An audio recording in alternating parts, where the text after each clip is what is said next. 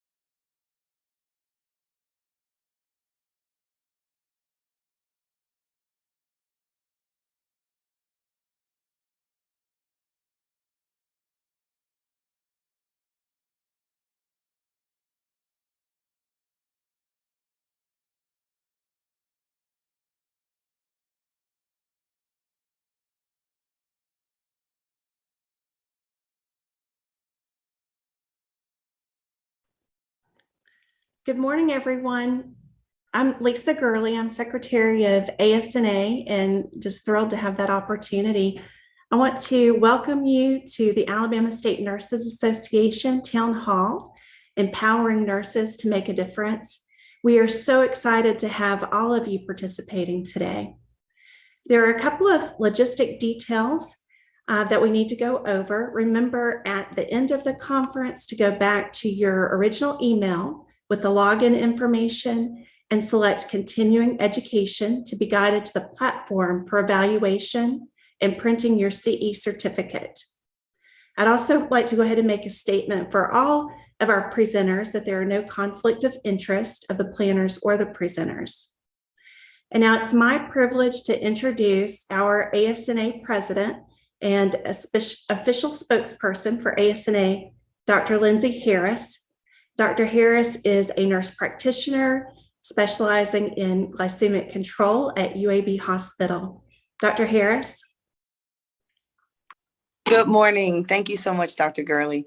I hope that everyone can hear me okay. And also, if there's someone in the background or that has control, if you don't mind, I will need you to advance my slides. So the title of my presentation is through the Alabama State Nurses Association, You Can Affect Change. Next slide, please.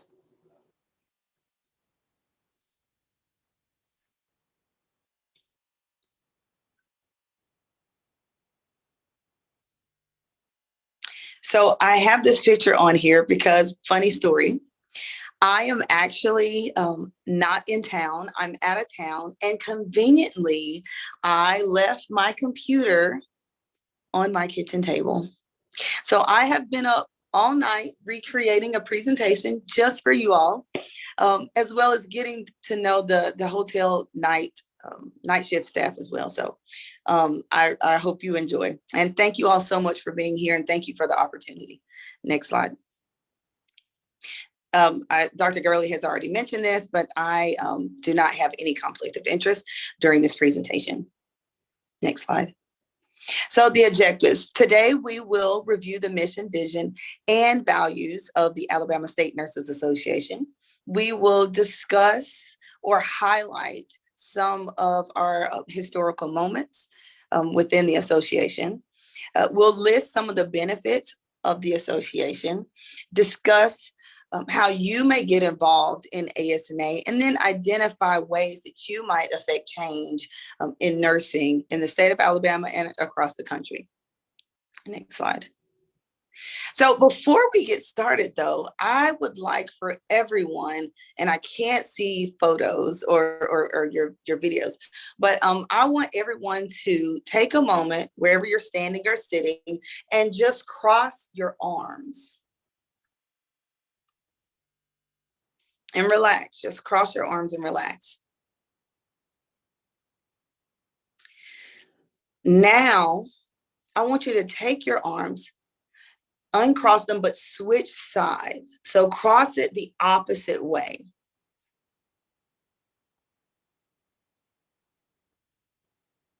Next slide. So if we can, and I'm not sure if you all are unable to mute your mics, but I want someone to give, 1 or 2 words as to how that made you feel when you cross them the opposite way after resting in the initial way you cross them. And if someone's reading in the chat, Dr. Gurley, if you don't mind. Someone said I had to think about how to do it, and it felt strange to me. It did not feel like the way it should be. Exactly. Felt strange. Strange. Absolutely.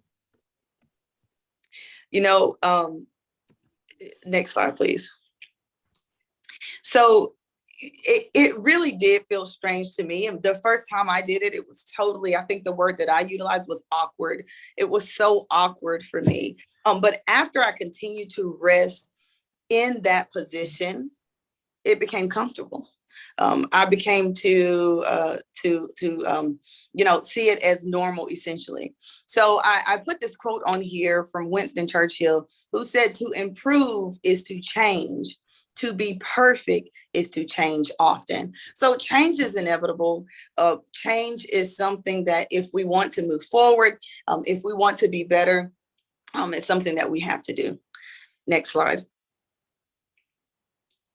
So I'd like to move a little bit and talk about the history of ASNA, and really just highlight ASNA or some of our historical moments. And so the late Maya Angelou, she once stated that if you can't or cannot really know where you are going, you cannot really know where you are going until you know where you have been. So it's very important that we understand and know the history of our organization, so that we can know where we've been and know where we're progressing to or toward. Next slide. So just a brief ASNA history. In 1915, the licensure law was created. And in 1923, I believe it was called the Alabama Nursing Board at that time, which what we know as the Alabama Board of Nursing currently. Next slide. In 1975, we expanded the Nurse Practice Act for advanced practice nurses. In 1998, the school nurse bill passed, and then in 2006, we created the workforce violence law, and that passed in 2006. And that is very important even today. All of everything that we've done throughout history is very important. But I've heard, lots of nurses talk about workplace violence, and we now know that it is an offense to strike a nurse. So hopefully you all see that throughout your facilities and in your places of employment. Next slide. So the Alabama State Nurses Association, our mission is really committing to promoting excellence in nursing. And then our vision is to be the professional voice for all nurses here in the state. And as you all know, we have over 100,000 nurses here in the state. So ASNA is the collective, the hub, the voice of nursing here in the state. Next slide. So our values, which we'll talk a little bit more about our values and how they truly connect with our committees and the things that we do within the organization. But we have really great values within the organization. One that really stands out for me is the unified nursing, promoting cultural diversity, promoting health parity, so fairness amongst healthcare. And maintaining that integrity and promoting ethical care for human dignity. So we have several, and this is a list of our values for the organization. Next slide. The benefits of the organization. So I did not actually capture all of our benefits, but our benefits really align with the American Nurses Association, which are truly amazing. I don't know if you all use the travel discount. I'm not using it today, but I have used it before, and it's definitely very helpful. We have, I apologize, that's supposed to be term life insurance and accidental insurance. They also have ways to save money, long-term insurance, student loan financing, auto insurance. So if you go onto our website, it will direct you to the ANA website, which will, provided that you're a member of ANA, it will further give you information and more detail about the more savings that you receive just by being a member of the Alabama State Nurses Association. Next slide. So the makeup of the organization, we have 5 districts. And within our districts, obviously, we have wonderful leaders. Our organization is built through great leaders. So District 1 is Kimberly Swagger. 2 is Dr. Abby Horton. District 3 is Dr. Adrian Curry. District 4 is Dr. Brenda Woodmansee, and then District 5 is Dr. Catilia Ware. We have several committees, and our committees within the organ, and this is the committees that we have, but we also have a few ways to get involved, and I'll talk about that on the next slide. But our committees, range from our legislative committee, nominating committee, DEI or diversity and inclusion, and continuing education. So there's plenty of opportunities for us to get involved and work within the organization. Next slide. So opportunities for involvement. And on some of the committees, they're actually elected committees, but your presidents, the presidents that I read in each district, they will be able to help direct you in that regard. But other committees, we have the Leadership Academy, Nurse to Nurse, as well as the mentorship program that we also do. And those are just for our nurses, strictly for nurses and betterment of our nurses and professional development for our nurses. Next slide. So going back to the values, as it relates to, and what I did was honestly just listed out the values that we had and connected it to a particular committee. So if you were to look at the values that we have within the organization, you could see what committees, and this is just something that I just pulled up. You can obviously join any committee, but you'll be able to see some of the committees that kind of relate to the values that we promote. So for promoting diversity, cultural diversity, obviously that's Diversity and Inclusion Committee. Promoting health parity, that's our legislative committee. The promoting the ethical care and human dignity, COPE, the Commission on Professional Issues committee. So we have an opportunity for each of you all to affect change through just the committees that we have here within the organization. Next slide. So I challenge you, and you'll see it in the Alabama Nurse, to get involved, to join a committee, to volunteer at your district level, because we cannot do this alone. Everyone has to join together and work together in order for us to truly affect change within our organization, within our state, and for our patients or our citizens that we serve. Next slide. So join ASNA if you're not already a member, but also I would encourage you to, or I would challenge you to retain, because we do have an issue of retaining members. So I would encourage you to, retain a member that that has not been coming, or that is no longer financial, or seek out new members. I think a great opportunity now is for us to capture our brand new nurses. So our schools, we're still graduating excellent nurses here in the state of Alabama, and we have to start retaining or getting those nurses to become a member, and so that they could understand that we are the voice and we are the true change that will help progress their career as well. Next slide. Next slide. So also being able to contact your legislators. And I think Dr. Summerall, or we'll have someone else to speak about this a little later in the presentation, but contacting our legislators is extremely important. We know that within our legislation, there's two main things that drive legislation and policy, and that's number one, votes, and number two, money. And we, the ASNA, Alabama State Nurses Association, we have the opportunity to capitalize on both. There's over, as I mentioned, 100,000 nurses here in the state. We only have about 3,000 members.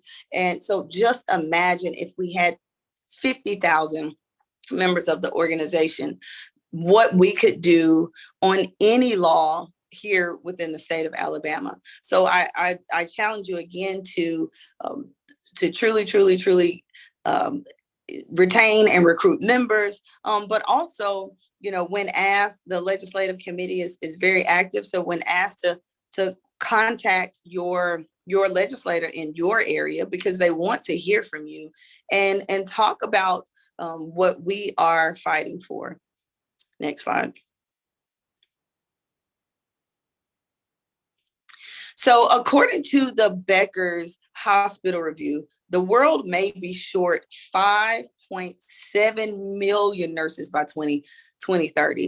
And if you see on these charts that I have, the one on the left, it's from the Bureau of Labor. Alabama actually is very high, which we already know this, as far as being the least paid. And then we also know that as far as the growth of nurses and the amount of nurses that we have within the organization, by 2030, we will be, the growth will not be as high. We'll be at like a 17.4%, whereas you see other states on the right side of that, South Carolina is at 69. So we have a long way to go. We need to develop, as nurses, we need to develop our professors and our teachers at our institutions, and continue to develop our nurses. Next slide. So what can you do? There's so much that you can do. So we talked about what can be done within the organization, but what can you do outside of the organization or in your place of employment?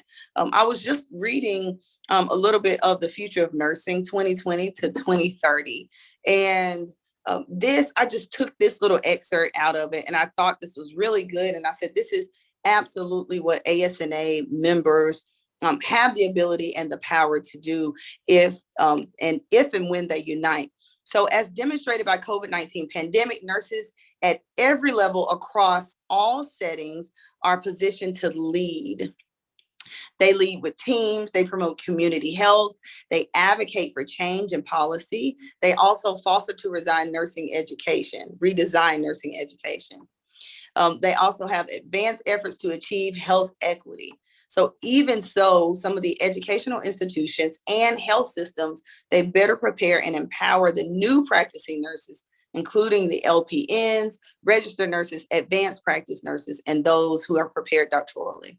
So this is a great statement, according to the Future of Nursing, that I feel like we can affect change in every area. So just to reiterate, community health within our communities, within our health systems, creating laws and legislations. But the one thing we know is that we have to unite. Next slide, please. This is also from the same article, also the same chapter, chapter 9 in the health change of the 2030. And, it talks about community engagement, kind of exactly what we said, advocacy, improving equity, improving healthcare.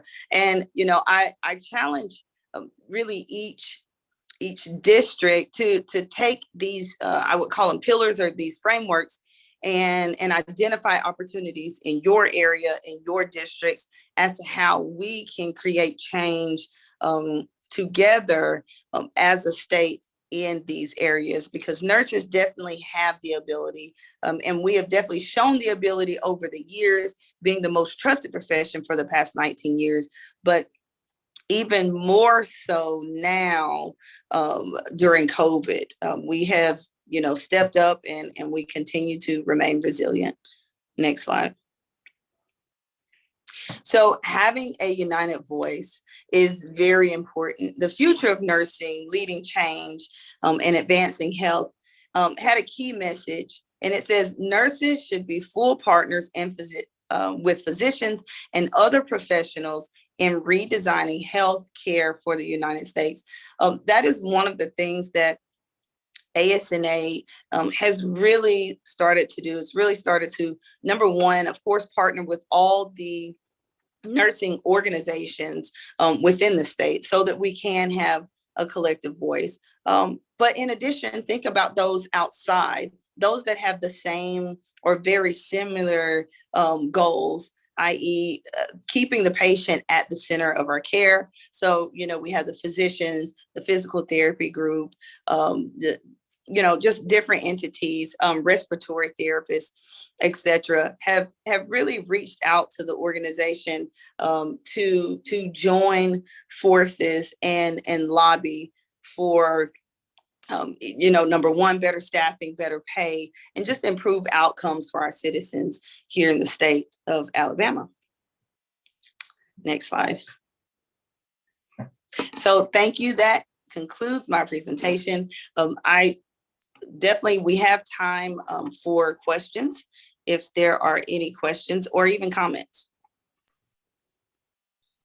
Dr. Harris, we had a few questions come in before the town hall for you, and I believe that you addressed much of this, but you might just want to re-emphasize. The first question is, what is your vision for ASNA for the future? So definitely, I think all presidents probably had the same vision, is to grow our organization. So we understand more than ever that this is a member-driven organization, and we will continue to maintain that aspect of the organization. We also know that in order to truly affect change within the state of Alabama, we have to join together. I do know that there are, different groups out there, as I just mentioned, that are maybe not a part of nursing, but have the exact same goal, and that's to prove healthcare outcomes for our patients here in the state. So, increasing our membership is one way to definitely help with that outcome and that change, but also to lobby and fight for those things that we want. So we understand that nurses have been paid 8% lower amongst our surrounding states. We understand that quality of care is directly related to our staffing. And so those are the things that we want to be able to talk about to our legislators, and to be able to influence them to create laws, create policies, so that nursing, which is the largest workforce in healthcare, can maintain strong and maintain, because they are the foundation of healthcare. So number one is definitely to grow membership and to maintain that member led organization. Thank you. There are a couple of more questions that were sent in before, but one just came through the chat. And so I'll go with that one since we have a little bit of time. How, as a student nurse and soon to be newly graduated nurse, can I help invoke change? And I love that question. That's a very good question, Ms. Pate. So how can you, as a student nurse, number one, when there are, so being a part of the Student Nursing Association, which we, the Alabama State Nurses Association, we have a representative there who is kind of the liaison between the organizations. Being a part of that organization, and then once graduating, joining ASNA, number one, is definitely helpful. But as a student currently, you are still a constituent. You still live in an area here to where one of our legislators live. So when you get wind, or when we talk to the Student Nurses Association and let you know that, hey, we are lobbying for increased pay, we are lobbying for XYZ, that is your opportunity to call, to write personally to our legislators and say, hey, I am in nursing school. This is a passion of mine. And, I care about the future of nursing. And, but this is our concern and this is my concern. And I'm not even a nurse yet. I mean, just tell your true life story. So that is definitely a way. And then just, by joining the nursing organization and joining the profession is, it's helpful in itself. That was a great question. And the other two questions that were submitted previously are related. The next one is, what can we as nurse members of ASNA do to increase participation of our colleagues who are not members of ASNA? So I see this in every organization that I've been in, and I'm sure everyone on this call that are in multiple organizations, you understand. And just like when you are in your places of employment. So you may have nurses on a unit that come in and they just work, right? They're not a part of any kind of quality improvement projects. They do not work extra. They come in and just work. But then you have nurses who do the quality improvement. And then you have those who aspire to be leaders. So they're on every committee, etc. So I think it's the same with the organization. You have nurses that, number one, that come and that are members and they pay their dues, and financially that is helpful to the organization, helpful in our mission as far as improving nursing and promoting excellence in nursing. But number two, I think a lot of times we sometimes may have our certain people, because we absolutely know that, listen, I know if I call on, Lisa, she is going to do it. Well, sort of challenge your members. So within your districts, if you recognize someone that may have a specialty or they may not, just, ask them. I would say, hey, call them, maybe not in the meeting, but call them after a meeting or before a meeting and say, hey, I'm really thinking about you. I think you will be a really great secretary, a really great, finance, do well in finance. So at that point, I think that, just encouraging them to step up and step out of their comfort zone and just asking them is very helpful as well. Thank you. And then the last question is related. So I think this could be a big call for involvement. But I would like to get more involved in ASNA. What are some things I can do, and what is the best way to do it? Great question. So to get involved, I kind of already said that, but I will say it again because it is very important. I listed out each district as well as your representative or your president in those districts. So number one, you can start at the district level. We also have our staff, our office staff that are very helpful. So April Bishop and Charlene Robertson, they are our staff, and you can call ASNA and they can direct you if you're unable to reach at the local level. But that is just inquiring, going on the website and looking at the different committees and the different opportunities that we have, and probably reaching out to the representative who is chair of that committee would also be helpful as well. So that was a great question. Thank you. Great. Those are the questions that we have from the chat. We still have a few minutes before our next speaker. Any comments or questions from participants?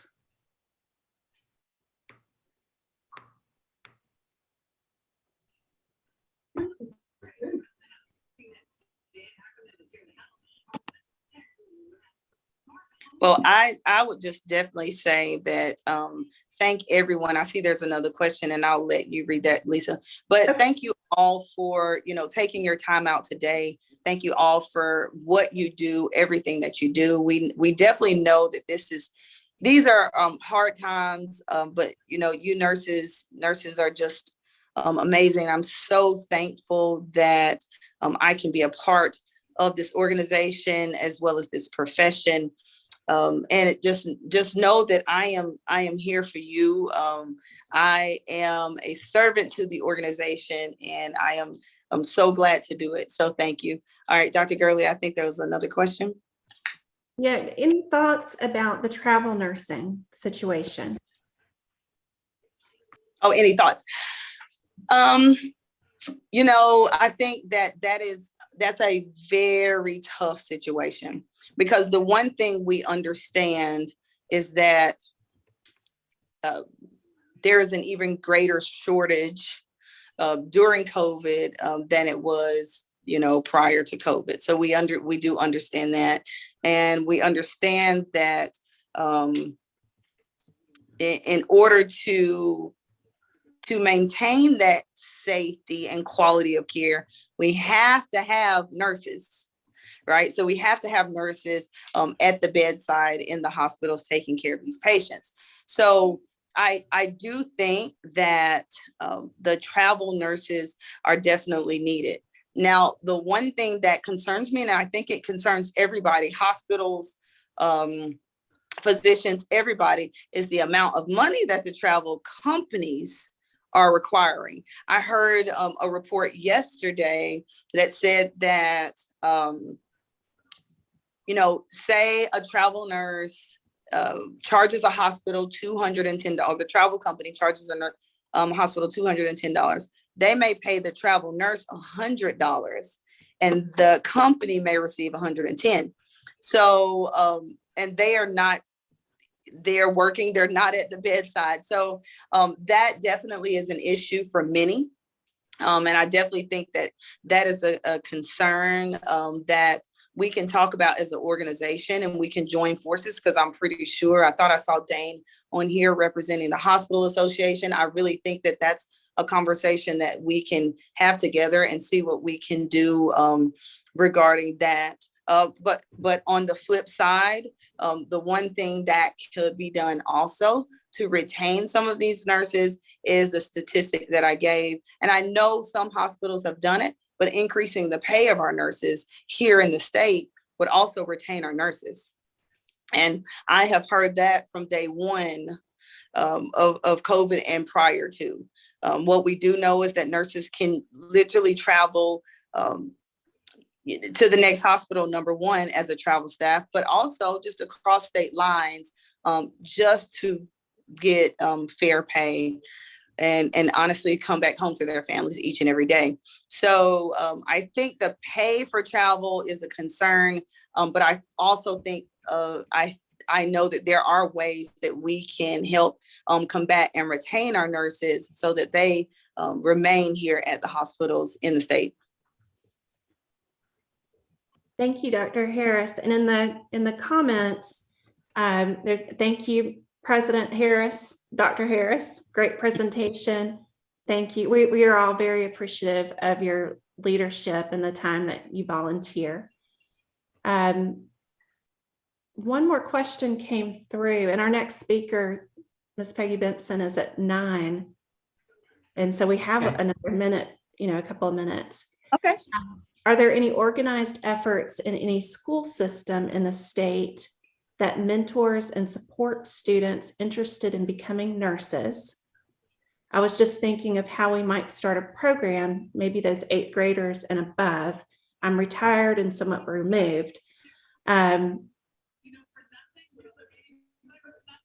So your question, I'm gonna see if I can look at that, because I get cut out a little bit. Okay. And you said, so are there any organized efforts in the school system and the state for mentors to support students interested in becoming nurses? I am just thinking about. All right, so Ms. Peoples, this is definitely something great. Now, the one thing I can tell you is that as a member and past president of the Birmingham Black Nurses Association, most recently we did created a opportunity to go into elementary schools. And it's essentially hoping to be a longitudinal study, but go into elementary schools and possibly, because I know that studies show that reaching those children at that age, so 8 and above, that is definitely when they become who they are. And they start deciding, okay, this is, exactly what I want to be. So influencing them at that particular time is very important. So there are opportunities. In fact, the National Black Nurses Association is doing it across the country. They're piloting it across the country. So I'd love to speak with you if you don't mind calling the office or putting your information. You can private chat me and put your information in there. I will definitely talk to you, because that is definitely something we could likely do within the organization as a partnership. And Lindsay, I'll also share, and someone mentioned it also, that we have the Health Occupation Students of America, HOSA, which is a high school organization which is designed for students who are interested in health careers, and also the area health education centers throughout the state. We had a call last week, and we're hoping to reshift the efforts to be back in the elementary, in the middle schools. Right now they have a summer camp for around the middle school time, but we realize, and it's not just for nursing, it's for all healthcare jobs. We are lacking everywhere. One person on the call last week said that they had something like 15 hospitals needing medical technologists. Wow. And the number of hospitals that are, number of practices that need medical transcriptionists. So it's looking at expanding out. And when I talked to the HOSA leadership, what I mentioned was we do have a lot of retired nurses, and we would be happy to come and be judges. They actually do a competition on how to make a hospital bed. And so we could be judges, and we could be speakers at their different meetings. So we're connecting in 2 weeks to talk again.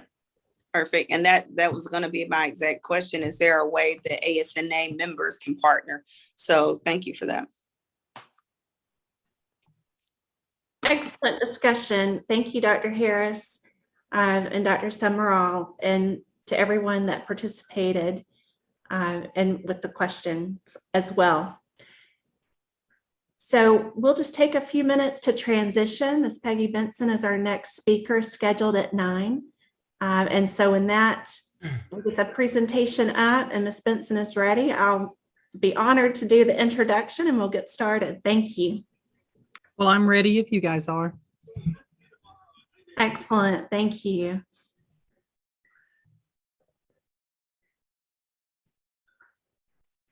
I'm waiting a minute to see if we can transition because I believe you have slides. I do. Thank you. Okay.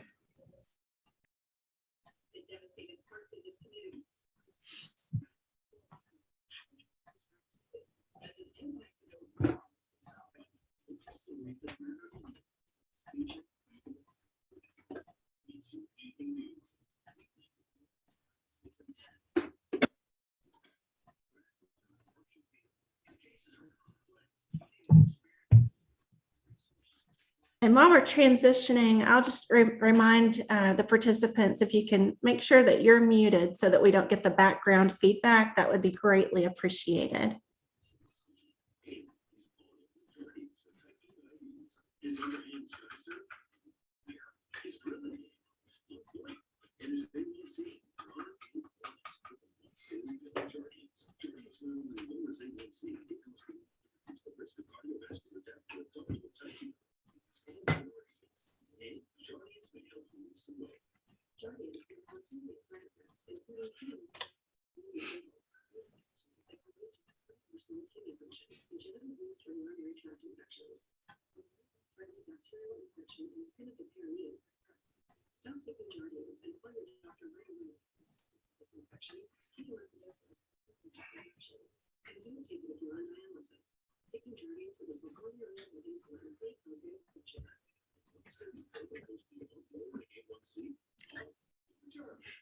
Lisa, if I need to share my screen, I can do that too. You just let me know. If you're able to share, we can go ahead with that. I was reaching out to the person that has control of that. I do not, or I would have pulled that up for you Okay. If they would go ahead and and give you that permission. I think I see it. Can you see? Peggy, you're under LaDonna's, and you should have, there you are. Okay. Do you Okay. have my Yeah. slides now? Yes, we can see that. If you can Go to do the beginning. slideshow, Yeah. and we'll just make sure that that changes for us. From the beginning. Did it change for you? It did. It did. Excellent. Well, let me give you a warm introduction.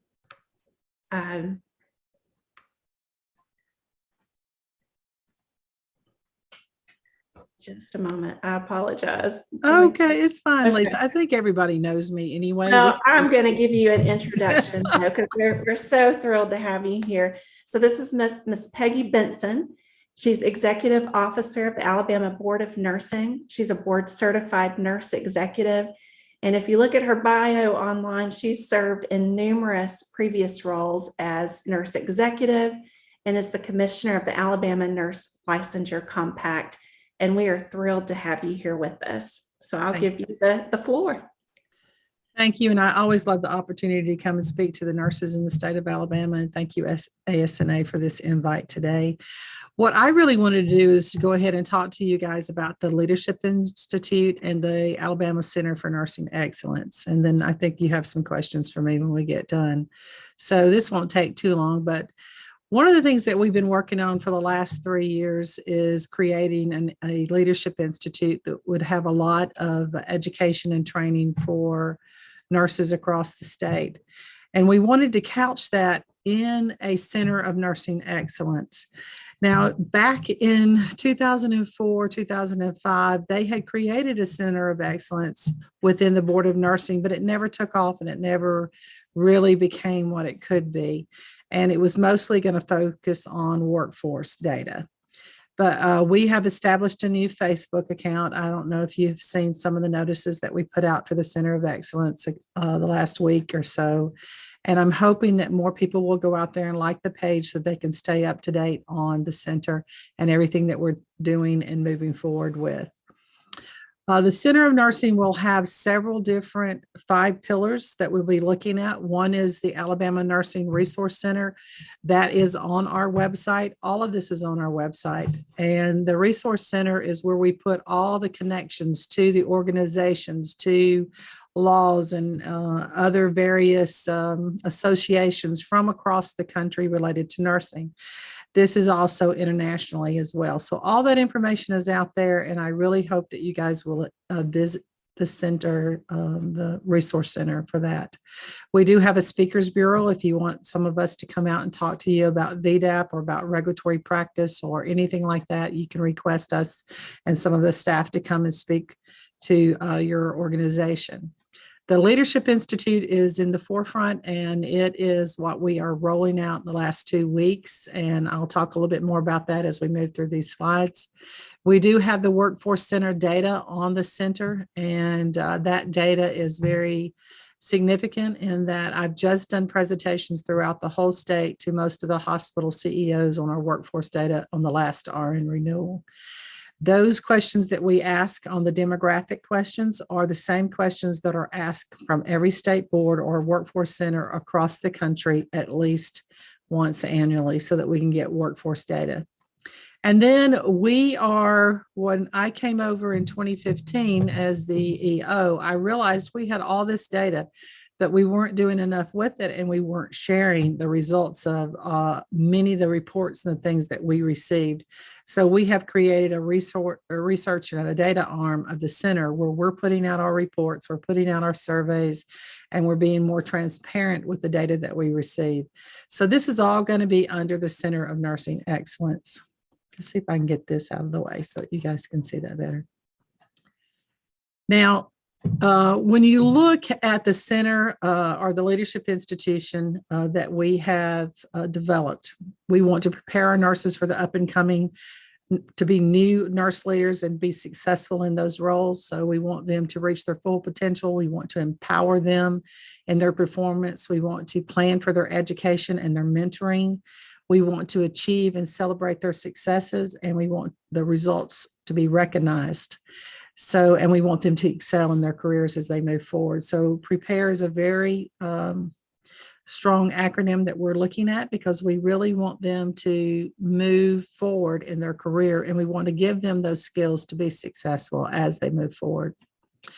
So when we were developing this whole track on leadership, we wanted to start at the individual. We wanted to help them to grow and learn more of what they need to do as the individual to be successful, to improve their communication, their collaboration.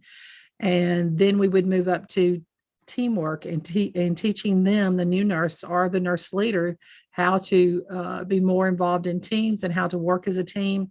And then obviously we want to look at the organizational level and help them to be successful within an organization in that framework as we move forward in their development. We're going to have 6 leadership competencies that this program will include. One is effective communication, conflict resolution, proficiency in nursing regulation. We recognize there's a lot of nurses out there that don't understand regulation or how it really affects them, or maybe they don't realize where they need to look when they're wanting to look for the rules and the law and how to apply those in their profession. We want to really focus on collaboration to move forward and help them understand that this is what helps you be successful and to move nursing forward as a nurse leader. Obviously, the critical thinking, it doesn't happen just at the bedside. It happens long-term with strategic planning, whether it's a small unit or a large organization. And then we want to talk about innovative leadership and what the opportunities are for them as new nurse leaders to think innovatively as they move forward. So the classics never fade. Most of the organizations have heard of Quint Studer. I was very fortunate to attend several of his personal workshops on hardwiring excellence and moving your organization forward with purpose and designed opportunities and events that help you to move and learn to be a better leader. So we realized that many organizations cannot afford that leadership training. So we decided we would create the opportunities for these, especially for the smaller hospitals and the smaller agencies or organizations as you go, to help them understand what Quint Studer is all about and to see how you can use some of the things that he talks about, how you hardwire that excellence into becoming a better leader within your organization. So a lot of our courses use a lot of his thinking and his passion that he developed this book from. And if you haven't read this book, I encourage you to. I read it many years ago, and it was it resonated with me on the things that I needed to do to be a better leader. So when we're looking at the individual level, as you can see, we're going to have at least 24 contact, or 20, I think it's 20 at the top, contact hours. And this is where we focus mainly on communication, emotional intelligence, professional communication techniques, public speaking, crucial conversations, just the list goes on. And we're developing that core individual leadership. And this would be good for anyone who wants to go into leadership in an organization, and it'll help them to be able to think differently and communicate more effectively. So when we looked at the team and the team components, as you can see, it's service recovery, another course on crucial conversations and concerns that just builds on the last one, managing healthcare business resources, critical policy and procedure development, coaching and providing constructive feedback. Is teaching the nurse to learn to be a manager and to learn how to deal with those difficult situations. We really feel strongly if we teach our nurse leaders, or even our nurses, whether or not they want to be into leadership, to be more effective, then we will increase public safety. and patient safety throughout nursing. But we also become more proficient. This will have 24 contact hours in this level. Now, when we get to the organizational level, this is where we're going to talk about leadership, seeking solutions, advanced practice beyond education. We want the nurse, whether it's a staff nurse, charge nurse, nurse leader, manager, or director, we want them to have a component of regulatory practice. We want them to understand how regulatory practice affects them and how it will help them to know those rules, those laws, and to be able to do the things, and why we ask for you to include those monitoring, those Pyxis reports or those medication reports to us when you send us a complaint, because it's important that you develop those quality indicators that help you catch things before they happen, before they come worse, before the patient is harmed. So this is a whole organizational component of nurse leadership. So to enroll in that nurse leadership program, obviously you can go online. Those courses are available under my profile and you can do that. But if you want the certificate after you finish each one of those levels, you would send us this form filled out and it would come to the ANRC here in Alabama. And then we'll work with you to make sure that after you finish each level of the nurse leadership courses, that you will get a certificate from us showing that you have demonstrated that you have finished that level. It is my goal and dream is that eventually the hospitals and the associations and the will be looking for this for people who want to move up in leadership roles, that they'll be looking to see if they've had this training, because it will help them be more prepared and more rounded, or at least on the track to get that training. And the certificates can indicate that they have completed it. So, like I said, when we were looking at the topics for discussion and leadership perspectives, we want to be sure that we focus on those conflict and professionalism, precepting and orienting, and substance abuse and diversion, especially when we're looking at a regulatory standpoint on that. So we've worked really hard. My staff has put forth a huge effort into this program and we're very proud of it. And I cannot wait to see where it goes and how many people actually complete the program in the next year or so. Still to come, we're going to reinstitute the semi-annual board workshops and conference plans. We're going to have one in the spring and one in the fall. We're looking at June this year. One will be in the middle of the state, probably around the Birmingham area, and the other one will rotate between South and North on an annual basis. But we're looking at that activity and getting that started this summer. And so I'm excited about that. I remember the times when the Board of Nursing at least did one annual workshop and we would have 200 to 300 nurses show up. And it was so good for the board members to meet people, to hear their ideas and their thoughts. And I really want that to be reinstituted so that we can work more together and be more collaborative with the nurses in the state. And I think it's a great opportunity, especially if they're participating in the Leadership Institute, to come to some of those conferences and have some FaceTime with the board members and with me as well. So how would you do that? It's under my profile. It's under the leadership individual, leadership team, and leadership organization. People can go out there and start taking those. Obviously, if you don't want to get the certificate, you don't have to do that, but you can still take the courses. We're constantly revising those courses and developing them. And this is where it'll be. We're also going to take this whole program and we're going to make it available to every nurse in the country. It will go on the website, so any nurse out of state won't have to go to my profile to take these courses. They can take the courses directly, because we think it's something that we as an organization need to make available for all nurses. It's that important that all nurses become better at being nurse leaders, not just Alabama nurses. So I really am excited about that opportunity and what comes from that too. So we'll have some applied leadership activity at the end of that, where the nurses will be able to fill out that card and that information. This sort of will round out the leadership thing once they register for that.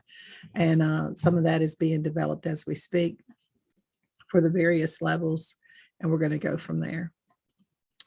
So we got the Leadership Institute, which is part of the Alabama Center for Nursing Excellence in Nursing. And then we've got the 3 individual tracks that we're going to go through: individual, team, organization.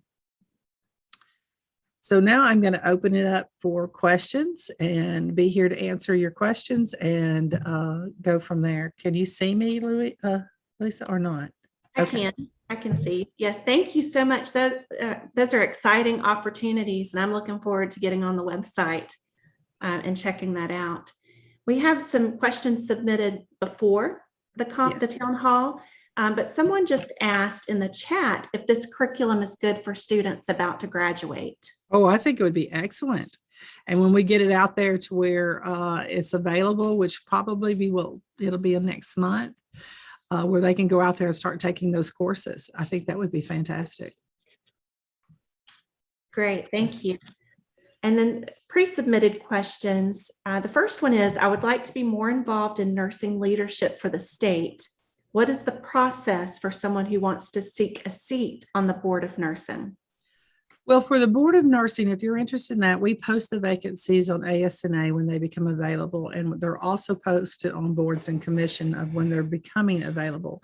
But if you want to go out there and look at the board members, it will tell you when they expire and their term expires. If you go to the Alabama Board of Nursing website and pull up the board members, under each name, it'll tell you when that term expires. You would then submit an application to ASNA, and then ASNA has a committee, a nomination committee, and then they would send 2 names to the governor after they've interviewed the applicants, and then the governor's office makes the decision on who's appointed to the board. Now, if it's an LPN, I don't know if there's any LPNs on this call. LPNs are done through their association. You have the NPF. Oh, I always get those initials wrong. It's the LPNAA, or well, anyway, there's 2 nursing LPNs, and NFLPN and LPNAA. There you go. I got it. Honor just helped me in the background. So anyway, you would go through those associations, and they pretty much likewise do the same thing. They do the interviews, and then they send the names to the governor, and then the governor makes the decision. So it's really an easy process. I encourage you to do that. I encourage you to read up on sunset laws and read up on the Board of Nursing regulations and stuff like that if you're interested in applying, so that you can answer some of the questions related to nursing. Thank you. And the next question is, what is the Board of Nursing's position on full practice authority for advanced practice nurses? Well, the Board of Nursing really supports full practice authority. We think it's time to move forward. We have attempted in the past to work with all 4 roles and to try to get some consensus so that we can move forward. That was not successful. It would be nice if we could get all 4 on board at the same time, but we really are ready for us to do something with full practice authority. And I think any association that wants to move forward with that, you will have us supporting that. We want to participate and be actively involved in the development of those bills, though. And I've said that over and over again, because I want us all on the same page, and I want us all supporting the bill together. But it will take all of us to make that happen and to be successful with that. Thank you. Those are all the questions so far. Any other questions or comments? We're running ahead of the schedule. I have a couple, if that's fine, a couple of things that I want to Absolutely. talk about other than just the presentation. One, there's a new bill, it's SB 217 that was introduced for a new radiology board, but that bill will limit nurse practitioners and advanced practice nurses from being able to order x-rays and CTs and MRIs. We need to send comments and things immediately to those committees that have those bills, so that that does not get passed. It would be a horrible thing if it did for nursing. And as I said, I notified all the associations yesterday that it had been introduced so that comments could get sent, and people needs to start sending letters to those legislators. We are continuing to work on a leadership course in at the organizational level and public policy, which is going to articulate how to become more involved in nursing and how to become more involved in the legislature and the efforts that are down here, and how to be more aware of what's going on so that we do become more cohesive in our thoughts and in our plans to move nursing forward. When Lindsay was talking earlier and she said that, we need to do more of standing together, more of being on the same page, that is very obvious. That is something that has not happened through the many years. And I have said every time that I've talked on the steps of the Capitol on Nurses Day, if we can come together, we are 100,000 strong. There's probably nothing that we can't do. But we have got to get all of us together on moving nursing forward, or we will not be successful. We'll still be here where we've been for many years, while the other states around us continue to grow and get full practice authority, continue to grow and become more independent, but we stay the same. And we've done a lot of things the last few years to reduce barriers, but there's still more barriers to practice in Alabama. And those are the things that we need to focus on for all of nursing, because no matter whether you're the bedside nurse or you're the advanced practice nurse, those barriers hinder nursing and nursing care. And we need to work on that. And I encourage anybody that is interested in coming to the Board of Nursing meetings, or if you want to become more involved, just send me an email. And as we put together advisory committees, then we can include you on those. We're going to put a post on Facebook today that will invite nurses to participate in the new NCLEX exam review. They're looking for people who will take the exam for them, the new one, so that they can work and critique some of the errors or some of the things that they see that they need to improve on. So if you're willing to participate in that, I'll give you the contact information for that. That's one way to become very active. Another way is to join your associations, which I cannot support any association, but those are just different venues and organizations. As you can see, if you look at my profile on LinkedIn, you can see that I belong to many organizations here from the board perspective. One, it keeps us all aware and cognizant of what each of us are doing, but it also sends a strong message that we care and we are actively involved in that. And what other questions do you guys have for me? This is a good opportunity. There's a request in the chat to put a link to the bill, SB 217. We can do that on, we can actually do that on the ABN's Facebook account, and that way you can go out there and read that.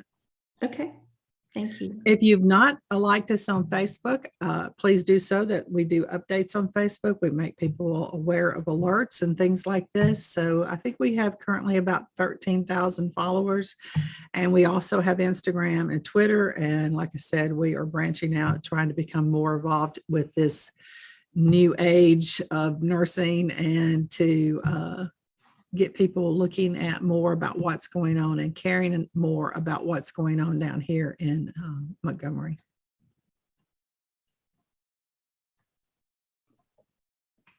Thank you. Are there other questions or comments? One, Dr. Summerall said that we can post on the ASNA Facebook page as well. So I think that's in reference to SB 217. I think so. And every time that I see a bill that I'm concerned about for nursing, I generally send that bill to all the nursing associations so that they're aware of that immediately. And hopefully they can get a plan of who they want to talk to and what they want to do to either support or not support that bill. But it's very important that nursing's voice is heard, and that we're not just sitting back allowing those bills to go forward without putting forth our voice. That's what nurse leaders do. They make sure that we don't have bills that will put barriers in place that will reduce patient care. And sometimes we need to be the one, as we've always been, the advocate for the patient. We need to stay focused on being the advocate for the patient, even in the legislature. Any other questions?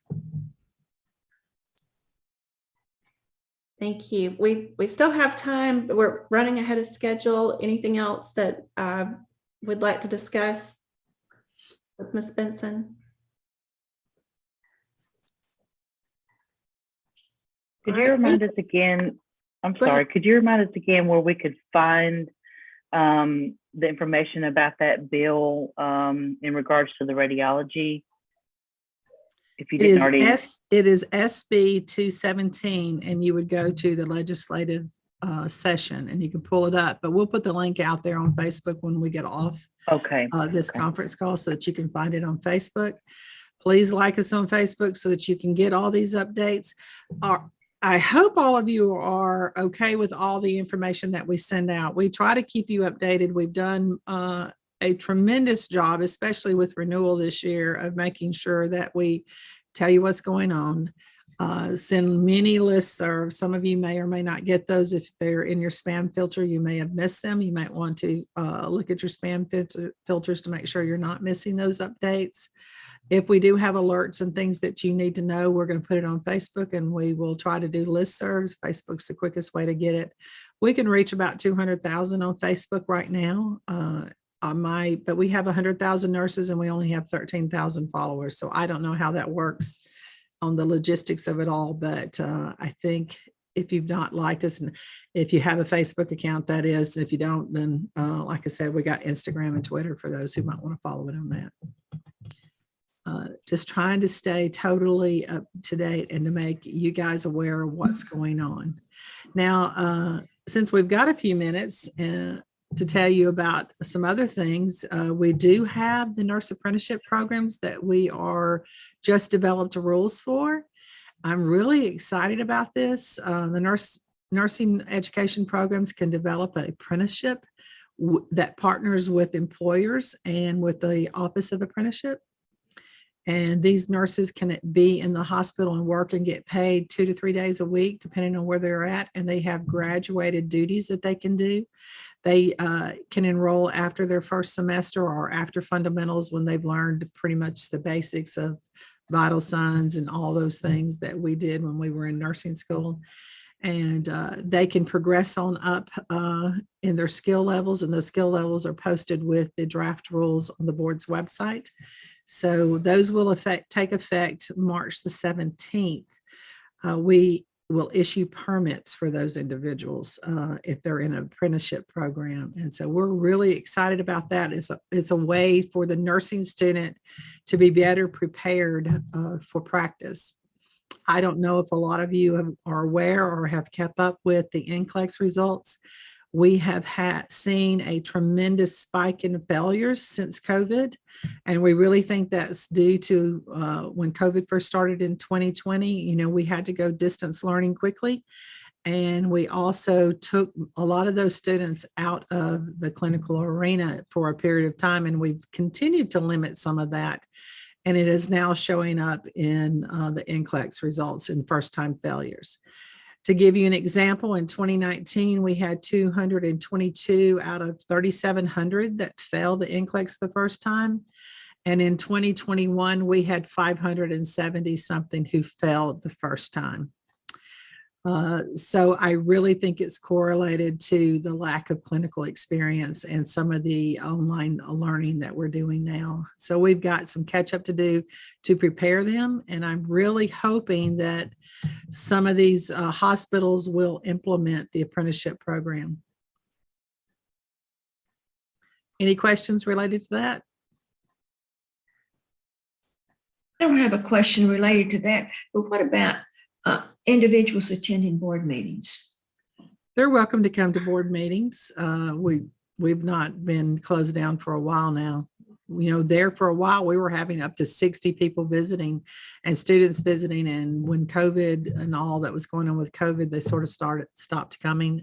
They're welcome to come back and visit us. We have the galley behind the board table, and we can host close to 50, 60 people, but they're welcome to come.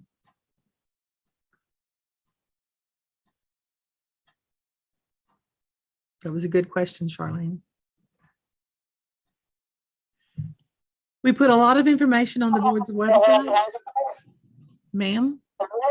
Peggy, Yes. This is Kathleen. Listen, do you want to share how you take the workforce data after the renewals and do that report? Every renewal period, what we do, somebody's got their phone on. Somebody's got their phone on. Is that just background noise for me? I don't know.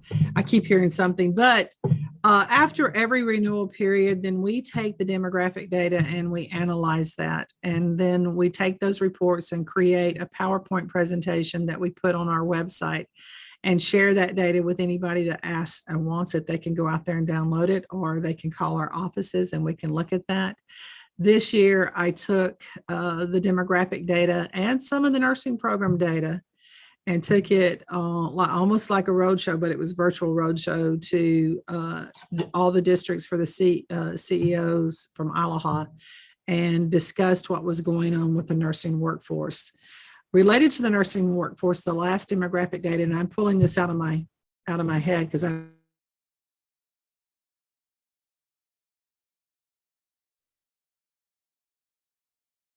nurses to retirement. And we thought, well, how are we going to pull those nurses back in? Are we going to have enough in 10 years? So we did a 10-year study and a comparison to the demographic data. I took that data and analyzed it, and I came to the point where if we looked at the last 10 years, we had close to 66,000. That was, we had new nurses coming in, which was 38,000. Those were coming in by exam. And then we had 30-something thousand who came in through endorsement. And so it came to, over a 10-year period, 66,000 nurses that we licensed. If we continue that, then we should be okay with 21,000. We're not going to grow by leaps and bounds, mind you, but we should be okay if you're looking at the analysis of that. But here's the concern. We had 66,000 who took the demographics, and I think 57,000 answered the questions. So we're only looking at that data compared to who answered the questions. So it's very important that everybody participate in that and that everybody answer the questions so that we can get a full analysis of how many people are going to be leaving the profession in the next 10 years. Because we need to make sure that we're going to have enough nurses in order to take care of our patients. We know that there are many workforce issues out there currently. The board is going to do several things this next year to look at workforce. We're going to look at master's prepared nurses and look at their scope of practice. We're going to look at our APRNs and look at their scope of practice. We're going to look at the RN and the LPN scope of practice. We're going to look at all of that. This year, we created the MACs, which was the Medication Assistant Certified. They are helping mostly in the nursing homes now, and they can't give narcotics and they can't give certain medications. So you don't need to worry about that, but they can give over-the-counter and routine meds for the nurse to help them out so that they're not at that medication cart 8 hours a day. And this has worked out really well. We started permitting them, and they have to take the National MACE exam. Our workforce data and the needs of the hospitals and the things that the CNOs were telling me helped drive our creation of those MACs. We also looked at student nurse aides and said, okay, if you're a student nurse and you finished the first part of nursing school, there's things that you can do working in the hospital as a student nurse aide. And we expanded that role so that they can assist the nurse at the bedside.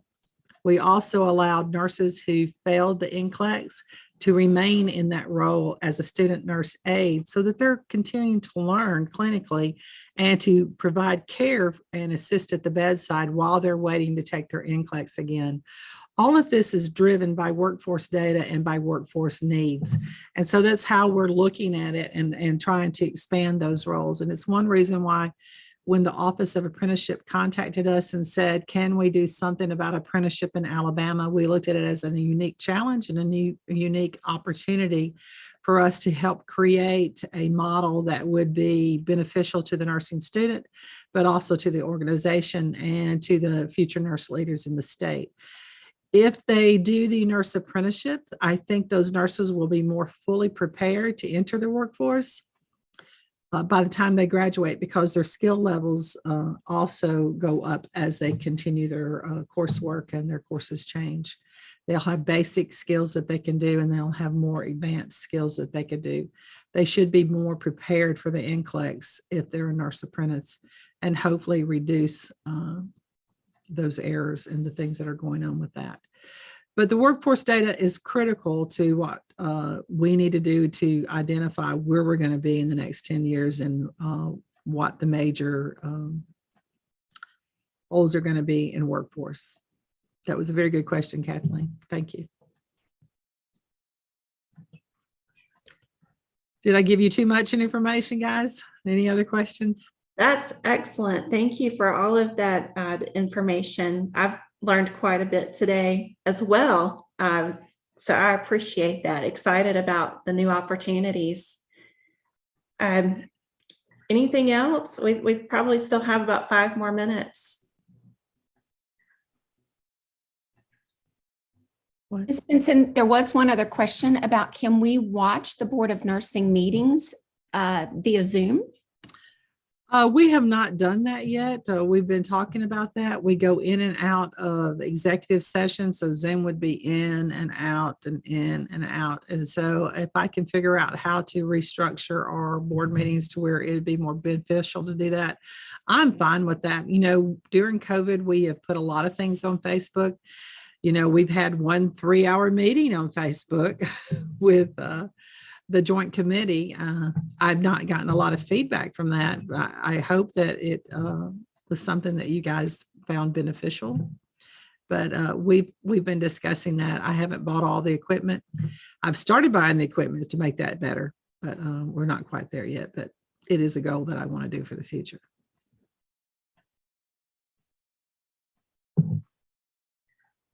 All right. Well, thank you so much for taking the time to speak with us and present to us. This was so informative.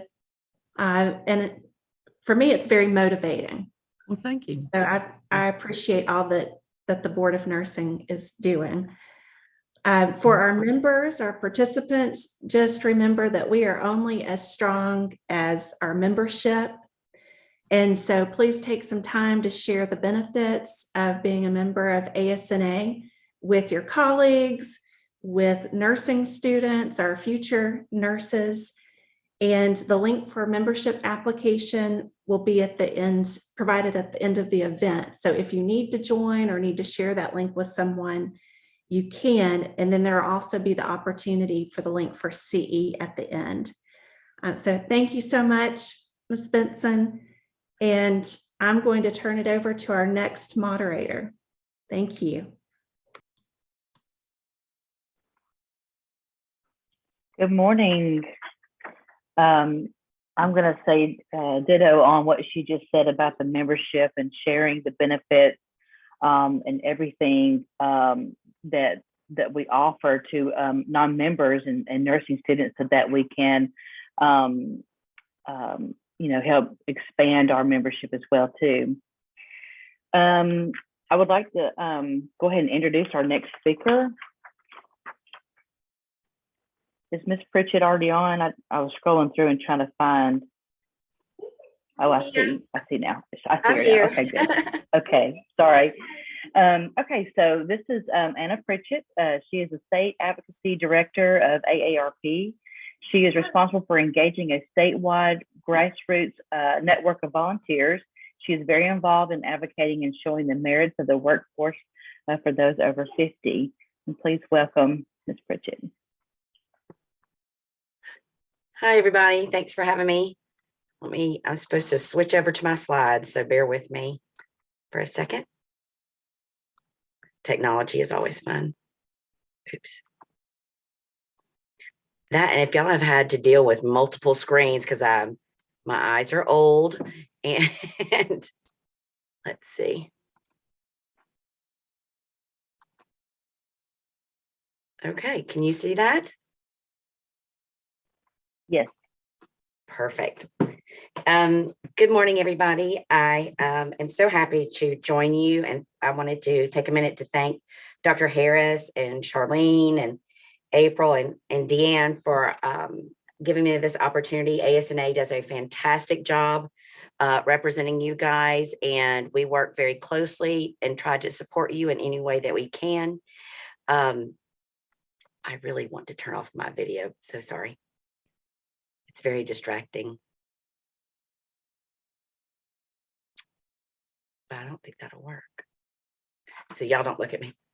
You're gonna look at my ear because I'm looking at the big screen. So anyway, I am, like she said, I've been with AARP now for a little over 15 years doing state advocacy, and we've worked very closely trying to support nurses in their efforts to be able to practice within their full scope of practice and authority. It's a big learning curve for me because I do not come from this world, but I have to say a more dedicated group I've never run into in my experience. Just in case you guys don't know, AARP is the nation's largest nonprofit, nonpartisan membership organization dedicated to empowering people 50 and older to choose how they live as they age. We're in all 50 states, DC and Puerto Rico and the Virgin Islands as far as state offices. We work to protect people's health security, financial stability, and personal fulfillment. If you ever have any questions, you're always welcome to reach out to me. Usually if I don't know, at least I'll know a good person to ask. So my contact information is here. And then again, I'll put it in the chat as when we finish up. Oops. Let's see if I can figure it. There we go. I was asked today to talk about getting your message out with authority and assurance. I thought that was a really a great title for the presentation. And I wanted to talk a little bit about, I listened a little bit earlier about being an advocate and how everyone's encouraging folks to get engaged and talk about the value of this membership, which I think is a very strong strategy, especially as we move into the election cycle, because people will be asking for your votes and you need to ask them what they're doing to address the priority issues for the State Nurses Association. I wanted to talk to you a little bit about being a strong advocate. I think you're taking the right steps, being familiar with how public policy is made, understanding who has the decision-making authority and who influences those people or those decision makers. So whether it is the Board of Nursing or legislators or some administrative body through Department of Public Health, these are all entities that you have to understand how the policy-making decisions are made and how you can influence those decisions, or at least inform them so that they're making wise decisions as they affect your life and careers. There are many ways to do that. You can we'll go through them through the presentation that I'm talking about. And please put any questions right there in the chat. I'll try to keep up with those. And if someone will keep me on time, because that is the worst thing I do. I can talk all day, but y'all don't want to listen to me all day. So it's much more fun to ask questions.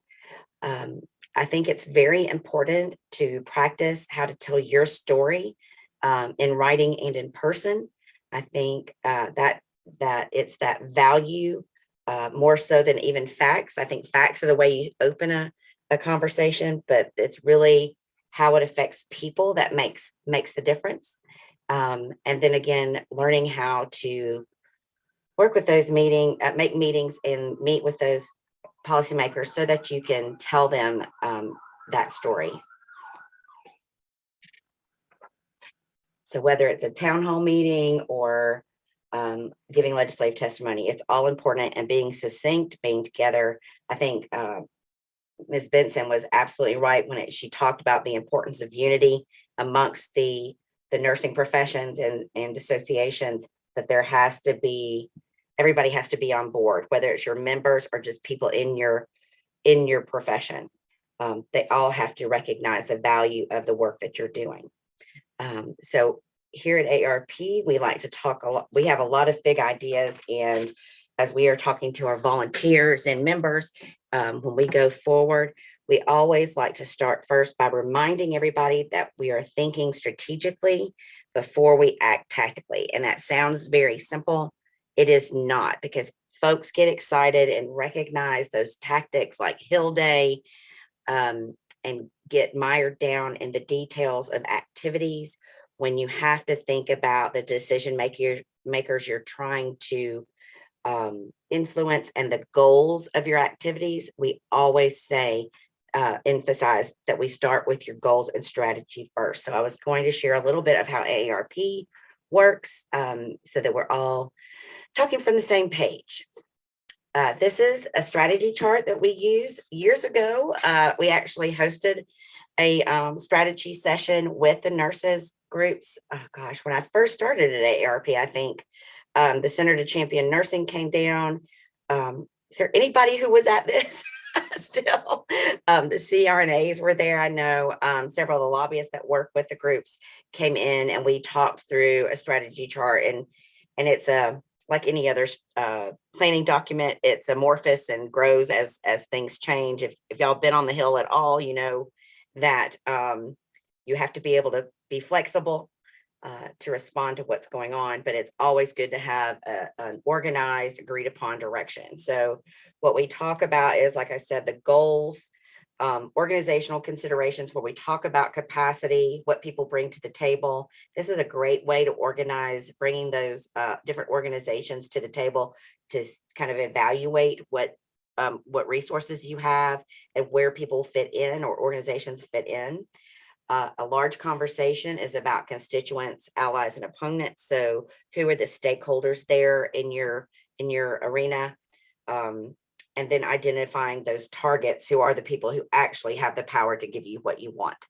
It's very easy to get distracted by people who are either big influencers or popular, who are very popular. And it really, you have to boil down to be efficient and mindful of your goals and who can give you what you need, and not be distracted, because everybody has a lot on their plates, even more so now, I think. And I like this because it keeps you on task. With a lot of things going on, you can really get distracted. Messaging is critical, and that's a lot of what I was going to talk about today. And then your tactics come in at the end, and you're designing all of these things to go back to your goals, right? So you have to consider these things, and your tactics are used to go after your targets who can give you your goals, if that makes sense. Let's go ahead. Oops. So first, in order to understand everything, like I said earlier, you have to be aware of the political landscape. So as you get involved, really, if you want to build your value and effectiveness, it is not the legislative season. That the legislative season is, if you're dealing with legislation, is really at, I want to say, closer to the end of your plan. You have to build up to that. And in order to affect your targets, you have to understand who they are, what their motivation is, who influences them, and really understand the timing that surrounds everything. So right now, if you were working in the legislature, you would have been very aware that it's an election year. So we start very early. We started in early January, and they are chomping at the bit to go home. And so paying attention to blogs and tweets and the news people who cover this, cover the legislative session, to get kind of the scuttlebutt, so that you know that they're going on, whether or not they're going on spring break, or that they're working 3 days a week, which is really tough if you're on the Hill, because it's hard to do the work as opposed the other parts of the work, the administrative parts of work, and getting the word out, which is why those volunteers and members are so critical, so that you can share the work and organize and galvanize your members when you need to, because there is a lot of hurry up and wait, if you haven't noticed. But you'll also know, because of the legislative year will end at the latest, I think, around April 24th. And that really is unlikely. I think right now they're aiming for an end around the very beginning of April. They're planning on going on break March 21st, the week of March 21st. And that's usually just to make sure all their ducks are in a row. And then it will be a mad dash to leave and pass legislation they want to. So you have to be mindful of those things. You have to know if they have people running against them, who supports them, what their key interests are, all of those things. If you understand your elected officials specifically, because you have much more influence on them, you can do a much better job at communicating with them, building a relationship with them, and making your case for your initiatives. Oh gosh. So wanted to talk a little bit about what influences those elected officials. I mentioned it a little bit. I think y'all all have the sense to know, I want to jump down, that their staff is critical. Not all of them have full staff, but they're very mindful, and those staff people are the gatekeepers. So the secretaries and clerks are a wealth of knowledge.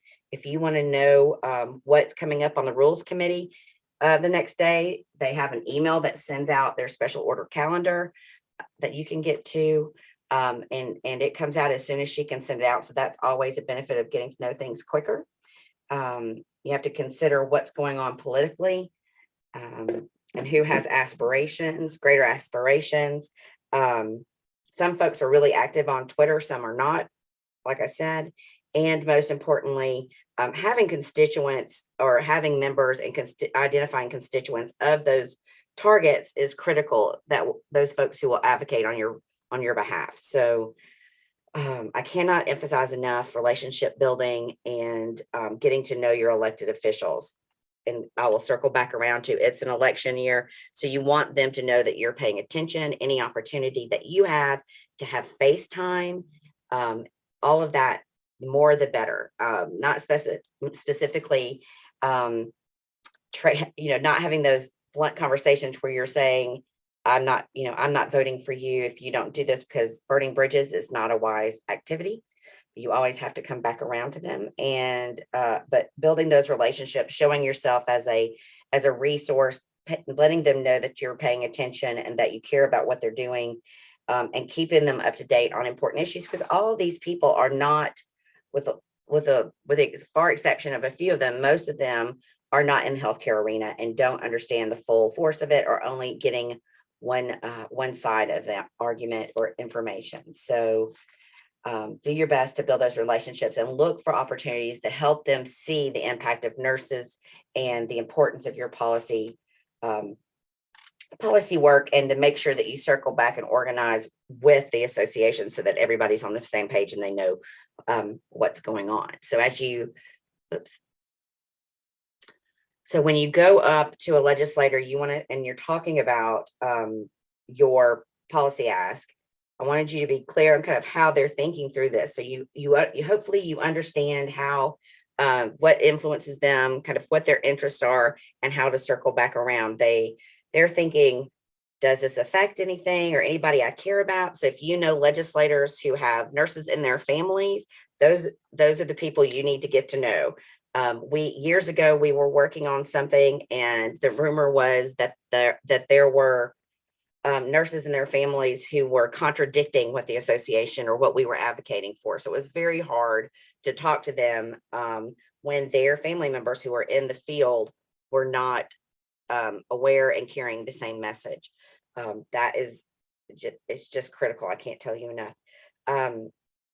Talking about the number of nurses in their districts, any of their, and knowing what their previous positions have been on any of the other issues. It's all very important to have kind of just having that clear idea of who they are and what interests them, so that you can target your message and understand what their motivations are. And it's not that they're not bad, they just have a lot on their plate. So to understand where they're coming from will make it a lot easier on you to have that conversation. Oops. I like this representation. I know some people are more visual learners, but talking about, let's see what's motivating their colleagues. There are several of the legislators who tend to pay a lot of attention to what the leadership in the legislature are doing or what specific chairmen are doing if they're trying to work legislation. We're going back to the how the legislature works conversation, which is why it's so important to coordinate with your ASNA leaders to get that background on them, to know if they have pet projects that would be influenced by other legislators. So you're aware on how that. Oh, look, Vanessa says she was there. Sorry, I looked over in the chat. So just taking all those things into consideration. We over here sometimes talk about the charm campaign. So it's building that relationship and understanding your audience so that you can tailor that message.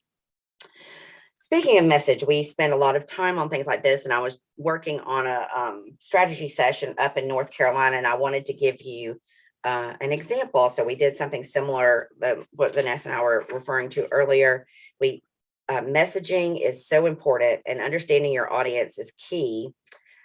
We talked about this because we did a lot of work around with the Center to Champion Nursing, and I think actually Ms. Benson went with us over in Atlanta to have some of this conversation.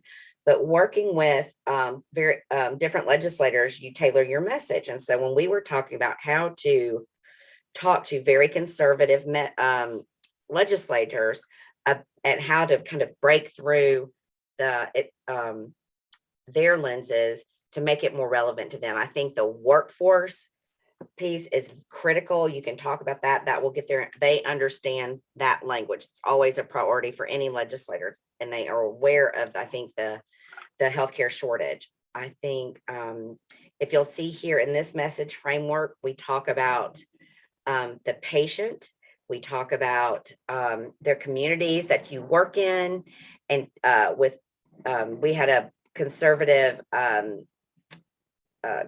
consultant recommend talking about things like cutting through the red tape, helping you do your jobs, working in the supporting these communities and addressing the needs for the patients. That's what you want to focus on. Let's see, I have my notes here. So it says stay away from comparisons with the doctors or physicians. This is with the APRNs.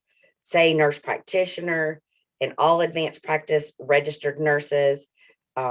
Talk about a clinician shortage hitting us hard, not insinuating that nurses or nurse practitioners take the place of doctors. Talk about modernizing the scope of practice, not expanding it. Talking about people, how to focus on patients first, and then how communities are affected. So let's see. When they were talking about the collaborative agreements, talking about contracts, frame them in a way that it's a contract,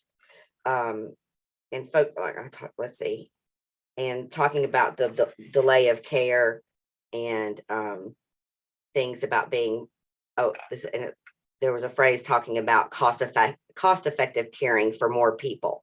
So it's all means the same thing, but it's what rolls back to your goals and the targets that you have and what's important to them. So just sharing some pictures. Talk about your messaging again, and how you communicate with your legislators. Like I said, with the messaging in the last slide, your word choice counts. Good facts are not good enough. Facts are important. But your frames need to be value-based and not so much fact-based. So that goes back to knowing your audience and targeting your message, and that your messenger matters. So be aware of who's meeting with those decision makers, whether or not it's preferably it is somebody from their constituency, and then understanding who influences them. It will make a big difference. I also want to make recommendations about not being too wonky, using a lot of acronyms. It gets very frustrating, and they have very short meetings. If y'all have seen, if y'all have been on any of them, it's boil it down. I think anybody who's dealt with crisis management, I always recommend having something that's, you want to say 3 points, or a fact sheet that's only 1 page long with bigger type or less and more space. kind of cut it to the chase and help it be easy for them to understand. Let me see. I also wanted to, as y'all move forward, to think about how you're integrating your tactics so that you, when you reach out to your targets, that you're doing it through different channels. So if you build those relationships and send thank you notes and let them know that you're paying attention, take the opportunity to tell them that you appreciate them when they are doing something that you agree with, or via Twitter or on social media. Encourage them to come speak to places where you have opportunities to have speakers about their initiatives and their work and what's going on in the session. I know y'all have done that with the ASNA Day on the Hill, for example. Recognize your champions when they do stand up for you. Help them understand what's going on. Look for, I told you thank yous. Just keep the messages coming and building those relationships and reinforcing them year round. Let's see. Wanted to talk a little bit about different ways that we do carry our messages forward, just so you know. I think a lot of you have done a lot of this. So we work a lot in coalitions at AARP. We do a lot of media these days. It's more so, I think, websites and social media, but we do get a lot of letters to the editor out and try to identify issues that are important to the 50+ population, and then use those to circle back through your social media and to give them examples of what's going on in their communities, because they do pay attention. Y'all do, of course, have done rallies and days on the Hill. I think they're very effective to see the numbers and to build your brand as ASNA, as nurses, in the industry. Public hearings are a strong way, but I will warn you, they like, again, to cut those messages down to the bone. So they will limit you to, I don't know, 3 minutes or less. So be ready. What we do here is I write comments and email them out and post them, and then have 3 key takeaways and answer questions. But you do a lot of prep on the front end, and then responses on the back end, and coordinating with ASNA will be key for anything like that. So anytime you want to reach out to me, I'm happy to support and answer questions about that. But the legislature seems to be working more and more on committees, through committees, excuse me, I'm so thirsty. So there are more opportunities to see and be seen.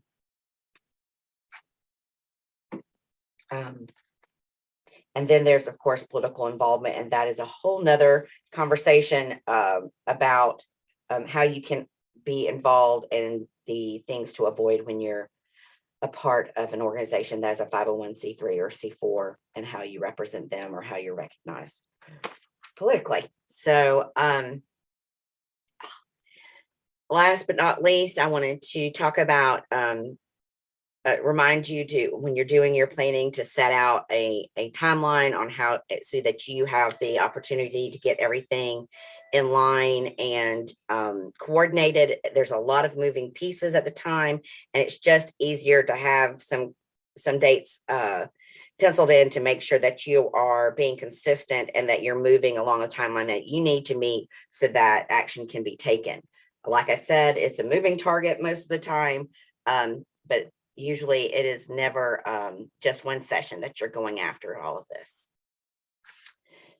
So here you go. Somebody is ringing my doorbell. Is it only me that this happens to? We'll just ignore it. Here is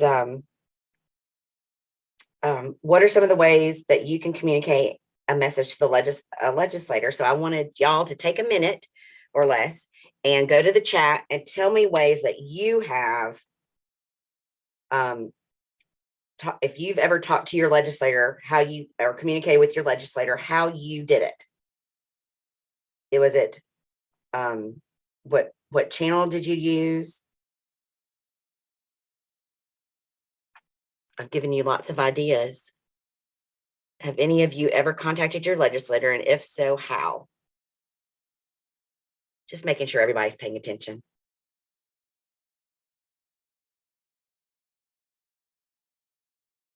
You'll see the chat button at the bottom. There you go, in person. That's good. Writing letters, that's great. Anybody ever emailed a legislator? Did everybody get responses back from their legislator? Good, good. This is why those relationships are so key. All right. Let's see. So when you do talk to your legislator, I wanted to give you a few little tips to make sure you introduce yourself, identify yourself as a constituent if you are, because that's really critical. Great to follow up. I love that. Describing your issue, keeping to your messaging. I know it's hard, but like I said, you need to keep their attention and help them understand it quickly. It has to be simple. It sounds kind of silly, but you know, it's just like dealing with, I don't say children, but making it easier to remember. So, you know, if you can make it alliterative, if you can make it in 3 points, if you can make it rhyme, whatever it, or have a special name for the legislation, because they deal with all of these bills. So throwing bill numbers at them does not necessarily resonate with them or stay with them. So you want to be able to say, you know, the advanced practice nursing bill or the Kelsey law or the whatever it is, and you always give them a handout to follow up. But like I said, keep it simple and give them your contact information so that they can follow up or have any questions. And always explain how the issue affects you and the community and the patients that you serve. The patients first, then the community, then you personally, and why you're standing up for them, and then also following up with them, telling them thank you for their attention. Oh gosh. Oh look, it's so nice when I've literally sent thousands of emails out to legislators and had one look at me and tell me they didn't get any, which, you know, it's always a challenge. Here is an example. I got this from a website online talking about what's effective. It talks about Washington, but I think it applies just as well to the legislature, how effective the meeting or how much influence these different ways to contact your lobbyist, or contact your legislator, and how effective they are. So you can see always the most important is the in-person visits. I can tell you with the legislators, I would love to see a test to see which would get their most attention, because it's very important to see them back in the district so that they recognize you immediately when they see your face. So when you come to Montgomery, they go, oh, I know them, or oh, there's the nurse from Birmingham, or oh, or St. Vincent's, or whatever it is, that they immediately start recognizing your face and knowing who you are. Oh, look, sorry. And on here, you'll notice also that they don't have anything from social media or I'll say so from social media. So there's more to know. All right. I think we just covered this, so I will make sure I haven't missed anything. That's our Hill Day one year. Writing notes. I wanted to mention a little bit about media advocacy. I did before. We have things like news conferences and rallies and special events. We, when the social media stuff started ginning up more and more attention years ago, we couldn't figure out why the 50+ population would care about Twitter. And we learned quickly that it's not just a 50+ population, because as you guys know, the Twitterverse has grown exponentially. But if you understand your audiences and your influencers, you will know that key influencers, policymakers, and the news media all pay a lot of attention and are on Twitter a lot. So if you want to build your brand or build your issue, that is a good place to not only follow important people, but to get the information out to them and to show them that you're paying attention to what is important enough to them for them to be tweeting or putting on social media. Paid media help, of course, is very expensive. And so we look for ways to leverage those relationships and the interest with the news reporters, as well as the political blogs and radio shows.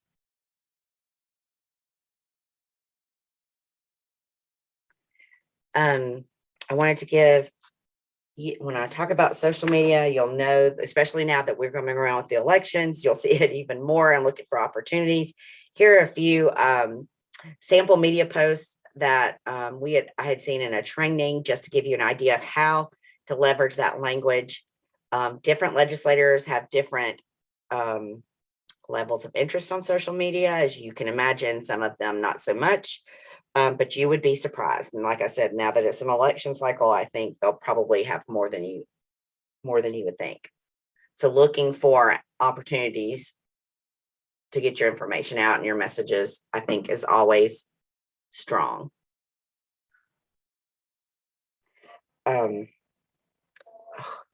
Excuse me.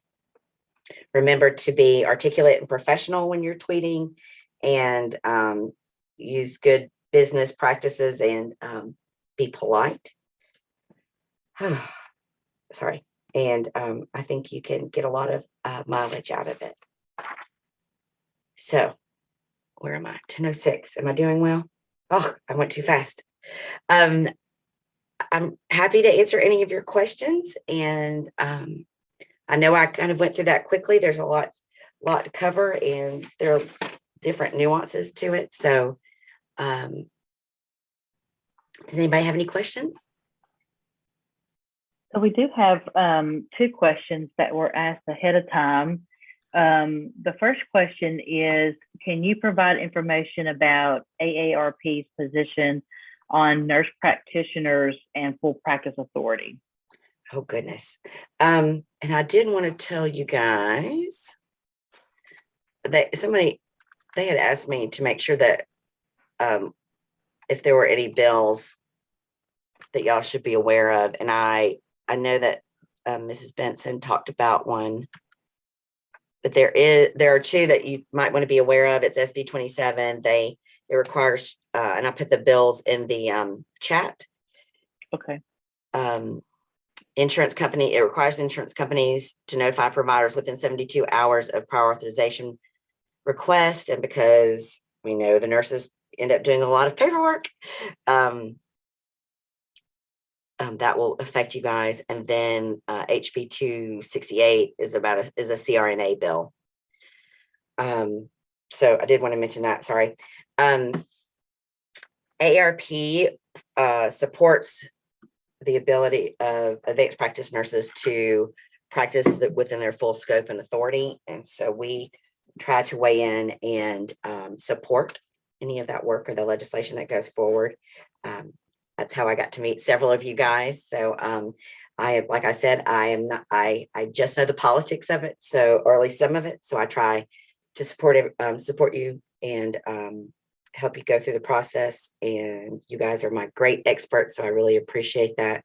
Deanne's done a great job tracking people down on the Hill. So, we support it, and we are looking for ways, whether it's workforce or the APRN issue. You can't have good healthcare without the strong nursing industry. So I'm really appreciative that you guys keep us in mind and keep us up to date, really, because the nuances are where I need help. And you can see the Center for Champion Nursing. I've got the Center for Champion Nursing in America was founded by AARP years ago, and with a grant from the Robert Wood Johnson Foundation. And we, I have my notes here. So we do work with the AARP Public Policy Institute, and what is it? And the Future of Nursing Campaign for Action. We have a lot of support for them, and I get a lot of support whenever I ask questions or need support on issues or trainings. We brought people in from out of state to help support or provide continuing educational best practices and other policy issues that are going on across the country. Okay, thank you for that. The second question was, what does AARP see as the greatest need for the older patients in Alabama at this time? And is there a pending legislation that nurses should support, which you just went over that? So you answered that second question, but I should have read that ahead of time, right? No, it's fine. Everybody gets so nervous, online. You're like, oh. Yeah. So do you see there being, or what the greatest need is for older patients in Alabama at the time? AARP is really focused right now on drug costs. It's just immense. And between that and what we've watched throughout the pandemic, we have really tried and to be supportive of the workforce and getting the word out and listening to family caregivers and helping them take care of folks and making sure that they're taking care of themselves. There are just so many issues that have really bubbled to the top during the pandemic.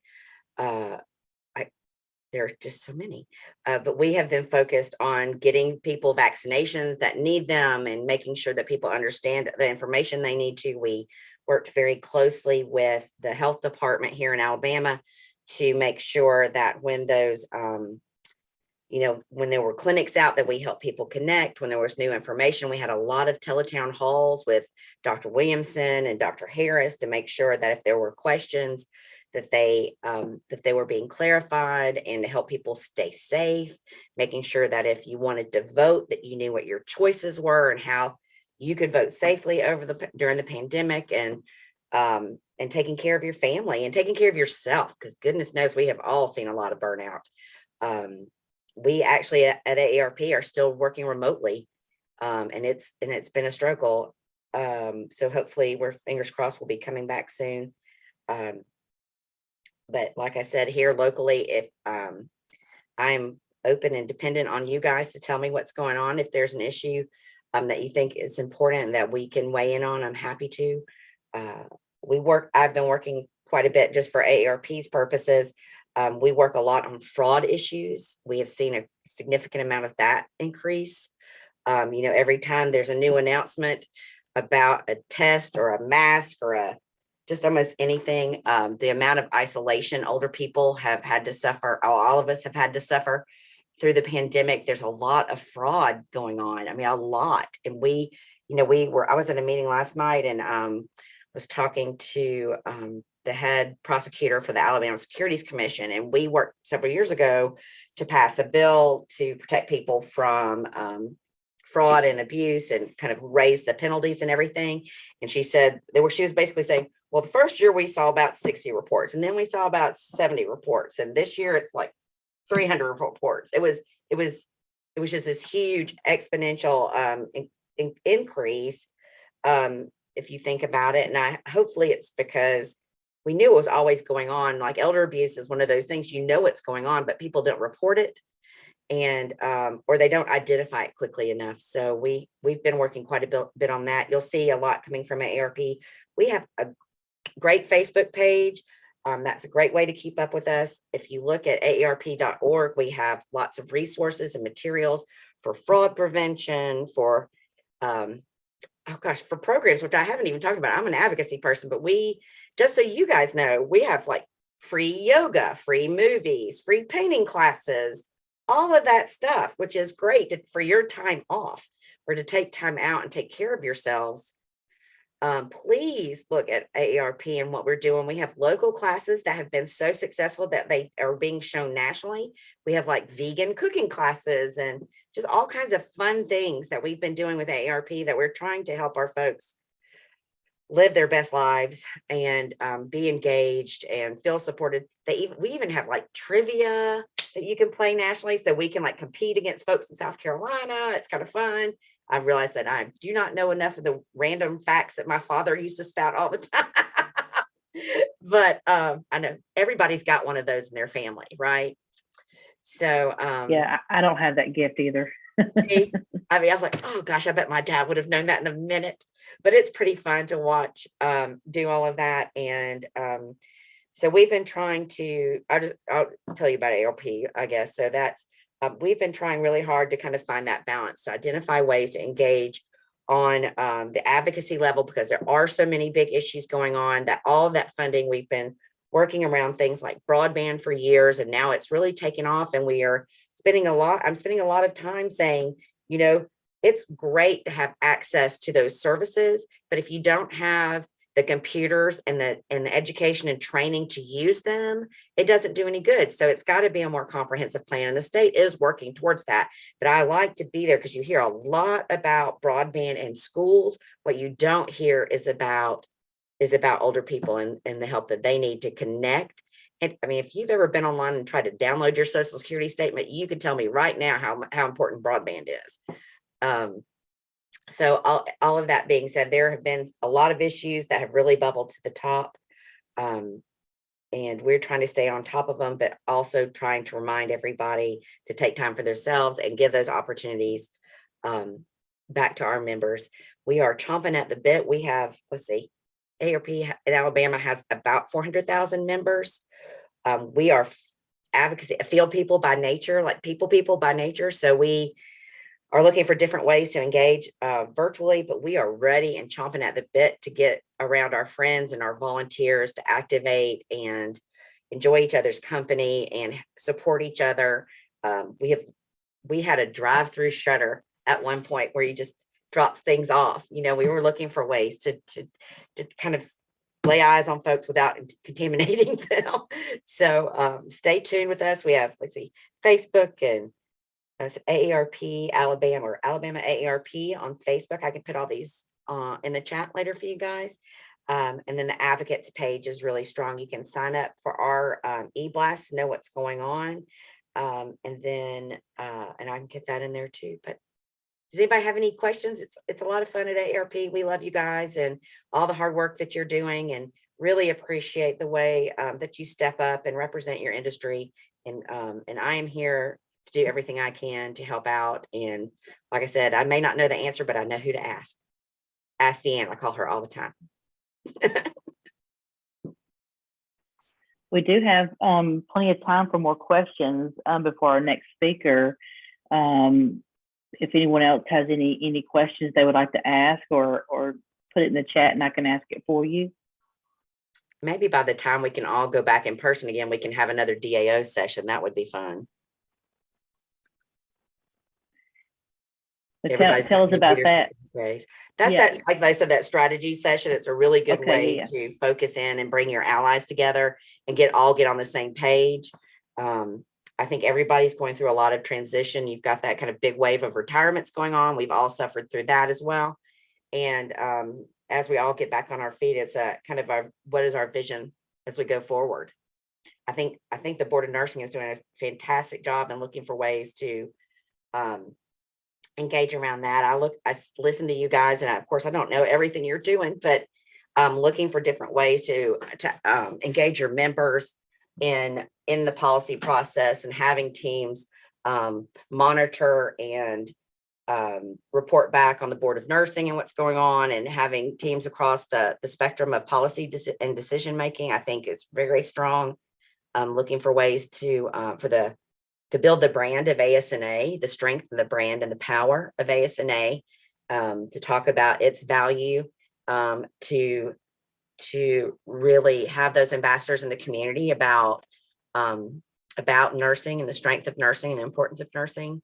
We see a lot of problems with the shortage of, I have a friend up, and they work a lot in respite and with home and community-based services, and they are struggling to have direct care workers. And what can we do to insert there and have folks in that profession as well, because we need people taking care of folks and keeping them out of institutions. I know enough to be dangerous. That's a little bit about a lot of things. That's good though. You would be a good reference for somebody, or to help network and point them in the right direction. So I'll with give you a good trivia answer. Our CEO, Joanne Jenkins, who y'all have all seen on TV, I know you have. If you don't think fishing when you don't know ARP, you know those. She is a native of Mobile. So we are so proud to have her. She's been a fantastic leader through this whole process. And we get to, back when people came to Alabama, came down here before the pandemic, we would make sure we would get her out and use her a lot because she likes to come home. She's actually from Monlouis Island. So is that where you're at now? You're down in the Mobile area? I am not. I am here in Montgomery. I'm the only Okay. person. I'm in the office. I'm the only person because I have teenagers and I cannot work from home. But we have staff. We have 8 members, 8 staff people. Candy Williams is our state director. She's terrific. We have some folks out of Birmingham, a few of us in Montgomery, and then a staff person down in Mobile through VIA. We work a lot with VIA down there, which is a senior center. So there are a few of us, but we have all volunteer board. They're terrific in case anybody wants to come along. And we have lots and depend a lot on volunteers to help us do our work. Yeah, that was the question I was actually going to ask you. Has the pandemic affected your volunteer flow? Absolutely. We have, and I'm up for ideas for those of you I know you all are volunteers by nature. So we have different kinds of teams, and we have learned to communicate in different ways depending on what they are interested in. But it certainly has kind of changed our approach. I think we have a lot of volunteers.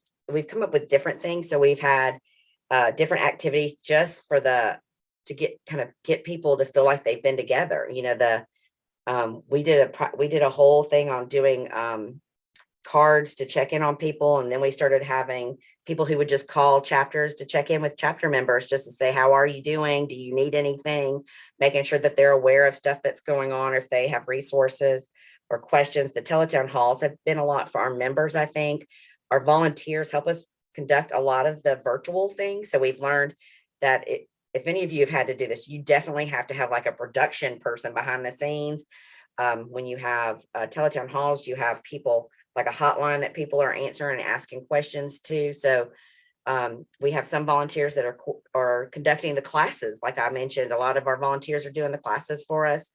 And then we hold our regular meetings and look for opportunities where we can weigh in. So where our volunteers are helping us find ways to be relevant amongst their colleagues and peers and in their communities. And then on the advocacy side, trying to make sure that we're showing up. We have folks on a local level paying attention to city council meetings and just looking for ways to engage and utilize folks and keep them active. A lot of people are just really tired and they just want resources. So there are different ways to do that, but we have definitely seen a change, and it'll be interesting to see how that goes forward. Because I think people do want to connect, but situations change. We did how about this? During the pandemic, I was going to tell you guys. So we were looking for ways to support everybody when it first rolled out, and we work a lot with volunteers. So when the governor sent the National Guard out to do the super rural community vaccinations, we worked with the Primary Health Care Association, and we provided lunches to all of the volunteers and those National Guard members out in those communities, because they were out like at crossroads sometimes. I know some of you guys can appreciate that. And there wasn't any, we were worried that they wouldn't be able to find anywhere to eat or anything. And so we were trying to support them as they supported those communities. And it turned out to be, it was a lot of work, but it was fun. I sent a taco truck to Greene County from Tuscaloosa. But like I said, we just have to be creative and try to help each other. So we'll all stick together. We'll get through this. That's great. That's right. Let's stick together. That's great. So uplift your colleagues. That's right. Well, we do thank you for your time and all the great information. It doesn't look like we have any more questions in the chat box. Thank you so much, Ms. Yeah, Pritchett. I appreciate it. Like I said, I'll start putting some of those resources I mentioned in the chat, if that will help you guys. And anytime, reach out. I'm happy to talk to you. Have a great day. You too. Thank you. Why don't you let everyone take like a 5-minute break, leave the computer up, and then come back at 10:30? Okay, that sounds great.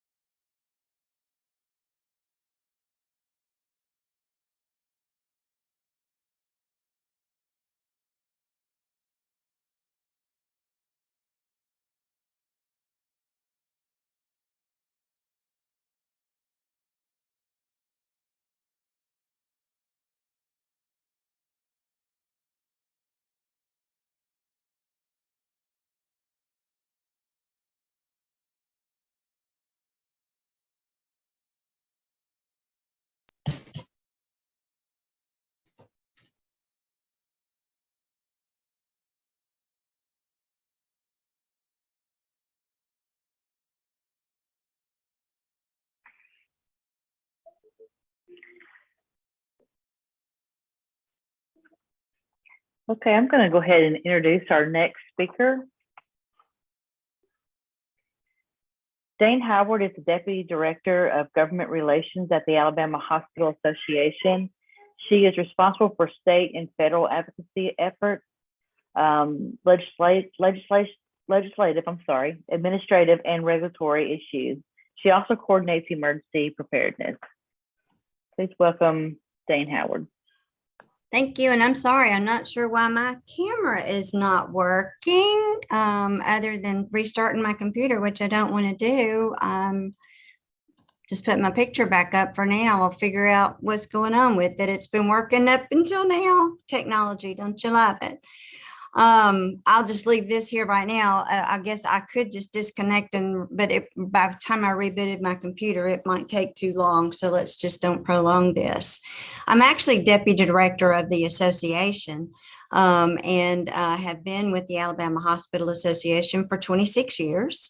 And I was really excited and grateful that I had the opportunity and the invitation to talk with you today.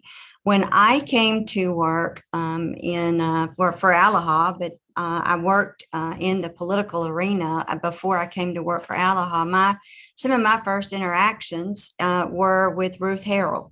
And I know there's many of you that remember Ruth. She was iconic, spitball, little thing of fire that we had such a great working relationship, and we worked on many projects together and accomplished many things. She was most accomplished, and I know that all of you who she ever touched, you miss her. We do too. But that's a good segue into kind of how I wanted to start out today, in that, I guess just the dynamics of everything. Some of the opportunities to collaboratively work on some things may not have been pursued over the last years, that I think I would very much appreciate the opportunity to revive some of those things. There are many good things we can do, and finding opportunities to accomplish things together. And I guess it's kind of what I was asked to talk about today, was a little bit about collaborations and working together and building relationships. There are so many things that the pandemic highlighted that we all already knew. The labor shortages, workforce, nursing on every health career included on that. Some of the issues with access to care in our rural communities and our underserved. Underserved includes areas like parts of Jefferson County. So different things that we can together work on. I think we have new opportunities post-pandemic. Now, we're not exactly post-pandemic just yet, but I think we are all looking forward to it being able to look at it in a rearview mirror, but don't lose the opportunity to take advantage of some doors and pathways that may have presented themselves for us to work together and aggressively finding some solutions to some long-term problems that have existed for quite a while. When I think of some of the things and the stresses and everything of pandemic, everybody in the state of Alabama, everybody in the country has been affected. I don't know that anybody in modern history can remember a time when hospitals were told to close their doors to anybody and everybody that came in if you weren't a patient, to visitors and to others. And what a scary time for both patients and for you all. In having to deal with and not having loved ones available to be there sometimes. And the emotions of that is just profound on every side of the equation. Thinking back, sometimes I think it's oftentimes we forget, or at least some folks forget, how scary it was at first to have such a novel virus that no one knew anything about. I can remember delivering groceries down to my mother's house in the first couple of months of the pandemic. And she had a table in her garage, and I would put the groceries on her table, and she would leave them out there for a minute. And then she'd come out there after I left and spray them down with Lysol before she took them in the house. Because at that time, we didn't know if the virus was living on surfaces for hours or even days. So as things progressed, thankfully, that was not the case, and everyone learned more. But I think a lot of times now, a lot of the criticisms of some of the actions that were taken early on forget that we didn't really know what we were dealing with in the beginning. But getting down to some of the issues, and I want to leave plenty of time for questions and answers instead of just my talking at you. I would rather have a conversation with you that precipitates and allows for us to do this a lot more moving forward and in the future. Now, as things progressed, and I know one of the things top on your minds, because I've had several conversations with Lindsay, with Dr. Harris, and several others about this, are the travelers. Now, traveling nurses is nothing new, and there was always an element of travelers here and there in some of the hospitals before the pandemic, but it was not as common. And it's not necessarily something I think anybody in the country wants to see as the common part of staffing, regardless of what practice setting that it is, but hospitals too. Now, as things progressed and the workforce shortage that existed before the pandemic, it got exacerbated by the pandemic. We struggled with, I say we, hospitals struggled with, how do you maintain your staffing levels other than travelers? We had several conversations with Mr. Ziegler and with Dr. Harris about that, if there were ideas and opportunities of things we could do other than more travelers, help us find those. And there just didn't seem to be anything that no one could come up with for a short-term solution. Unfortunately, the nationally, some of the issues are the rates that we're getting charged, and particularly as it relates to the salaries of existing nurses. And that is a well-deserved criticism, and it's a well-deserved point that needs to be continued to be discussed. So a couple of things about that. I'm not going to ramble about travelers for a long time, not because I'm not being critical of traveling nurses, but we need to figure out what's the right sustainable model moving forward for everybody concerned. But most importantly, what's the best quality of care for the patients that we all serve? In the end of the day, we all have the same goal, and that's to provide the best quality care to the patients and the people of the state of Alabama. Some of the things, and I was so glad that I got to hear some of what Anna Pritchett was talking about before I got on the line. Anna and I have also known each other for a long time and had opportunities to work together on a number of issues as well. But when we start talking about some of the potential solutions moving forward, that includes some of the things dealing with salaries for nurses and salaries for all swaths of healthcare professionals, the health careers. But we're talking to you today, so this is primarily about nurses. You know, I think that over the course of the last year or two, some things have gotten better. There's a long way to go before we're where things need to be for anyone. But when we did a survey of our members just to kind of see what kind of things we're doing now for retention purposes. And one of the, I guess someone with the Nurses Association asked me to hit on that just a little bit on what kind of things have been done. I don't have individual hospitals, but what I do have is aggregate information from some of the surveys that we recently did, where let's see what I have. We divided it up between nursing staff and then other clinical staff and then all non-clinical staff. But again, I'm just going to focus on nursing, where a significant number of hospitals report that they have given some types of retention bonuses where they could. Some have increased the hourly rates to the level that they could, some significantly. Some have added new programs to help with loan forgiveness and added maybe the employer picking up a portion of the insurance costs of the employees. Some have developed new tuition programs to help those who are interested in the next level of education, perhaps. So there's any number of things that have been done or been tried to be put into place to help, because I think the most important thing to remember here is the goal here is to not only grow a workforce, and we'll talk about that in a minute, but to retain the workforce we have now. There's nothing more important than those who are at the bedside and those who are providing care to our citizens of the state of Alabama. And I think collaboratively, we all want to work together to see what we can do to move those needles in the positive direction in a sustainable way. So there's a couple of things that actually can be done that I would like to have an opportunity to talk again and talk more in more detail about moving forward with some of those things. One of the most important things, and parlaying off a little bit of what Anna's talked about, is some of the messaging with the legislature and with your communities, and having the right message matters as much as a message at all. There are more valued messaging in having collaborative discussions where everybody understands, or I guess there is an appreciation for the details.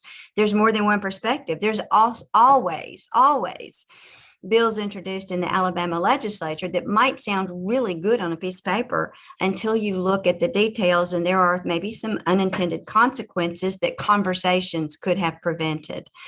So to that end, one of the things I think is the most important thing that we could work on together to help the finances of hospitals, to allow for better salaries, to allow for increased access to care, and moreover, to really move the needle on health outcomes for Alabama citizens, and that's Medicaid expansion. It's something that the Alabama Hospital Association has been advocating for since the opportunity first came up. And on some of the advocacy messaging that Anna was talking about and what I'm speaking about in having some conversations, I think there's an awful lot of people in the general public who don't really even understand what Medicaid is and what Medicaid is not, and what expansion of Medicaid means, or what a Medicaid expansion would not provide for. There is a gross misunderstanding of the Medicaid program, just in general, that it is meant for people, or I can remember Governor Bentley one time telling me, we don't want to expand Medicaid, we want people to go to work. Well, that's kind of missing the point of what Medicaid expansion was meant to provide. A healthier workforce depends on access to care. Access to care depends on having a medical home. Without insurance, you don't have a medical home, and people go to emergency departments for their primary care, and usually not until they're sicker than they would have been had they had a medical home to go to in the first place to prevent hospitalization, to prevent the emergency room. Is the costliest place there is to get primary care. So what can we do to kind of help move that needle? Some of that might be us sitting down and having some more discussions for education. I will be the first to tell you, in my previous life, I managed a physician's practice, a multi-physician practice. I scrubbed in surgery. During that time of my life, I was not focused on what was going on in state or federal government. I was focused on what was going on with the physician practice that I managed and the patients that we were scheduling for surgeries and what we needed to do. I did not have as in-depth of an understanding or appreciation for some of the laws and the regulations that govern every single thing we do, including what we each do to every day of our lives. So maybe there's an opportunity also to discuss with more of the nurses in the state about what Medicaid is, what Medicaid is not, how increasing access to care through health insurance, which is what this is for low-income Alabamians, would benefit not only, like I said, it doesn't just benefit, it's not just about the hospital bottom line, it's about everything. If hospitals and other providers have the opportunity to focus on something more than a way to keep the lights turned on and pay my bills, we might could actually together impact health outcomes, better infant mortality rates, better maternal mortality rates. There are so many areas. There's basically nothing in the daily life of every citizen of Alabama that is not touched by this. Alabama's Medicaid program has amongst the most restrictive eligibility criteria in the country. In Alabama, if you're an able-bodied childless adult, it doesn't matter how much you don't make, you don't qualify for the Medicaid program. You don't qualify for health insurance. We have many low-wage workers, school kids trying to make their way through college, that the jobs that they have while they're in college do not offer health insurance, but yet they're trying. It's a hand up, not a hand out. So they did, if they're not, if they're making more than $3,000 a year, you don't qualify for Medicaid in Alabama. So that's one of the things that I would really like to get with you all on and sit down and let's develop some collaborative efforts to move the needle on Medicaid expansion. Alabama's hospitals in the last year, by the cost reports that we have, typically, and this is about an average number, deliver more than $500 million a year in uncompensated care. So that is, hospital is the only provider that is required to treat regardless of the ability to pay, which is why you see so many people without a medical home coming into a hospital emergency room for their primary care because they don't have anywhere else that they can go. There's no other provider that always sees people that are uninsured or underinsured. A lot of family practice, OBGYNs and pediatricians see an awful lot of Medicaid and some uninsured patients, but for the most part, the only avenue for some of this care is through a hospital emergency room. I myself have been to the emergency room several times in my lifetime, to include when I was raising my child. And it's obvious if you go to a hospital emergency room that there are an awful lot of people there that probably could have been better served had they had a medical home and didn't have to wait until after work in the middle of the night because their child had a sore throat. But they didn't have anywhere that they could go, or because they had a sore throat and they didn't have anywhere else that they could go. So moving that needle and figuring out a way to address the uninsured population in Alabama is one of the probably largest things that we can do to help our citizens, the finances of our healthcare delivery system, making it stronger.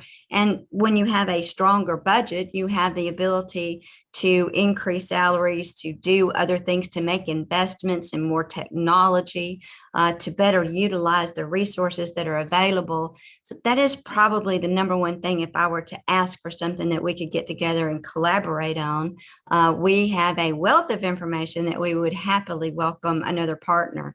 Anna and her group have been working alongside with us on a lot of this expansion advocacy. And honestly, I think that we've made a lot of progress over the last few years. I don't think there is as much of the philosophical pushback as there was at one time. Now it's more of a financial, okay, that sounds good and we hear you, but how are we going to pay for it? How are we going to sustain it? Well, there's an awful lot of new incentives in the Build Back Better that has not passed yet, but there's a couple of things. There's some incentives, and then if you don't take advantage of the incentives, there's some sticks that they want to beat us with. So it's going to serve us well to go ahead and figure out a way to take advantage of the financial incentives, financial incentives that are being built in. Regardless, even if Build Back Better were not to happen and there were no additional financial incentives that would be available, it is still the best bang for the buck right now. For every penny that you put up, remember there is a 10% state share and a 90% federal share. And I don't know about you, but if I had somebody in the investor world come to me and say, if you give me a dime, I'm going to give you back $1 for every dime you give me, I'm going to do that all day long. There's not a 10 to 90% match on an investment anywhere else that's out there that's a sure thing. It's statutory. It's not going to go away. And the majority of the states in the country have already taken advantage of it. So we are working hard to do that. Again, I'm getting off on the soapbox on that, so I'm going to pull back and I'll wait and see if there are questions. There's so much we can talk about as it relates to Medicaid expansion. The other area that is very impactful in the state of Alabama, and all of this boils down to kind of like mind your own personal budgets.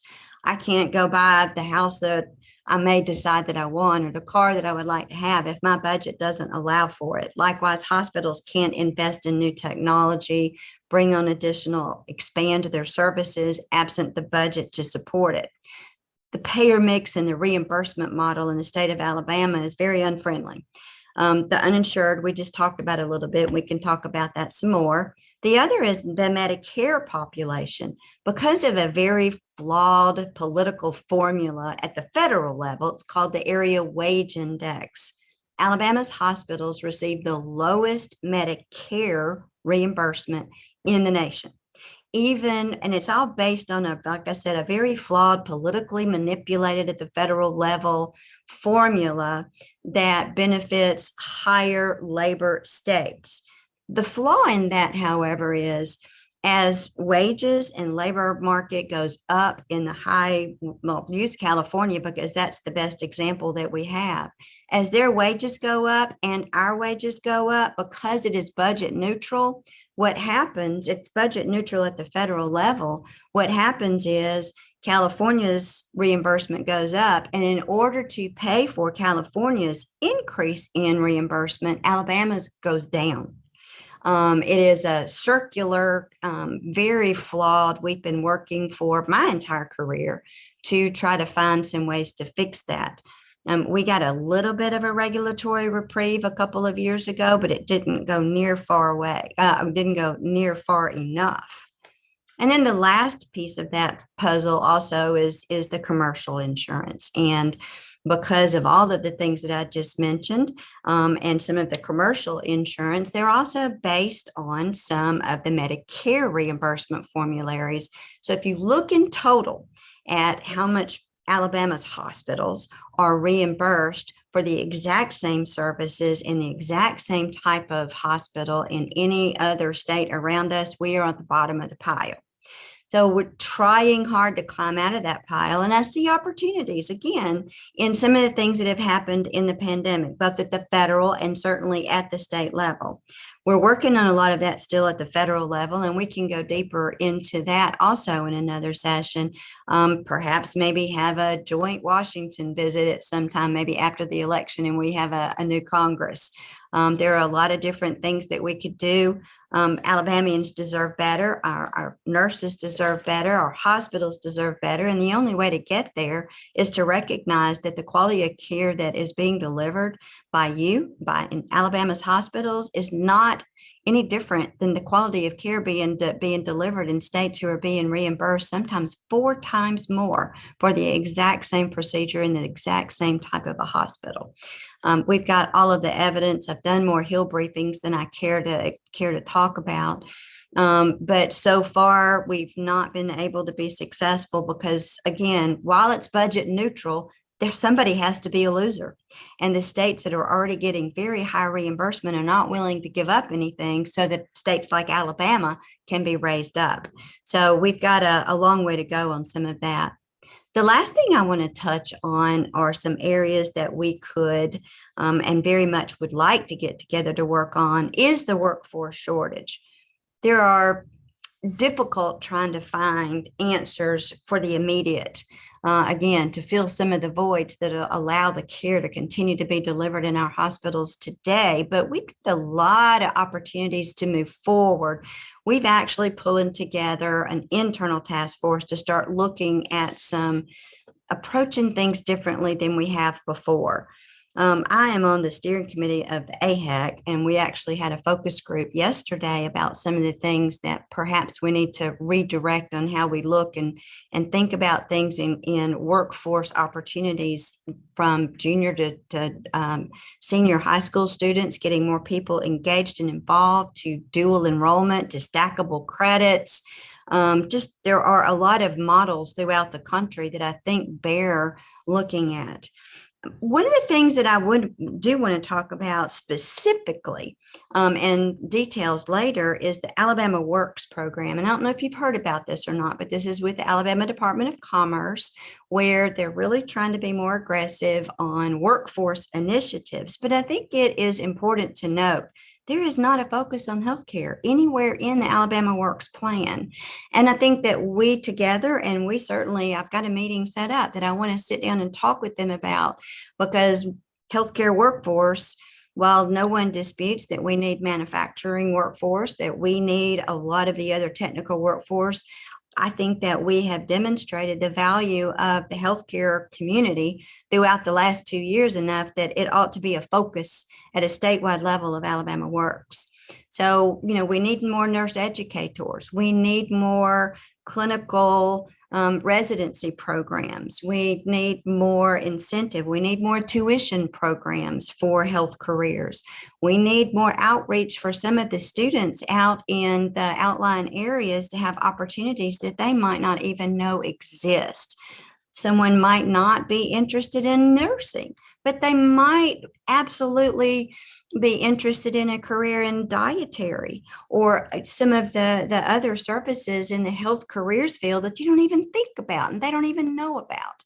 So we really would like to get engaged on some very robust opportunities to recruit while we're trying to also retain that staff we had in the mentoring programs that many of you have been involved in the past are invaluable for not only our career nurses, but the younger nurses coming out of school to be able to mentor and bring other young people's interest into the health professions. There's a significant opportunity. There's no reason why healthcare workforce should be an afterthought in any initiative that is brought before the Alabama legislature or anywhere else. And I don't necessarily think that it is an afterthought. I just don't think that, well, I will say this, that I think that often healthcare is taken for granted. The provision of healthcare is taken for granted because everyone assumes it's going to be there if I need it. And that the hospital's going to, I don't really have to focus on those issues because the hospital's going to be there. They're just not going to go away. And then all of a sudden, when we have a hospital close, thankfully, we've not had one close since right after the beginning of the pandemic. But I'll tell you, when that hospital announced that it was closing, I had phone calls from government officials saying, "Oh my goodness, what happened?" And my only response was, "Where have you been? Have you not heard anything we've been trying to say to you?" So the opportunity is there now that spotlighted healthcare's role in our society that we need to take advantage of moving forward. There are probably so many issues I could ramble on and on about, but I really prefer always to address things that you want to talk about and answer any questions that I can. And again, offer myself up and our association as an opportunity to come back together again to together work on some projects, work on some things that benefit the patients that we all serve. So let me stop for just a second. And I really want my camera to work, but I'm sorry. Just see if there are any questions. Yes, we actually have a couple questions. And we have 3 here, and I didn't see any in the chat so far other than a lot of agreement with what you're saying. The first question is, I have heard a lot in the news about patient to nurse ratios. Can you give some insight on how make sure I read it right, on how a required nurse to patient ratio would impact nursing care of patients in Alabama? Well, I can say that I believe I'm right in that there are only 2 states in the country who have legislated nurse staff ratios.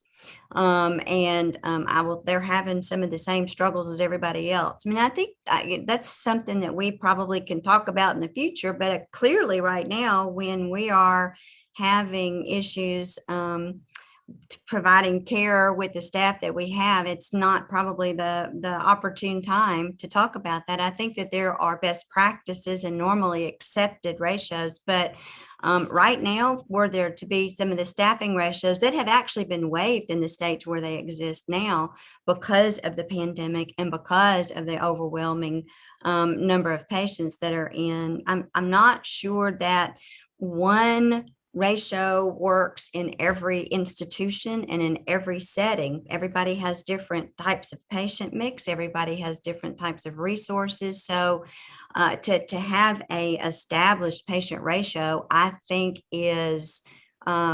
would have a huge negative impact on our patients, not just the hospitals.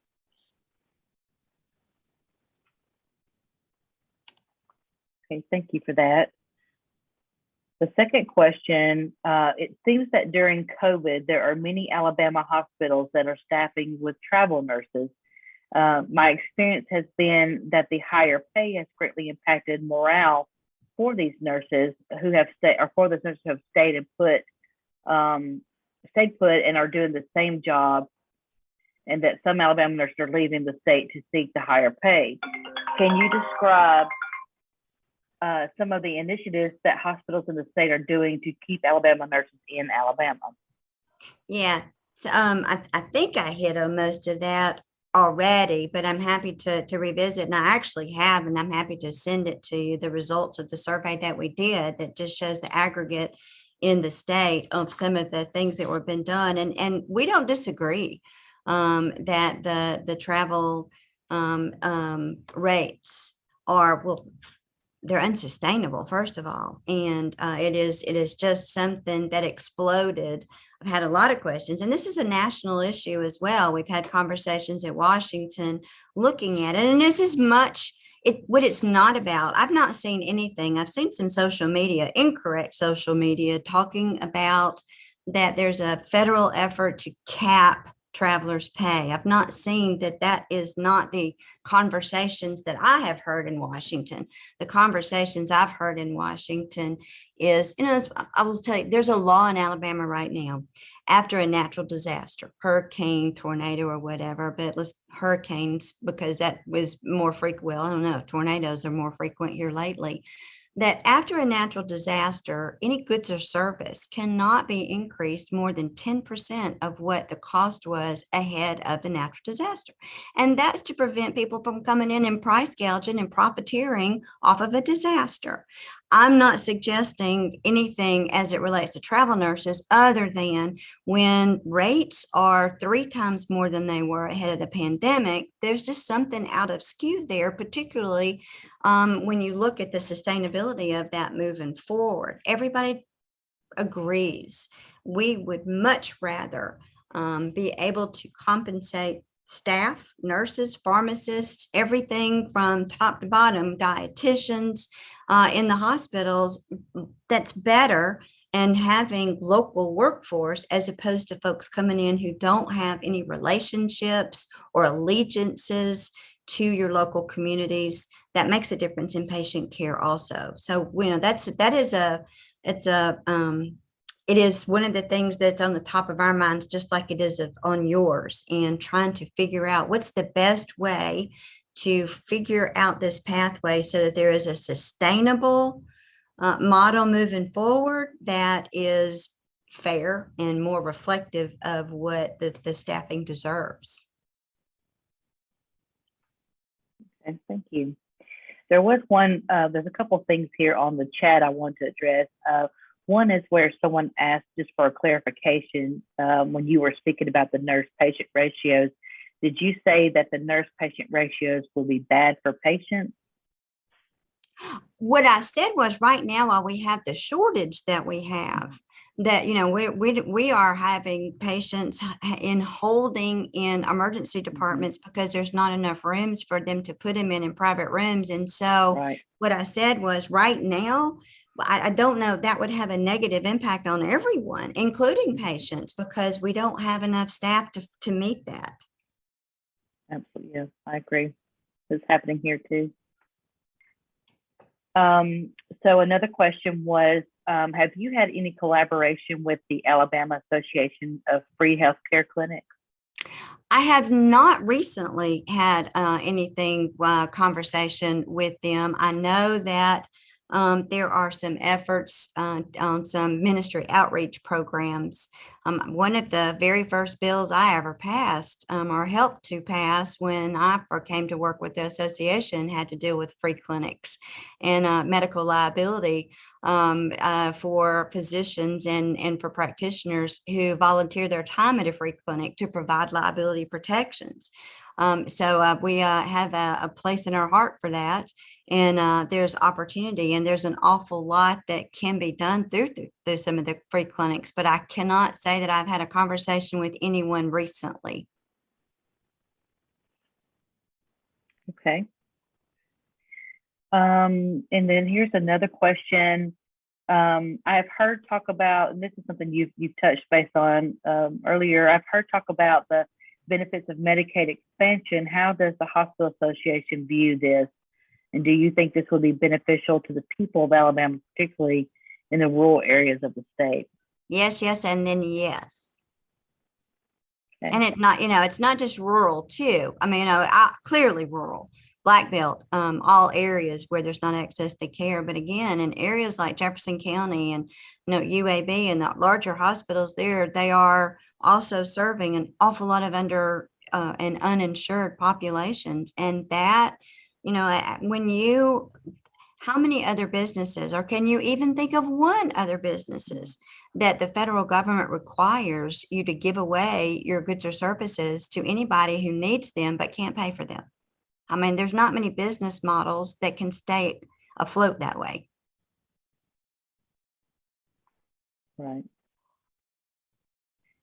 And then we have another question. Can you speak to the opinion that AHA has on the SB 217 bill, the radiology bill that was dropped this week? Yeah, I can actually had some conversations yesterday afternoon and last night about that. As it's written, we are opposed to the bill. And we're opposed to the bill because as the way it's written, because it requires actually precludes some of the advanced practice practitioners to do what they're already trained to do without another registration or licensure. And, we had worked on this for a couple of years with the proponents of it. In earlier versions, it did not disenfranchise the nurse practitioners, PAs, and others. So we have proposed a couple of amendments, and so we're still in conversations about that. I don't think anybody disagrees that anybody working in the radiology area needs to have a certain level of education, if nothing else, for safety of radiology procedures. But the fallacy in thinking that some of our rural hospitals, in particular small community hospitals, don't do high acuity care or procedures on some of these things. And so we're preventing even nurse practitioners from being able to order a CT scan.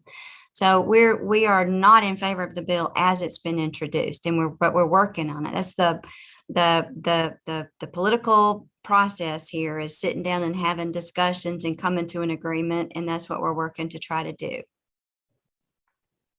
Yeah, I'm a neonatal nurse practitioner, and where I work, we do 24-hour shifts, and most of the shifts we're in-house by ourselves, and we do have autonomy, so we function in that role. And so this will be a huge impact for us to not be able to order the x-rays, and all that such. So this will be a big, huge impact.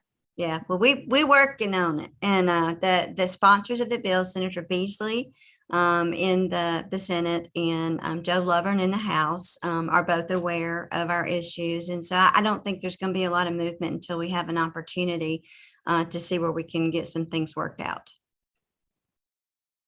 Okay, thank you for that. Let me see if there was any other questions we have. We have a few more minutes. Let's see here. Looks like we have another question here. So I'm gonna read it to you. It's in the, I started to say Snapchat, but you know what I mean, little chat box.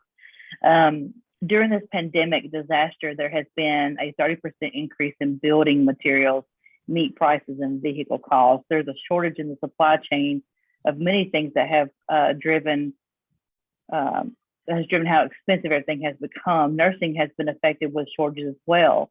Is it fair to say that the nursing salary should not reflect more than a 10% increase along with everything else? I'm not real sure I know how to answer that right off the bat. Let me read that question again. Now, It's the very last one. yeah, I'm looking at it. Supply chain. Is it fair to say that nursing salaries should not reflect more than a 10% increase along with everything else? I don't know. I mean, I'll just be honest. I don't know the answer to that. I mean, who's not been impacted and affected? I think we all have. I sent the man in my life to the grocery store while I was over in the legislature yesterday, and I immediately got a phone call from him telling me how much the package of hamburger meat I asked him to buy was and how ridiculous it was. And, so I get it and I understand. I know, but I'm not going to sit here and tell you, I think I know the answer to everything. I just know there's a lot that we need to be working towards. It's going to be years before I think that we are back. And I don't know that we'll ever be back exactly. And maybe we don't need to be back exactly like we were pre-pandemic. So, I think we can work together and with everyone to try to figure out the path of what is the next normal. What does the healthcare delivery system look like after this? Because I think there's a lot of things that are going to change and a lot of things should change. And I'll give you one example. Some conversations that we had a couple of weeks ago.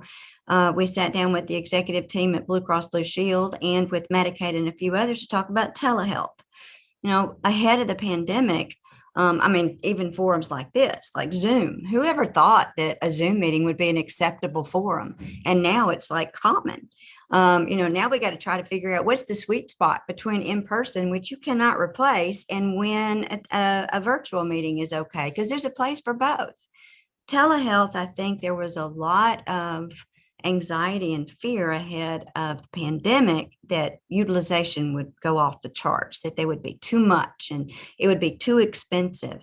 But it's not turned out to be that way, even with the significant volume that Blue Cross even reports that they experienced, particularly at the beginning of the pandemic. They wound up seeing that what they paid out in claims was really not that much more than what they would have in normal visits to a doctor's office. So I think that there is a much bigger willingness to consider that telehealth has a role that did not exist before in many areas, to include providing specialty services to some of the outlying rural hospitals, the smaller and community hospitals who have not had the benefit of some of the specialists for some at-home visits. Now, there's a lot of questions that need to be answered. What services are okay for telehealth? What are not okay for telehealth? When should it be okay just to do a telephone visit versus a virtual visit? Because not everyone has access to a computer or the ability to have broadband. So what's the reimbursement rate going to be? You got to pay something on both sides. Before this, there was really only an origination fee. And so you couldn't get a specialist to participate because there was not adequate reimbursement on each side of the equation. I think a lot of attitudes about those type of things have changed,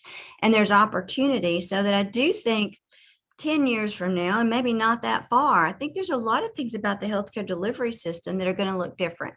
I don't mind admitting, and I guess especially while my camera isn't working, I turned 60 during the pandemic. And so I'm not one of what I'm about to say, but my son, who lives and works in Washington, D.C., he's not 40 yet. Their needs and expectations are very different on how they want things delivered to them service-wise, and that includes their health care. That includes the ability to do more telehealth visits. That doesn't mean I want to make an appointment and go sit for an hour and wait till the doctor calls me back. So, I think that there's a lot of things generationally that are changing in the delivery and the expectations of healthcare.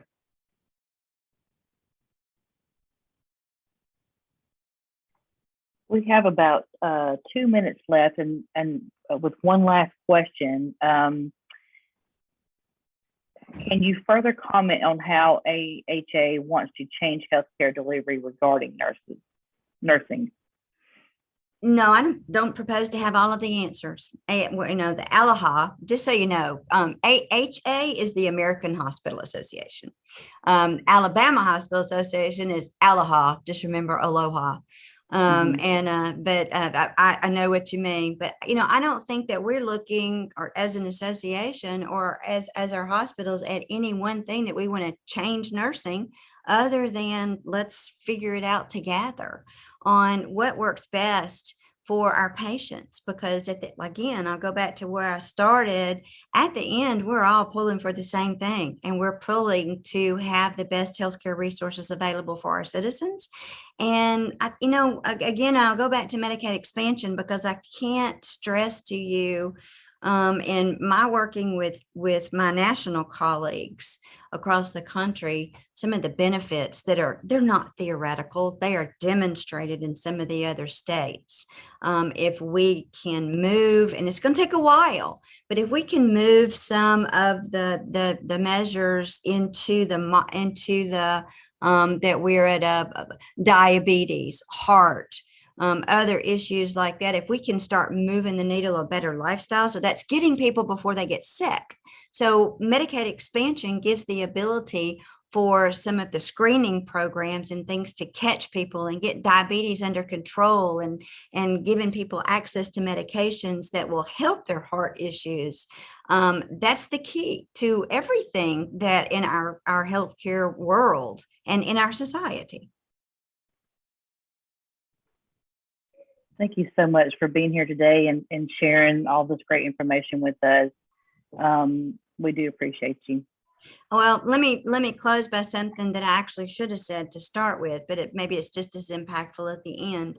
And I will tell you that what I've done over the last 2 years doesn't compare to being at the bedside. And I do recognize that. I've been the liaison for all of the hospitals with the health department, all things related to pandemic response and vaccine supplies and monoclonals and remdesivir and anything and everything. Quite frankly, there's been a lot of times when the health department just started giving out my cell phone number, and that's okay. I've cried with families who wanted to go visit their loved ones, and they were looking for somebody to help them and to sit on the phone, and cried with them. So I get very emotional sometimes when I start talking about everything, because I have lived it on both sides of the equation too. I've also had COVID twice, thankfully. Okay, and didn't have to go to the hospital either way. Yes, I'm vaccinated and boosted, and if somebody tells me to go get a 4th shot, I'll be the first one in line. I do believe in science, and I have a t-shirt that says I love Anthony Fauci. So there you go. Thank you, because what you have done has been remarkable. What you did before the pandemic has been remarkable, and what you've done during and what you will do moving forward. There's no way to ever say thank you enough. And I know pizza party seems small, and the different things, but if I could bake enough cookies to give one to everybody, I would, and it might not mean much, but it would be coming from my love. And so just let me tell you that I appreciate you. Well, we appreciate you, and something that was well said just now is someone said in the chat box, thank you, that she feels your spirit. And I think that can speak loudly for all of us. We do appreciate that. Thank you. What I'm going to do real fast, if y'all are going to be here for a minute, I'm going to reboot my computer and come back just so that I can see you live and in person for a second, because I really want to. Okay. I'll be right back. Okay. Hopefully it'll work. Okay, I'll go ahead and turn it over to the next moderator. Hey, Jennifer, this is James. Can you hear me?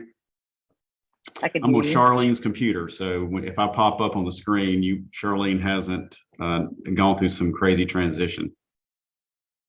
So I believe our next presenter is Dr. Deanne Summerall. She is a family nurse practitioner. She is the past president of the Nurse Practitioner Alliance of Alabama. She's also currently filling the role for us as our interim executive director for ASNA.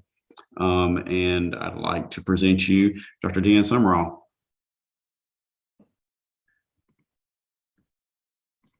Hey, can you see the screen that says Advocacy for Nursing? Yes. Okay.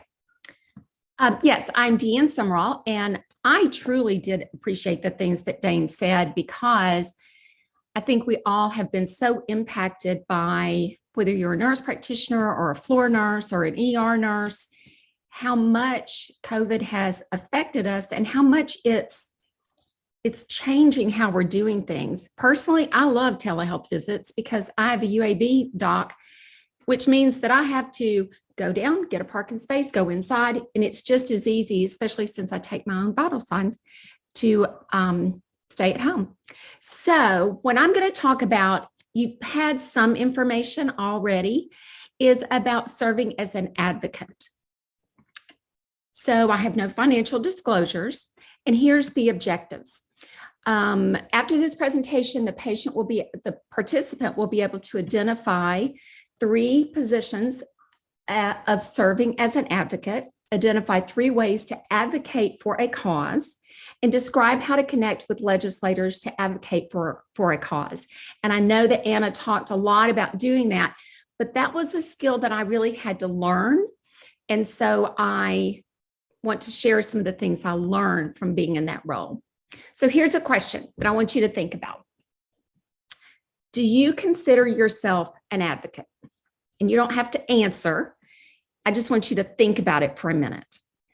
Because immediately you're going to think, nope, I'm not an advocate, because you're thinking that an advocate is somebody that's carrying a sign or going to Montgomery, but you've been advocating since you were little. So you wanted that oatmeal cookie? We advocate by saying that we need that cookie. We're smart. We're going to highlight the fact that cookies have milk and chocolate and flour and eggs. So it doesn't sound unhealthy to me. So as we grow older, we become even more skilled at advocating.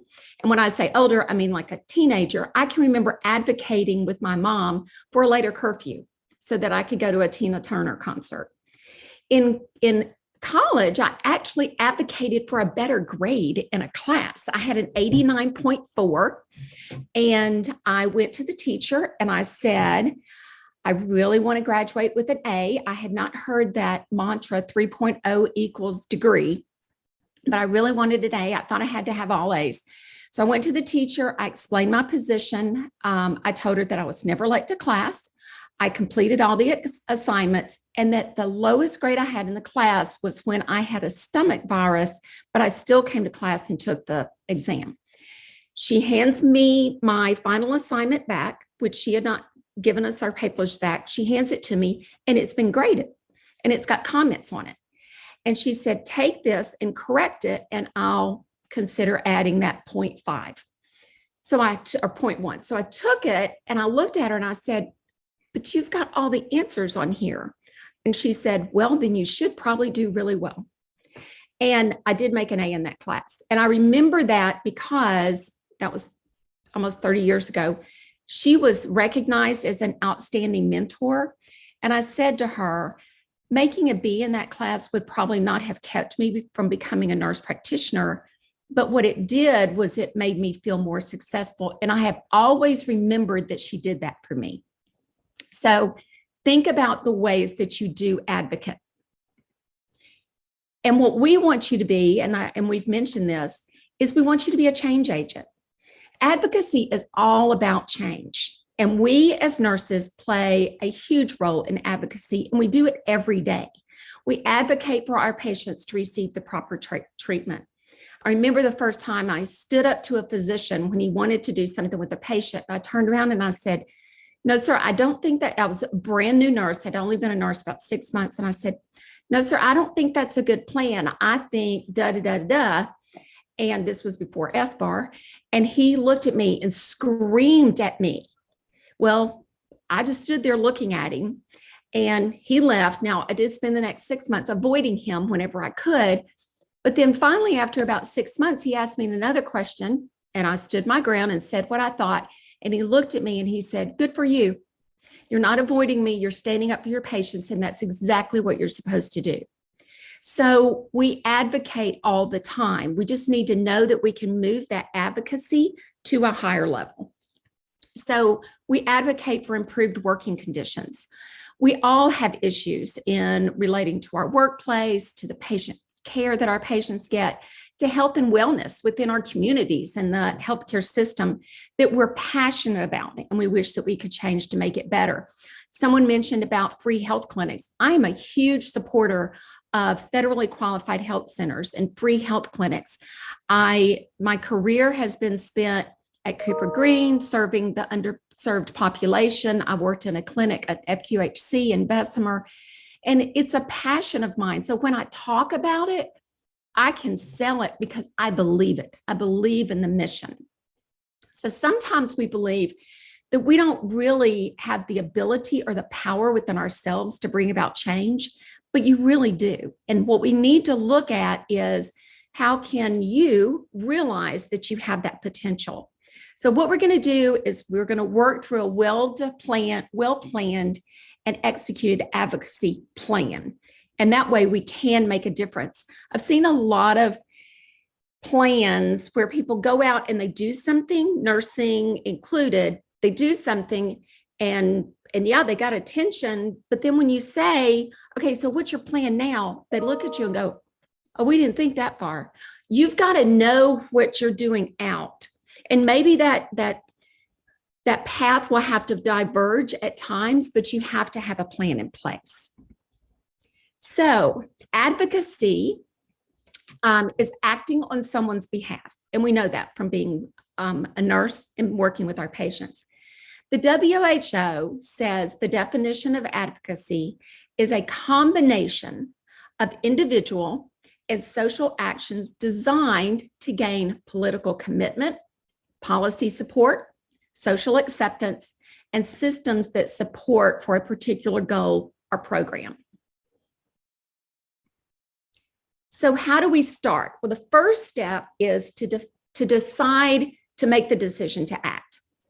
One of the things that I would always say when I was teaching was, stop moaning about everything and take an action. It's either a single action or a group action. Find others who support what you're looking toward for that group action. The issue must be defined, and you have to frame it in a certain way so that there is a potential solution. So you can't just do an action if there's not a potential solution out there, because just as as you've asked questions to Ms. Howard, you're asking for a solution to the number of travel nurses. And really, we're having such a hard time finding that solution. Lots of different agencies have explored that solution, and it's very hard to determine. Yes, paying the nurses who have stayed within the facility more money sounds like a great solution, but where's that money going to come from? And how is it going to be the best used funding?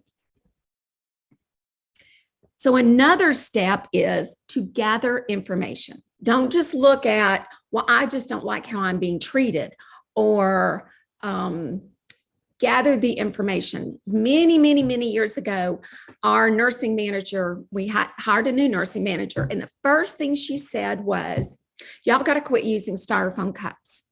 So most of us came to work and we had a little vending machine, a little soda machine, and we'd grab a styrofoam cup and go in and get some Diet Coke and drink it and throw the cup away. And she just made a blanket statement. There was no, you need to stop because styrofoam's going to kill you. She didn't say anything. She just said, no more styrofoam cups. You may have one cup. You need to write your name on it. You get your drink, and then you put it someplace, not at the nurse's station. So fast forward to when I went to graduate school. And back then, one of the assignments was to come up with a financial plan about something. And I thought, well, you know what? I'm going to prove something about those styrofoam cups. So I had this strange calculation. And what I realized was she had a good reason for why she did it, because with us just haphazardly getting those styrofoam cups, we were spending about $3,000, the nurses, just the nurses, not for our patients, just the nurses, every year on styrofoam cups. And that my guesstimation was probably less than what it actually was. So, but if she had walked in and said, hey guys, listen, we've got to get some of the spending in our unit under control. And I know this is a way, you may think it's kind of silly, but this is one of the things we're going to try. Styrofoam cups cost this much money. Then most of us would have sat there and gone, wow, that is so interesting. But instead, that was in the very first meeting, the ban on styrofoam cups. What it did was it set us up to not respect her. And she really struggled in her role. So gather that information. Once you know you have an issue and the issue is defined, then you have to do some research to find out how to build a strong and credible case. That's what I mean. Tell us why we couldn't use the styrofoam cups. My notes talked about the bill that we've talked about so far today, the SB 217.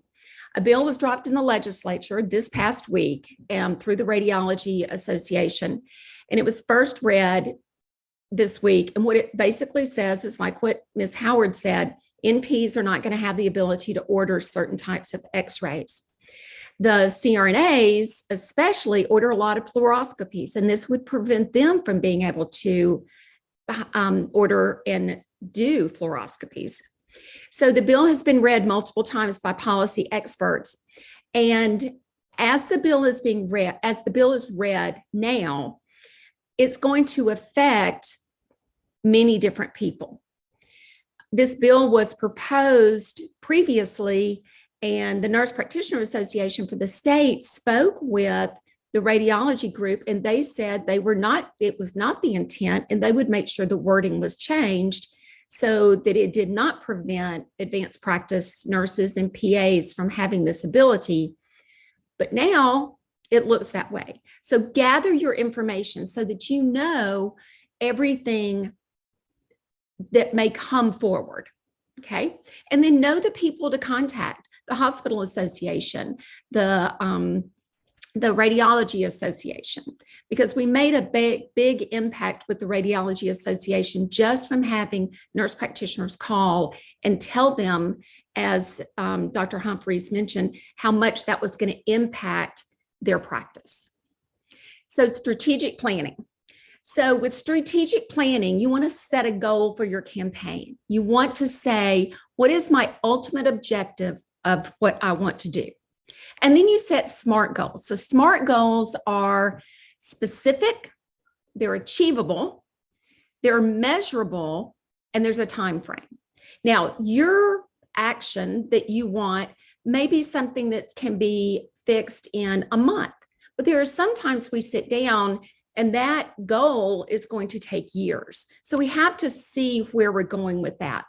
So I'll give you an example of how I didn't really understand this. AAMP has a health policy conference every year. And about 8 years ago, I went to the conference, and the federal legislative specialists talked about legislation to allow nurse practitioners to order diabetic shoes. Yes, shoes. So my first thought was, well, this is my first adventure into policy, and I am going to make a difference. This is going to go super quickly through the Senate and the House, because who isn't up for taking care of our patients? Well, there were a lot of people behind that did not want this bill to go through.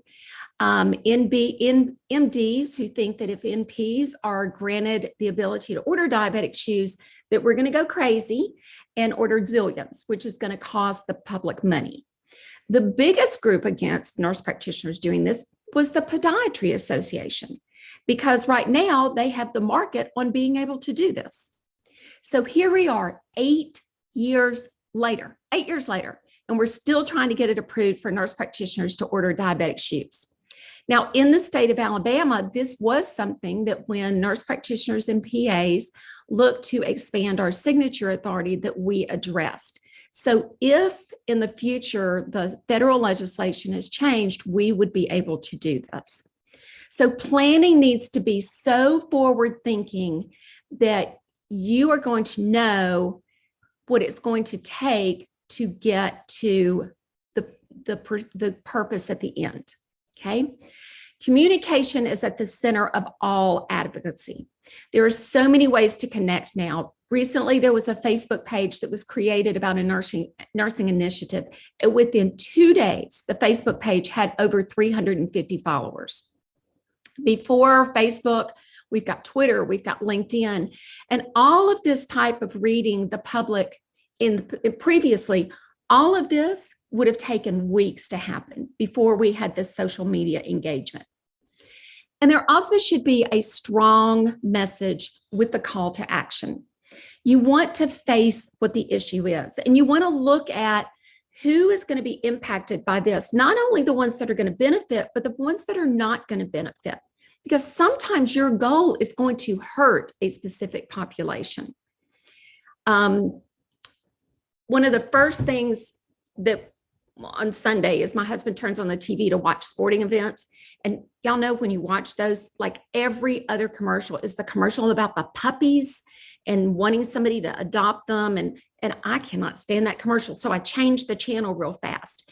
Well, it's not making me want to adopt a puppy because I feel awful for those poor little puppies, but I end up changing the channel. So I miss the commercial. And I've mentioned that to some people. And a lot of people have said, oh, I can't stand to watch those commercials. I always change it right away.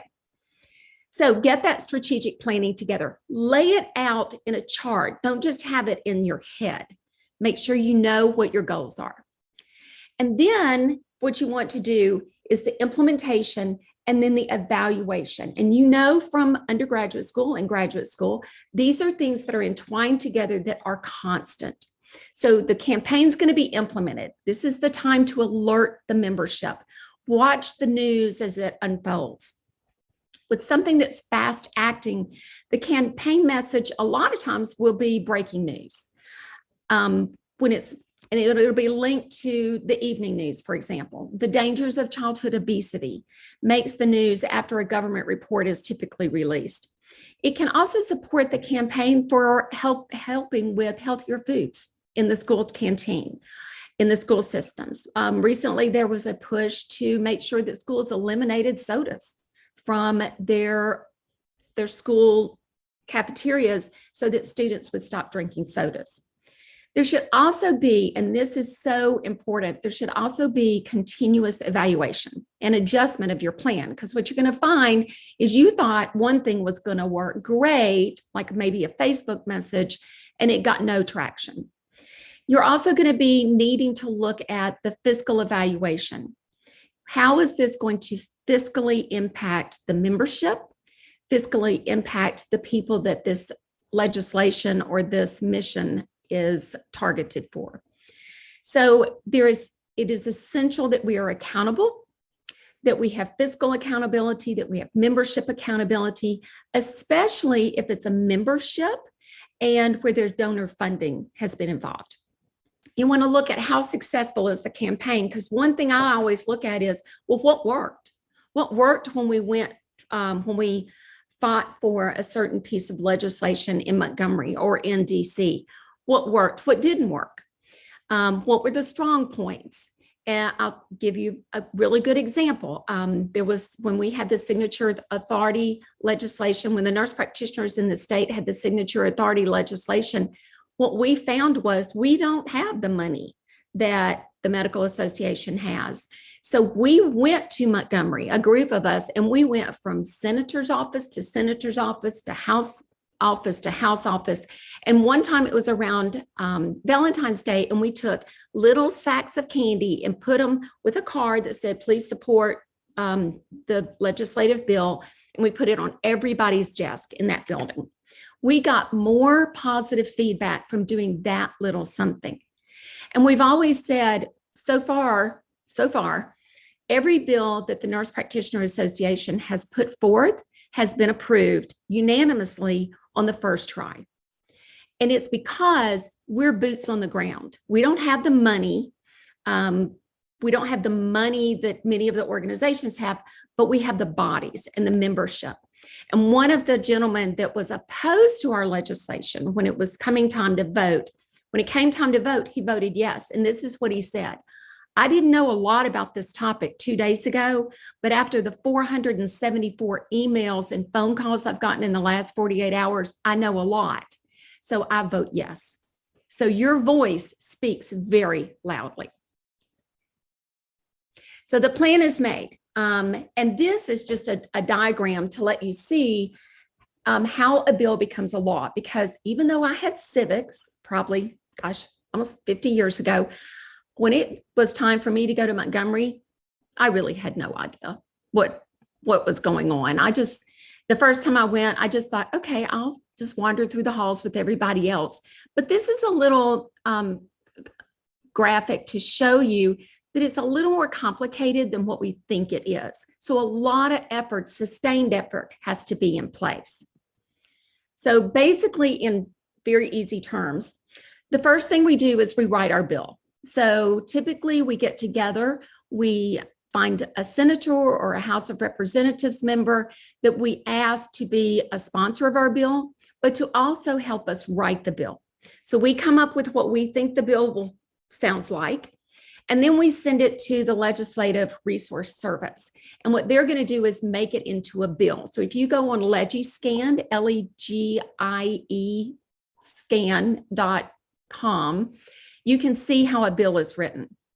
And what the Nurse Practitioner Group and what ASNA has found is the shorter the better. Because when you've got a 16-page bill, it's hard to go through all those pages and not find something that you're going to be against. So our bill, we're going to pretend, is to require patient-to-nurse ratio of 5:1 for med-surg units and 1:1 in ICUs. So we've written our bill, and now we have to find a sponsor. So we're going to review the people that have been supportive of nursing in the past. Who were some of the people that automatically said, I'm going to vote for your bill? So the first thing that happens with that bill, though, is it is assigned to a committee. So we find who's been supportive in the past, and that person's going to sponsor our bill. And then we look at the committee where the bill is going to be sent first to see who on that bill, who on that committee do we need to reach out to. And we, in the from ASNA and from NPAA, the Nurse Practitioner Organization, we reached out every single time to everyone on the committee. The key here is they really want to hear from their own constituents. They don't want to hear, if I'm talking to a senator who's from Mobile, he doesn't really care what I think because I'm not voting for him. But my senator from my district does care what I think. And so we're going to reach out to the senators and the representatives. Now, how do you find your senator or representative? So this is all of the senators, and this is from last year. So you can go to www.legislatures.state.al.us. And on the left-hand side of the page, you can search for your senator and representative. And you can even make it so you get updates from the things that they're doing. Now, this is from the state. You can do the same thing on the federal level. And you can actually get email and Twitter, email and message updates when things happen with those candidates or those members. You can click on the senator, for instance, and you can look at their information. And that helps you know a little bit more about that person so that you can connect with them. And this is an example. So this is Greg Reed. He is the Senate Pro Tem now. You see that there's the office number and the emails are posted. What we have found is email is really one of the best ways with general comments. So when you send out a call to action, what we want you to do is to actually call. Just call. Now, probably you're not going to speak to them unless they're really free. But send out that call to action and call. You'll get the secretary. She'll take a message. Sometimes you can actually talk to them. Senator Reed is very good about responding when you email him. You want to tell him your name, that you live in their district, that you are a nurse and where you are a nurse, and then say that you support HB whatever or Senate bill whatever. Because what you want to end with is, and this is really important, what you want to end with is, please feel free to contact me if you have any questions about healthcare issues in our county, because they will actually reach out to you. Now, I practiced the very first time I did this, I practiced probably 15 minutes. I called.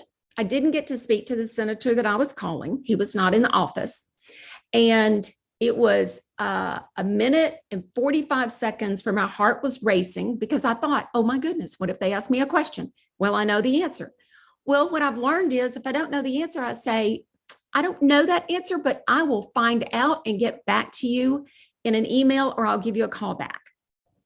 So making that connection is very important. The other thing that we learned to do when we were going to Montgomery a lot was we also looked at their district biography. We found out where they graduated from, what church they went to, how many kids they had, because those are ways to break that ice when you first meet them. This legislation they've sponsored helps you to be able to look and think, oh, it doesn't look like this person's supportive of nursing at all. This might not be the first person to start with. So you've got to do some legwork before you get to the part of actually getting your bill approved. Okay, so we know who we're going to contact. So what we're going to do next is we're going to advocate. And you see the people walking in the hall. This is in DC. We're going to advocate because it's the way to connect. And even though they seem very separate from us, what we found from walking the halls, from stopping in the halls and saying, good morning, Senator Reed, hope you're having a great day. Don't forget about SB 217, that made a really strong impact. And we went to the State House about every week, either 1 or 2 days a week to do this. So it has to be a concerted effort. Now, I believe Peggy Benson mentioned there's 100,000 nurses. That doesn't mean 5 of us have to take on this task. When we want to propose a piece of legislation, we're going to say, hey, District 3, can you round up maybe 5 people to come to Montgomery, and one of the ASNA or the board of directors will meet you at the Capitol, and we'll walk around and we'll talk to people. Anna Pritchett is a perfect person to help introduce us to people we may not know. Anna's been a great resource to the Nurse Practitioner Association when we've had meetings. I mean, she would text and say, hey, so-and-so's back in their office, you need to go right now. And we would go. So it's a great way to connect. So walking the halls, wear comfortable shoes. But here's a really good way to connect. Twitter, write letters. Now, I'm going to give you a little lesson here. Writing letters to Montgomery is fine. When we went for the health policy meeting in DC, the federal people say that writing a letter is not the best way, because remember, those of you old enough to remember years ago when somebody opened a letter and it had a poison in it. Well, everything goes, so it takes a while to get to DC, and then everything has to be scanned and observed or reviewed before it can be sent to the senator or the representative. So for DC, it was recommended emails that they really do. They may not read every email from top to bottom, but they really do count. This person's in charge of this legislation. And then when they go to their senator, they say, Senator Shelby, we just want to let you know we had 7,200 emails from nurses who state we need to support this legislation. You can actually fax, not really from a fax machine. I have it here, but I fax from my computer now. Facebook, LinkedIn, Instagram, all of these are great ways to connect. I get a legislative update on federal nurse practitioner legislation at least once a week. So tapping into the alternative ways rather than just writing out a letter. So then I'm going to go back to our bill. So now our bill has made it to the Senate. We had our sponsor. We did our due diligence, walking up and down the halls. We take it into the bill is taken by the sponsor to the Senate. The call for the vote occurs. A lot of times they'll say roll call vote, meaning we're not going to go through every single name, but often they will go through every single name of everyone sitting in that house or in the representative house. And so, and there's a big screen where they log in everybody's yay or nay, and you can sit in the assembly in the balcony and watch what goes on. So it's really exciting, but I think Anna mentioned the order of how the bills are gone. when the Nurse Practitioner Association had the signature authority, we went to Montgomery 3 weeks in a row for the vote. And the first week, there was a filibuster where a senator decided to talk about his granddaughter's basketball team for about an hour. So there was no time for anything really to happen. And then the next week, we were the next bill to be called when they concluded for the day. So we went back the third week and it was voted and approved. So know that it's effort. It's not just, I'm going to write one letter and somebody else will take care of it. It's an effort on everybody's part to be a part of this mission. So after it passes through the Senate, then it goes to the House. And guess what? It does exactly what it did in the Senate. It's assigned to a committee. You go to the committee, you hear the testimony. Then after, if it gets out of committee, it goes to the full House. The full House votes on it. And now you've got both sides that have said yes and yes, and it goes to the governor. And it is possible for the governor to say, I appreciate what both houses have done, but I'm not going to sign this legislation. It doesn't happen often, but in our state, Governor Ivey would sign it. And what happens a lot of times when legislation occurs is that the governor will actually have you come, invite you to come to Montgomery on the day that she signs the legislation, or you can ask to be there for the signature. So it's a lot of work, but it's also a lot of fun. Now, it took me a while to enjoy this because I'm not a real good smoozer. But once I started realizing that the people that are in Montgomery, for instance, are there with the purpose and intent of serving their public. There are some of them who are very, very interested in healthcare legislation. And then there are some of them where they're like, yeah, whatever, because their background may be banking or manufacturing, and they're really focused on that area. The Senate Health Committee has a couple physicians, it has a pharmacist, it has some manufacturer specialist, it has an optometrist. So the committees are set up with what the politician has an interest in, but also where they can best provide information. So it really does work to the advantage. But the first step is to really, really get involved and find out who your senator and representative are. When I first started being an advocate in Montgomery, what I realized was my senator was never there. And I actually asked for, can you tell me how often he shows up for work?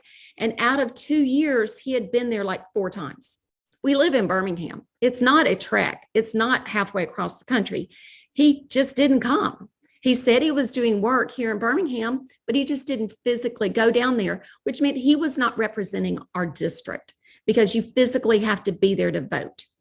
So it was a little discouraging. He did not run for re-election because I was ready not to go against him, but to advocate for the next person.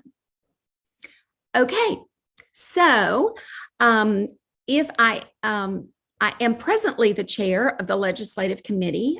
We are hoping to turn that over to a different chair soon, but that is a way to get involved because I send out an email about every other week telling an update on where we are in the legislative session because one of the speakers mentioned when the session will end.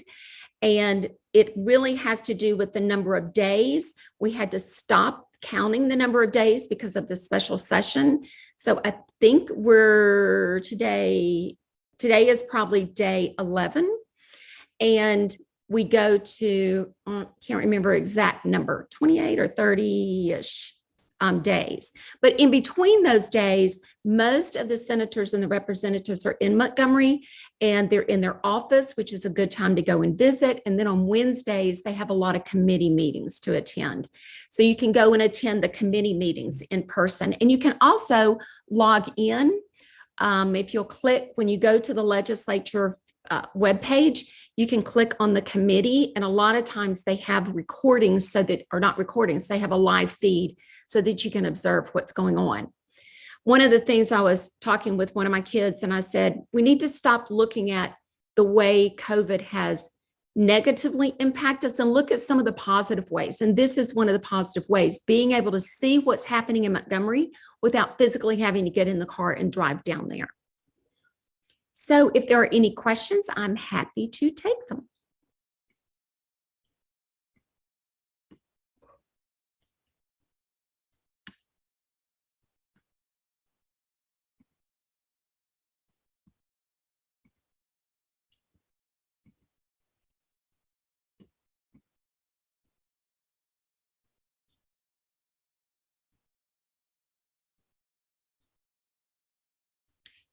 And Anna makes a good point to always check LegiScan to make sure the status of where your bill is, because it does change quickly sometimes.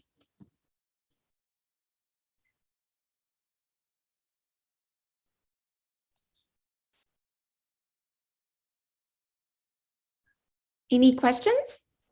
If you want to get involved, please feel free to reach out to me. My email is dsummerall@gmail.com.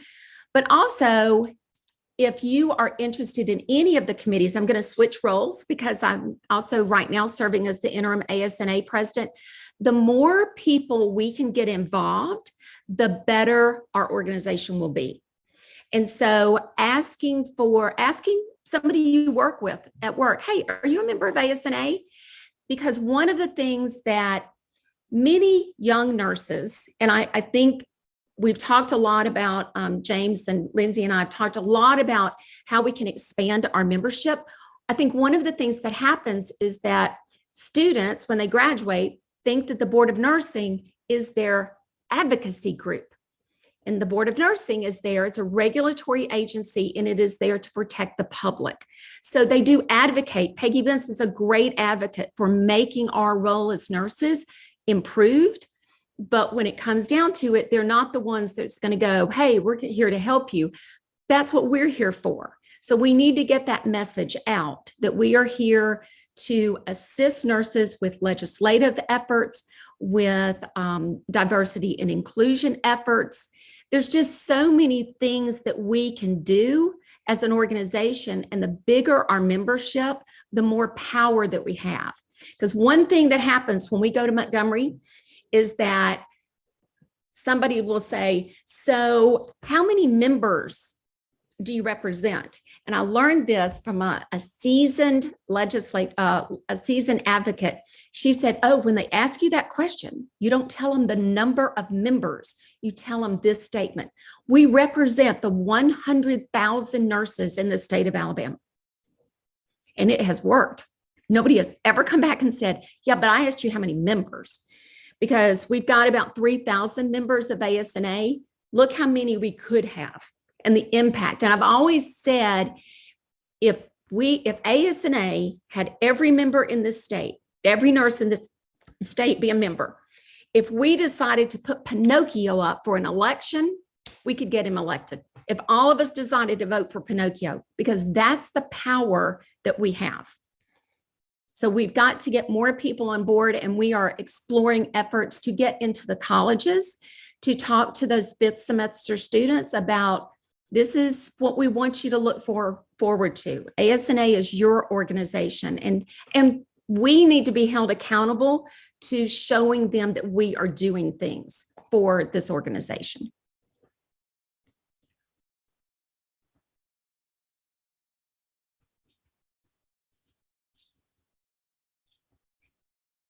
Okay, well, if there's no questions, I will turn it back over to James. Thanks, Deanne. That was wonderful, and we really appreciate all of your efforts. I think you covered it so well that no one had questions. Oh, good. So, Jason, let's see, you on? I see. I am. Good afternoon. Thank you for being here, Jason. We really appreciate it. I want to introduce Jason Ritchie. He serves as the American Nurse Association's Associate Director for State Government Affairs and has 15 years of experience within both state and federal health policy, including advocating on integrative health legislation, for the American Massage Therapy Association, as well as colorectal cancer screening and endoscopic research at the American Society for Gastrointestinal Endoscopy. He also sits on the advocacy committee for the Maryland Public Health Association. Jason earned his Master's of Science in Health Policy and Law from the University of California, San Francisco, and we really appreciate you being here today. Great, happy to be here. Let me go ahead and share my screen real quickly. It's definitely warmer where you are than where I am right now.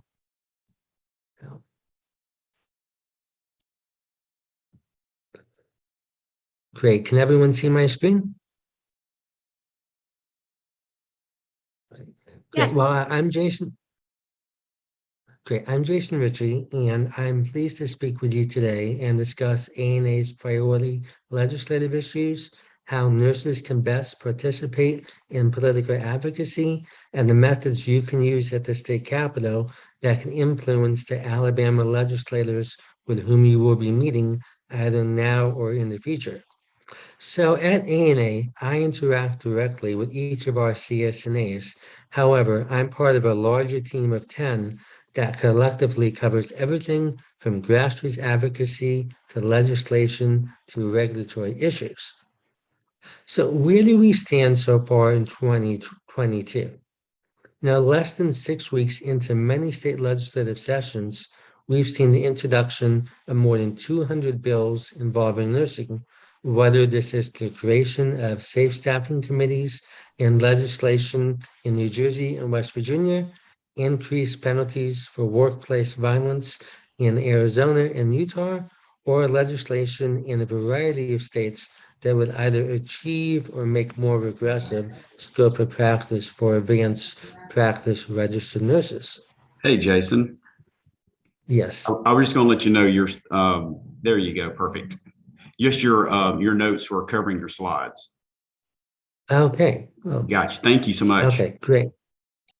Okay, so we've seen 13,000 bills so far in January, 200 impacting nursing.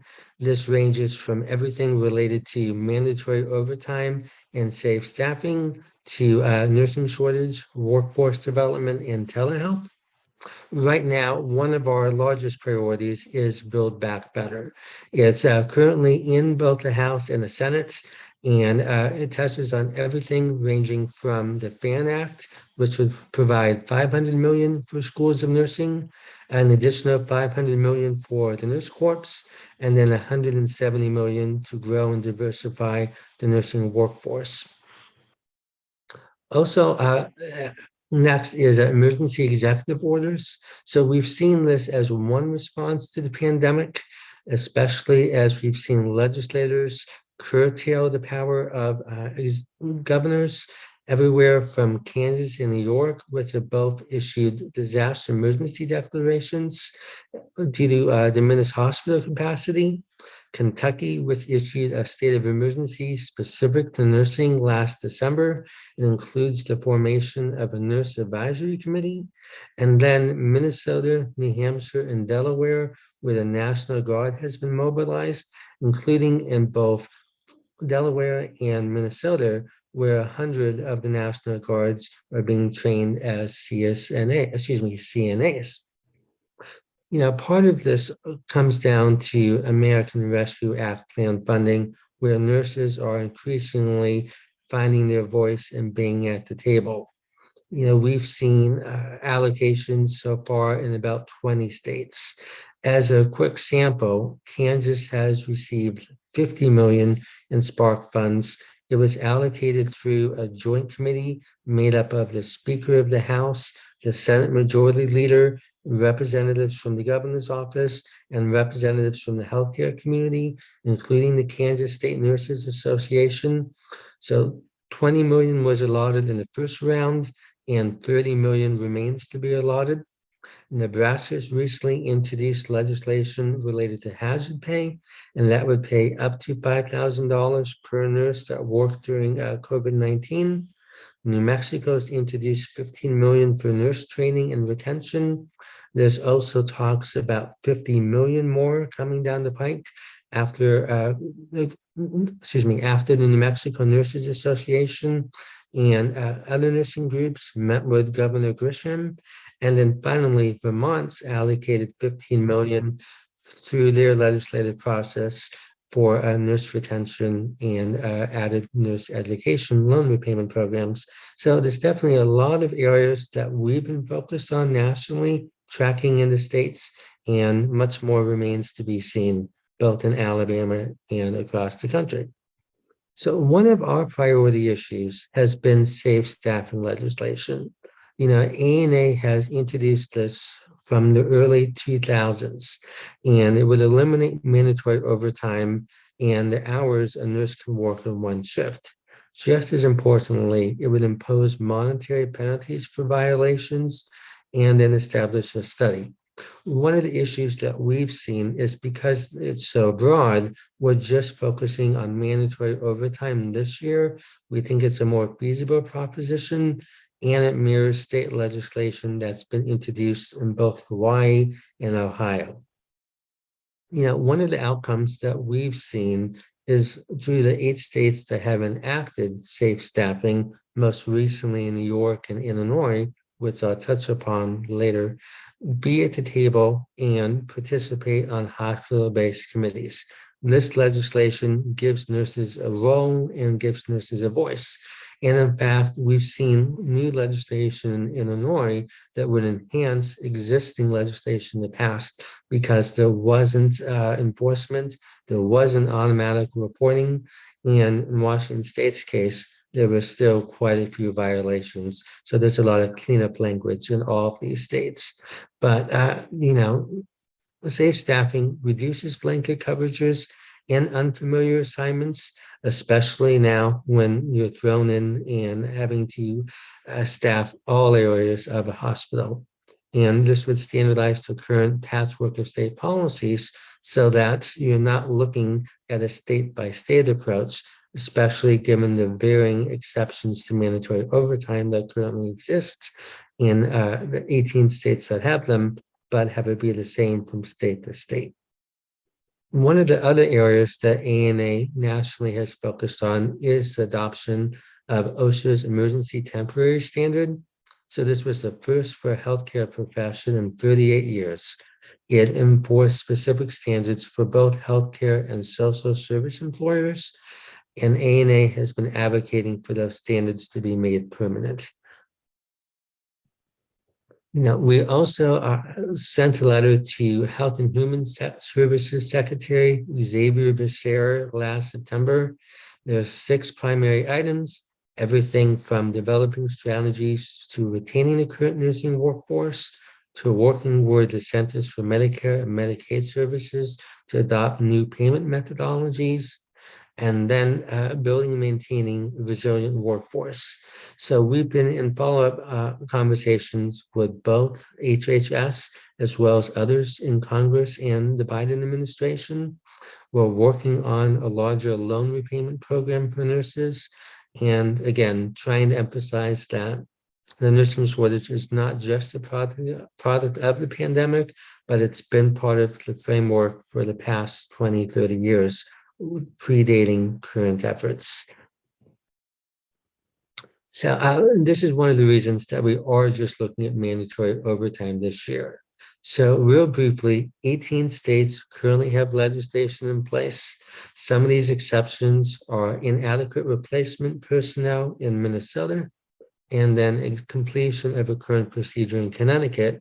And we've seen hospitals really use these exceptions to gut the intent of mandatory overtime. So we realize that emergency exception is different. And that's why Oregon introduced HB 3016 that was signed into law by Governor Brown this past year. It mandates that after 60 days of an emergency, the nurse staffing committee in that state in each hospital has to sign off. So you can't have another 18-month extension like we've seen in the other 7 states that currently have state staffing plans. But overall, 15 states have some form of regulation. 8 require hospitals to form a staffing committee. California is the only one that utilizes standards.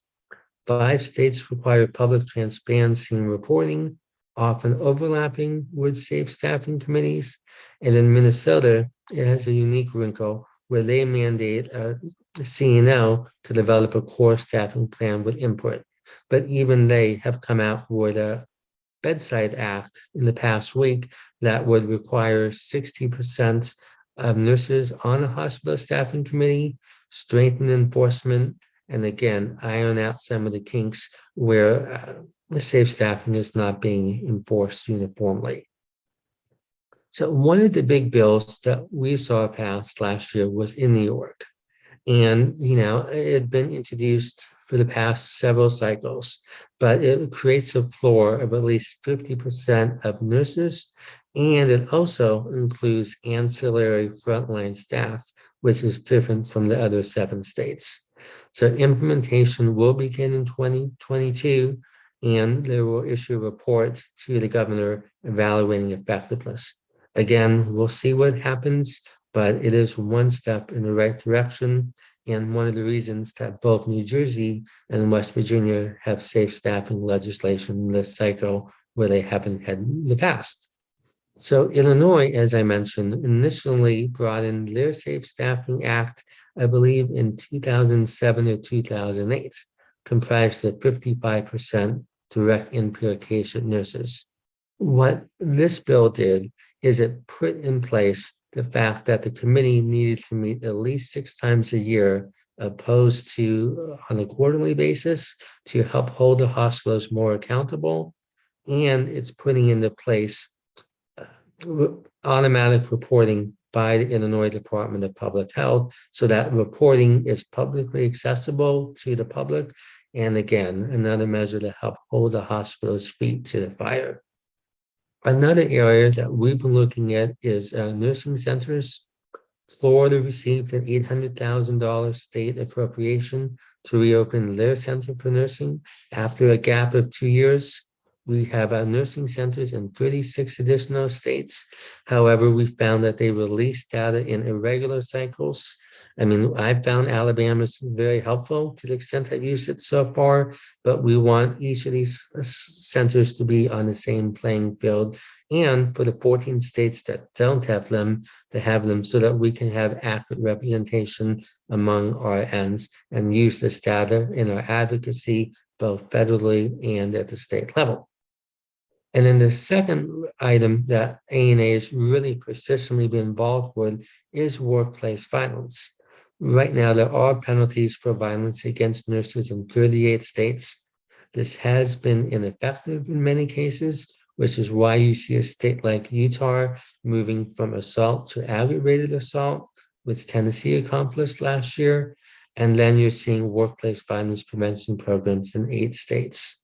Yeah, ironically, we do have a bill currently at the federal level, and one of the congressional sponsors is Joe Courtney of Connecticut, who sponsored this in part after the experiences of Connecticut with their workplace violence program. So one more way that you can take a set of state policies, meld them together, and then have that bubble up to the federal level. Even, in the past year, we saw Maryland enact a peace order bill, taking the burden off the nurses and requiring the security team to file the order. The same happened in Missouri, but Missouri went a bit further, incorporating anti-stalking provisions so that the release of personal identifying information is a crime. And we found that nurses, obviously, especially in small communities where you know your patients, where you're going to see these patients in your facility again and again, are relieved from not having to take that burden on them and file these orders. I also wanted to mention that Tennessee raised their penalties, and as a result, we're seeing this in several other states. I believe 9 states so far have varying forms of workplace violence legislation, and Illinois, again, has been a real leader because they've now introduced civil protections and restraining orders to be filed, which, again, one of the reasons they felt the penalties didn't go far enough.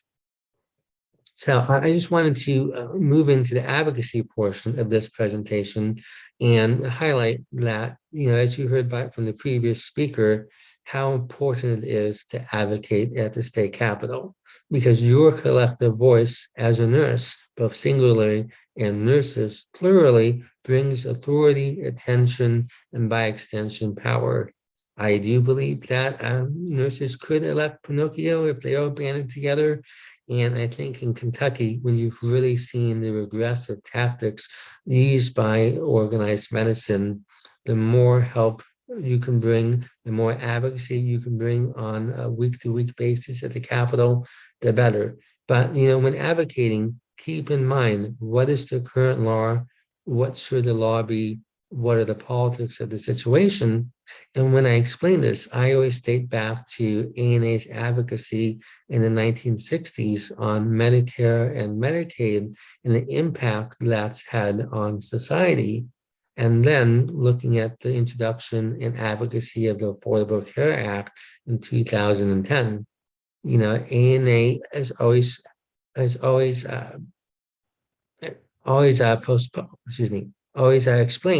that, healthcare is really a larger set of circumstances that's impacted both legislators and constituents across the spectrum, whether you're a Democrat or you're a Republican.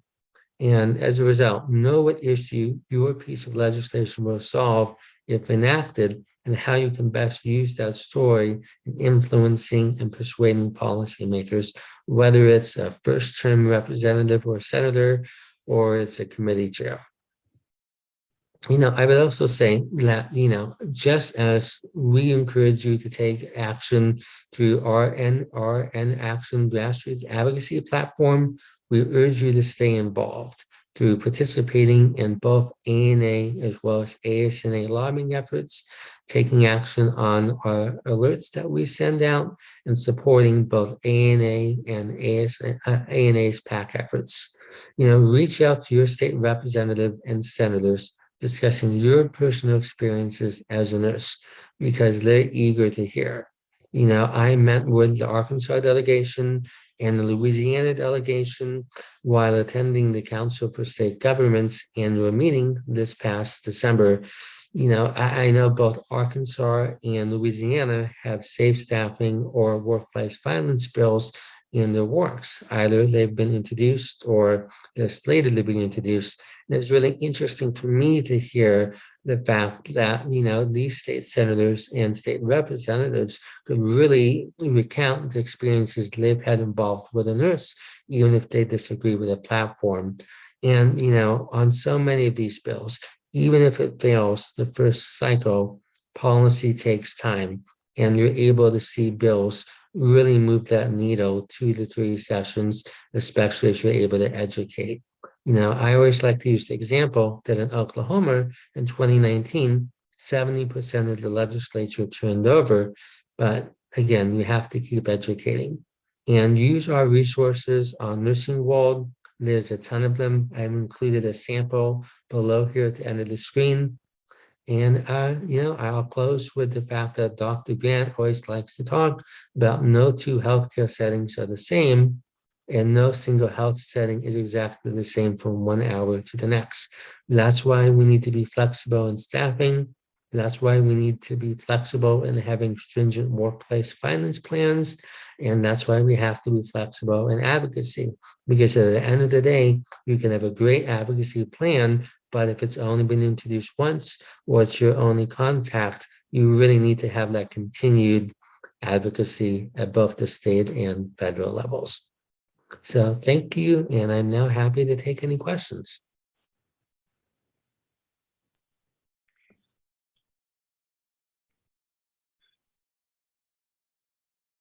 I don't see any questions on the board as of right now, Jason, but I did have a question for you. From an ANA perspective, we know what we see here in Alabama, and we were addressing some of those issues that we have specifically in our state. But a lot of times things happen here kind of later than they do across the country. Are there any things that ANA is looking at specifically that are concerning across the country regarding things that should be concerned our nurses at some point coming down the road? So one of the issues that we've seen actually this past week is in Kentucky that the nursing board, there's a bill for the board members to be confirmed by the Senate. So it's one way that we're seeing state legislators come up and block the governor. And again, we believe in non-interference from the legislature. So one area that we're looking at. I would also add just about APRN authority. And we've seen, Massachusetts waive that outright in an executive order, making full practice authority permanent. But closer to home, we've seen those bills die earlier this week in Mississippi. So continued advocacy on full practice authority, especially in light of what we've gained in gathering statistics from the past 18 months during the pandemic.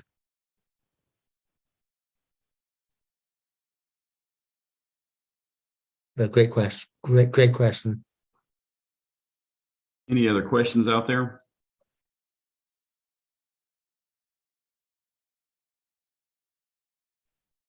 Well, Jason, I want to thank you for being here today with us, and I also want to thank you for everything you're doing for nursing across the country, what you guys are doing at ANA, and we really appreciate it. We are in between. We were running a little ahead of time, and we have some other members that should be joining for our next session. So if you guys want to take about a 10-minute break to maybe use the restroom or whatever, stretch a little bit, and then we'll reconvene in about 10 minutes. Again, thank you so much, Jason. Great. Thank you, James.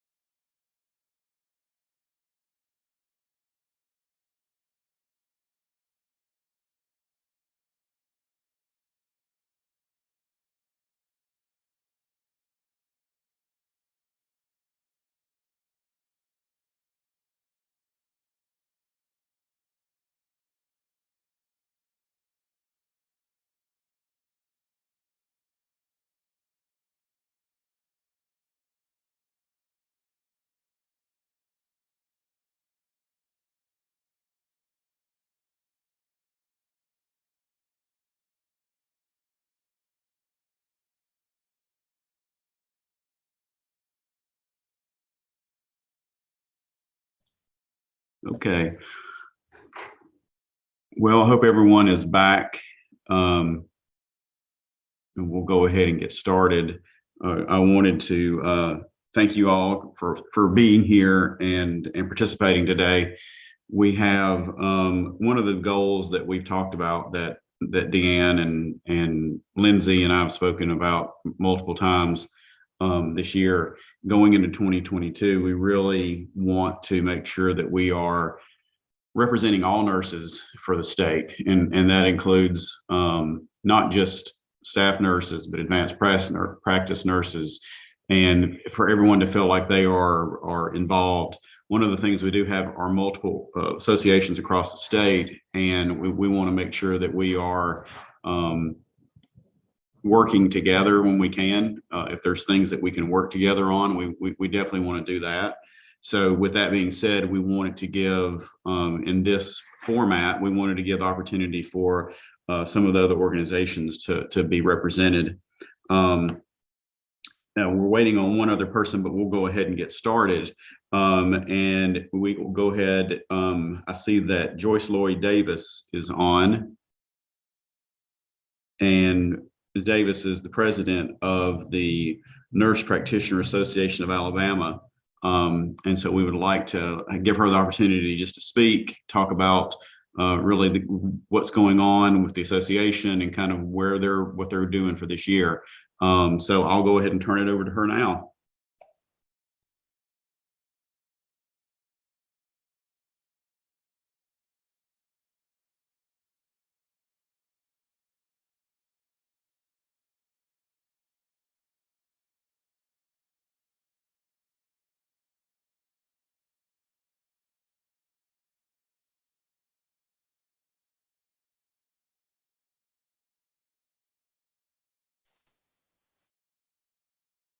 Okay, are you able to hear me?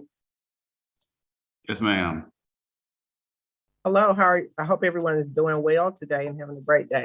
But I am Joyce Lloyd Davis. I am the president of the Nurse Practitioner Alliance. And so as part of this very short presentation, I just wanted to share with you some of the goals and the strategies that the Nurse Practitioner Alliance of Alabama has for 2022, and encourage you to join the organization or become a part or share information with others that it may be applicable to about joining or becoming a part of the Nurse Practitioner Alliance of Alabama. So my screen is here. I'll go to the next slide, which talks about our goals and strategies for 2022. So the first thing we want to do as an organization is we want to increase our membership. We put a minimum goal here of at least by 50%. Continued increase over the last year. We have had an increase in our membership, and we're pretty excited about that. So we're looking forward to continued increase in membership. And right now, you can go to our website, and there is information and a link, and you can click to join and become a member of the Nurse Practitioner Alliance of Alabama. And the more members we have, of course, the greater we are in numbers when we're talking about engagement and participation, across the state for Nurse Practitioners of Alabama when we come together to look at things that will further, our scope of practice here in the state of Alabama. So second goal, of course, is we want to garner more engagement and involvement of our members. Just mentioned that. Thirdly, we want to build alliances for NPAA and advanced practitioners across the state. So, and this visibility is one way we do this. Through visibility, being involved, networking, so that as a group of advanced practitioners, we're able to have those allegiances across the state who support us, our efforts, and things that we would like to do futuristically when we look at furthering, our scope of practice or advancing nurse practitioners and the care and service that we are able to deliver to our patients in the state of Alabama. Next, we want to evaluate and posture for legislation that would, again, look at our scope of practice, furthering that or expanding that, and what that looks like, collectively as a group as we continue to move forward. And then lastly, successfully plan and execute our NPAA annual conference, which will be held in Mobile this year. We are super excited about that. It's been held in Birmingham for the past few years. And so as a group, we've decided to move around this state. So we're pretty excited about, going to new territory and hosting it in Mobile. So the last conference was very successful. So we want to continue with successful conferences. So we're taking a huge focus on what that's going to look like in Mobile this year in October. My next slide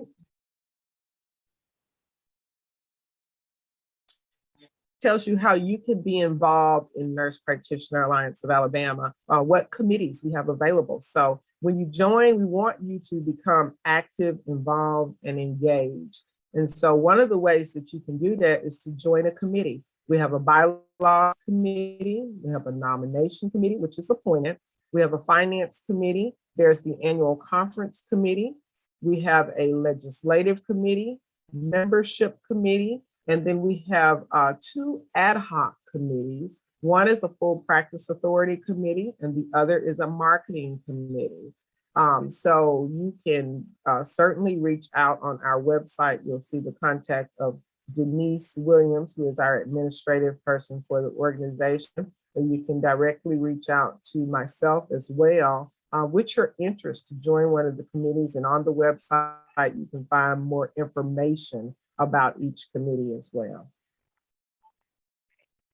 Our officers that are serving for this year would be, of course, myself as president of the organization, Claire Kranz, who's our president-elect, vice president of membership, Brian Combs, vice president of policy, Lisa Pear, vice president of community affairs, Susan Apple, treasurer is Rebecca Graves, secretary Lauren Mays, member at large Adam Kinsel, and our immediate past president, Deanne Summerall.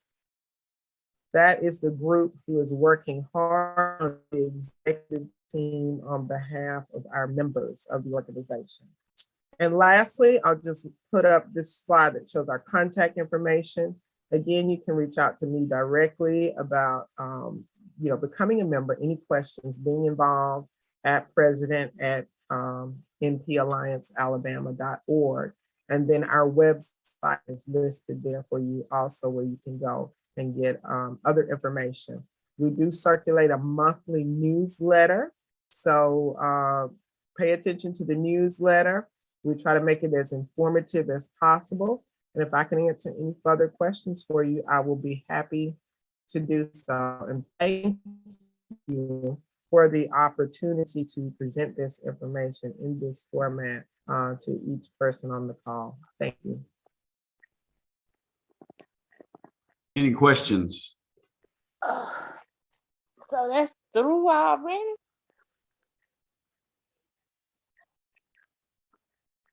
I'm sorry, I didn't hear your question.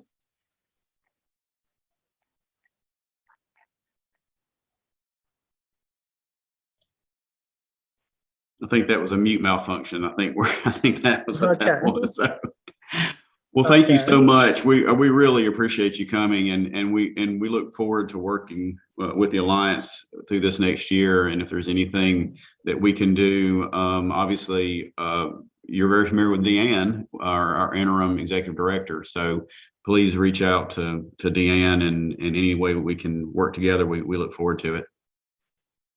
Yes, we are quite familiar with Deanne, and we look forward to working with you in the upcoming year as well.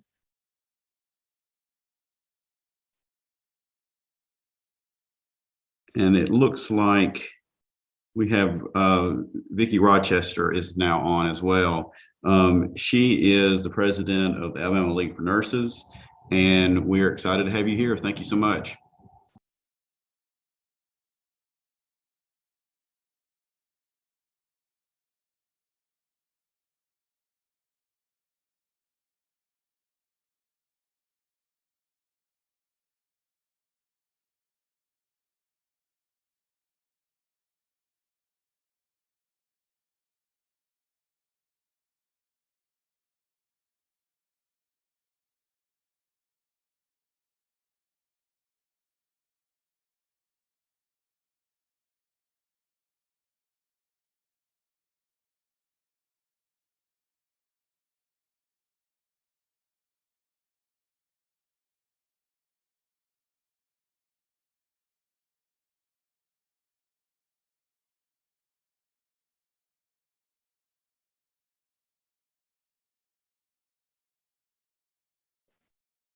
Can everybody see that? Yes, thank you. Okay.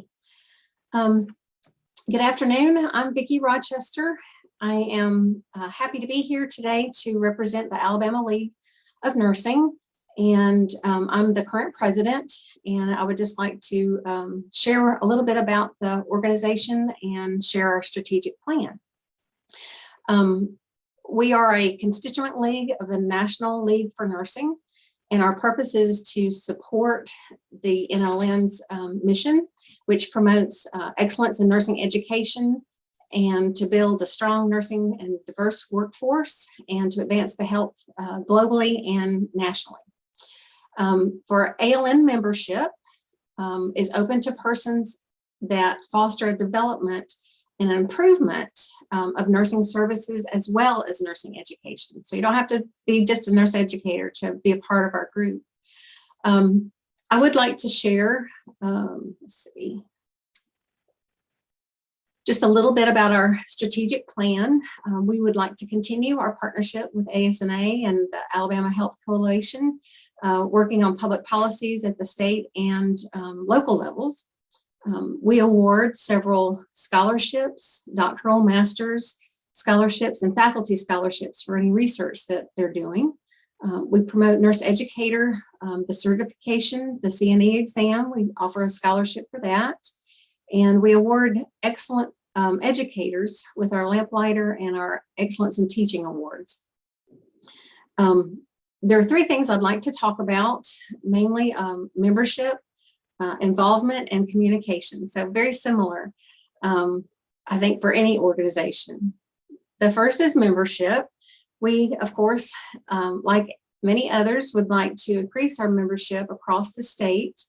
And with that, we can help with the involvement with the Alabama League for Nursing.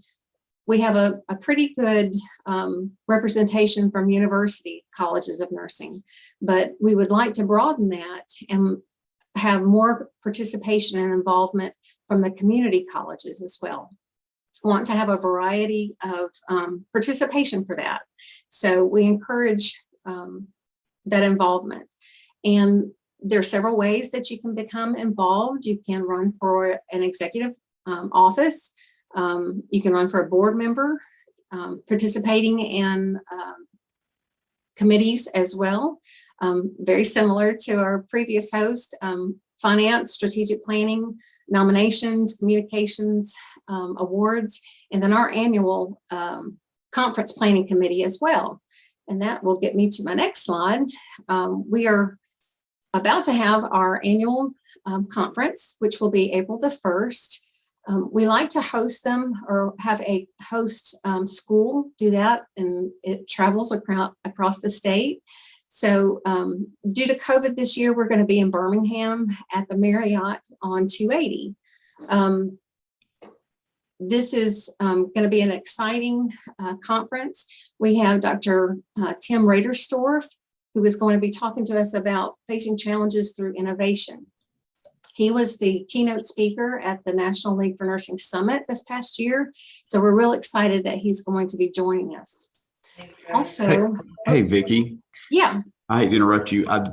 Your slides aren't advancing.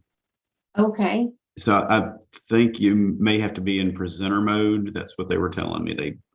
I'm not sure if that's. You're still seeing the first slide? Yes, ma'am. Okay. Well,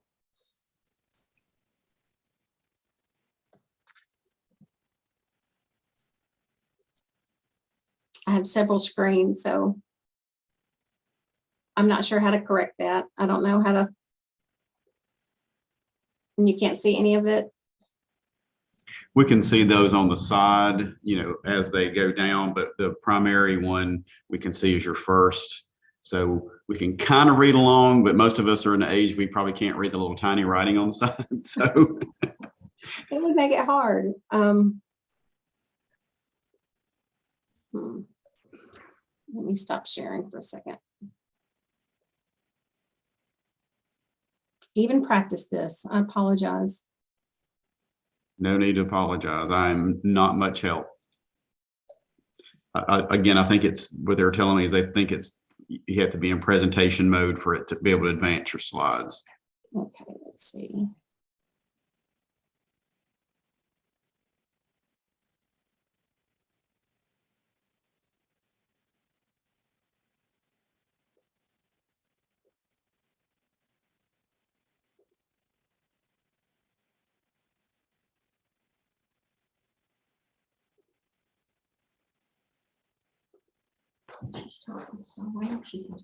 I'm on presenter view. That's why I don't understand why it's not working. Let's see. I think it's because the screens are switched. So if you've got one presentation on one screen and the notes on the other, they just need to be switched, Okay, let's see. I think.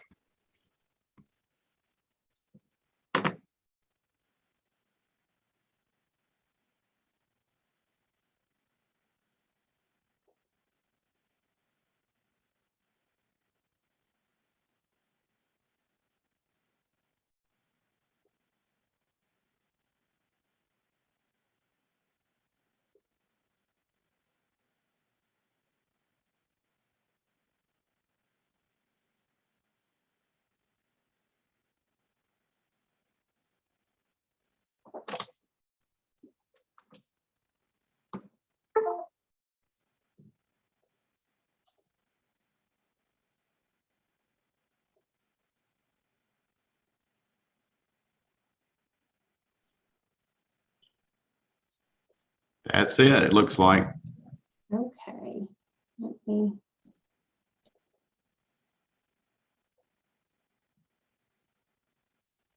Well, I don't want to repeat everything, but let me get to the last slide, or the conference slide, what I wanted to talk about. Conferences on April the 1st, and we're real excited about that. The last point I wanted to make was about communication. And we have a Facebook page that's updated. We have a new logo from the National League for Nursing. But what we're most excited about is our new website. Many of you may be familiar with Nursing Network, and we partnered with them to use their platform, and we have a new website, and it's a great place. You can see the link there. You can follow without joining, so you can see what's happening around the state. Can y'all see this? This is a picture of our homepage, and it tells us, you can go there and it can tell you about what we're doing. You can join from there. You can register for the conference there, and we'll have announcements, and hopefully we will have more continuing education, and you're free to advertise too. Just let us know and we can put this. It's another way to get that information out to everyone. So we're real excited about that. And just in closing, I just wanted to share our board members for this current year, and they will change a little bit at our meeting in April, but we're real excited to be working together and hope we have some really good participation. But that's the end of my presentation. Thank you so much. And again, I apologize for the difficulty. No, we really appreciate you being here. And if that was the worst, that was going to happen, we're feeling pretty good about that. You're very gracious. Thank you. Any questions? Can you tell me again when the conference is? Yes, it's April the 1st at the Marriott on 280, just down from the summit. Perfect. Well, Vicki, thank you so much. We really appreciate you being here. And again, we look forward to working with you in the coming year. We too. Thank you so much.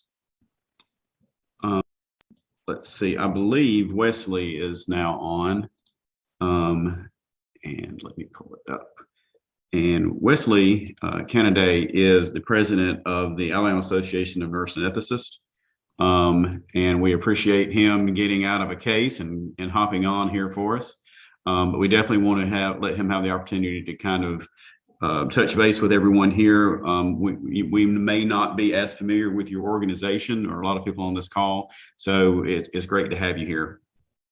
Fantastic. Thank you for inviting me. Can you hear me okay? Yes. All right, awesome. We'll see if we can get the screen share going as well. Do you see my slide there? Yes, sir. All right, how about the advancement? Did that work? Yes. Awesome, fantastic. Like I said, my name is Wesley Canterday. I'm privileged enough to serve as the current president for the Alabama Association of Nurse Anesthetists. As you may or may not know, we have about 1,800 CRNAs in the state of Alabama. This is the professional association that represents them. We've got a fantastic group of members. I guess I should say I do have no conflicts in this presentation, but a fantastic board that represents the nurse anesthetists of the state of Alabama. We have 7 directors, plus the executive board, plus a few staff members, full-time lobbyists in Montgomery, and some other staff members, executive directors, legal counsel, a lot of folks that really, really work together to take care of our profession, to advance nursing, and to advance what we do as CRNAs. Again, I apologize for my appearance. I did literally just come out of a case and have more this afternoon. So, I think one of the popular misconceptions of people in general that serve on boards that's what they do is just serve on boards. But every member of our board for the nurse anesthetist are practicing CRNAs. So we all get pulled out of cases quite frequently to do things like this. I really appreciate the invitation to be a part of this. Just a few things about what we've got going on and our goals and plans for the year. It was my understanding that was kind of the goal list to kind of see what's going on in our organization for the next year. One of the big things that we do is to really try to increase our donations for our PAC account, right? And for those I don't know what kind of audience we have, but for those that may not be quite as familiar with what PAC is, it's our political action committee. That we gather funds when we have things come up legislation-wise, legal-wise that happen and that are controlled down in Montgomery. We need things to go a certain way, as what the rest of the organizations do. We go down there and we speak quite frequently to the legislators in Montgomery. We talk to the senators. We talk to the representatives, the other folks that work down there that represent us, and we ask a lot out of them. We say, hey, we need this to go favorably. We need this to go our way. Really, that one really hamstrings nurses, so we really need you to not vote for that one. So there's a lot of conversation going. So they do a lot for us, and we really ask a lot out of them. So our PAC funds are what we can do, a way to kind of say thank you, to go back to them, to support them as well. We ask a lot of them, so we like to be able to support them when we can. One of the things we did this year, we have CRNA week every year. 1 week out of the year is typically in January. So this year, at the end of the week, we had a Mardi Gras themed casino night, held that in Hoover, Alabama, at the Soiree Event Gallery. I just had a nice night of fun. We had about 140 people that were there. All ticket sales went to support our PAC. So that was a fantastic deal. It was really fun. Everybody really enjoyed it. We've been talking about doing that for years and years. This was the first year we've actually pulled the trigger on it. Had a fantastic night, great night. I think next year it'll sell itself. People really enjoyed it. So that's fun. We also have merchandise sales that we do to gather funds for that. We've got a little friendly competition going as well that we're going to do this year. We've kind of challenged another one of the states that's very active online, North Carolina. We've challenged them for a PAC push month. That's one of the things that they do on a specific month every year. So we've kind of challenged them. Let's see who can raise the most money for their PAC in the month. I'm not sure when it's going to be, still working out the details on that. But it'll be kind of a fun thing to go back and forth. And at the end of the day, will benefit nurses as a whole, and it'll benefit, expanding the nurse profession and being able to support what we do as the anesthetist. Another thing we really wanted to do is increase our footprint, right? We all have this small group that we want to gather and be in front of them. We all know that social media is a huge deal today. If you're in any kind of organization, social media is definitely the way to communicate. We still go email, we still go texting, but social media out there is where people are, especially if you're doing any kind of recruitment, maneuvers with younger generations and whatnot. But we really want to make an effort to increase our footprint. I jokingly say once we're in every living room and on every mama and papa and aunt and uncle's phone, people that don't know what anesthesia is, once we're coming up on their feed, and that's our goal, is to be everywhere, not just in the state of Alabama, but all over the country. And we've succeeded in do that in about 3.5 months of time out of the 50 states that have state associations. And since roughly December 1st, we have now come into the spot where we are the most followed social media group of any of the associations. We've got a group of social media on our committee that do a fantastic job of putting content out there that does a great job. But once we get to that point where we're out there more, then our goal is to increase education. We want people to know who we are and what we do.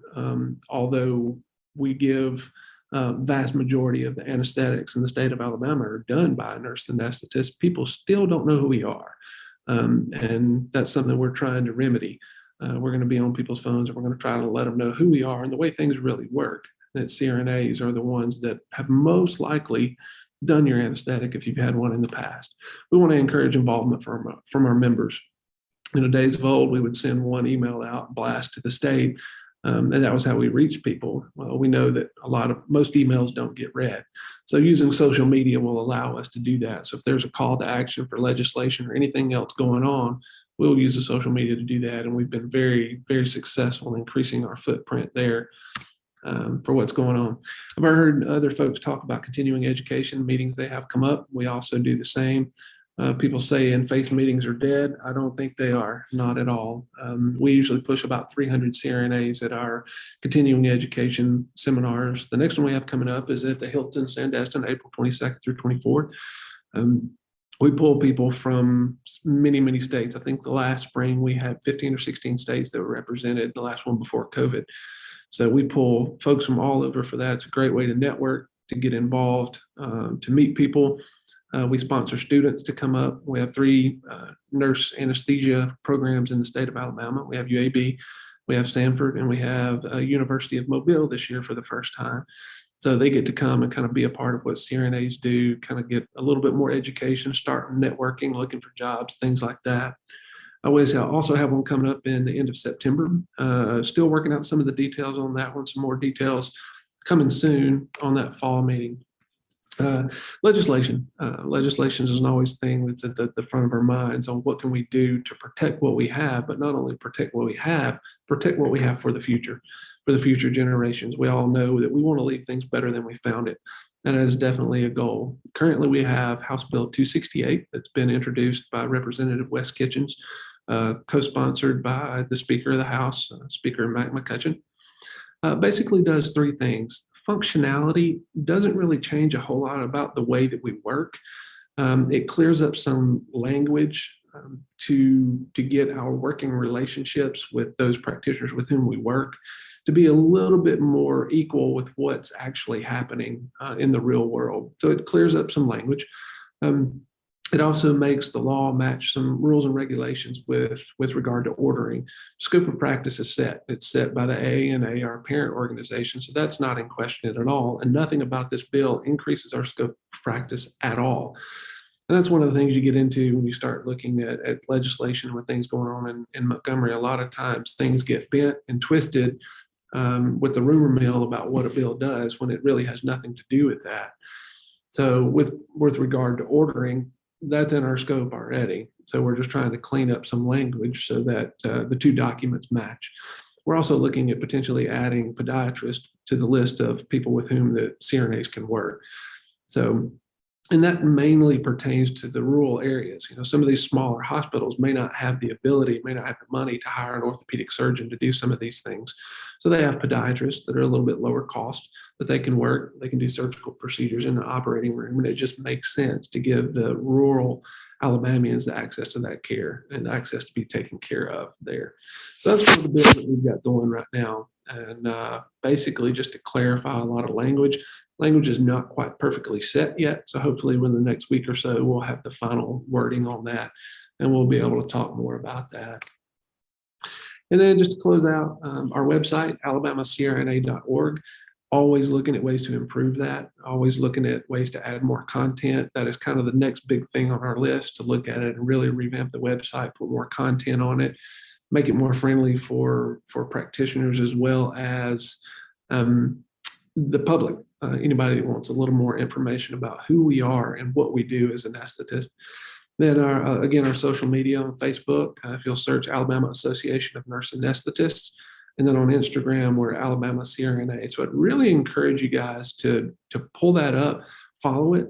There's a lot of information that crosses paths between different nurses associations and what goes on in the state of Alabama. We've really made an effort to reach out and follow other organizations that have to do with nursing, so we can kind of take care of each other.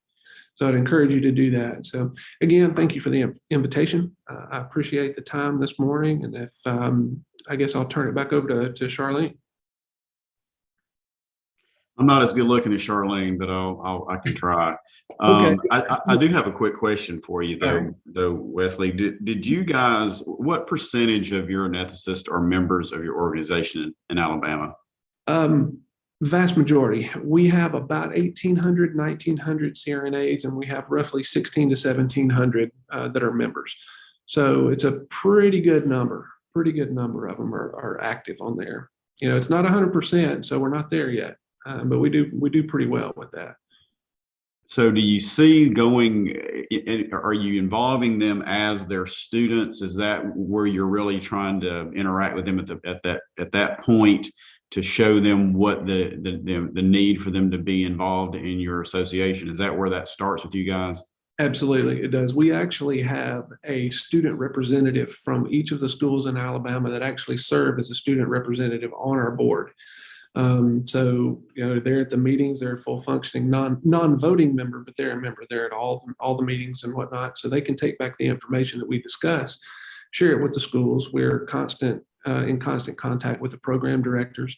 A lot of the things that we do, we'll talk to the program directors to look at timing to make sure that we can involve those students. We have actually interacted with 2 of the 3 schools so far this year. I've spent some time at Samford.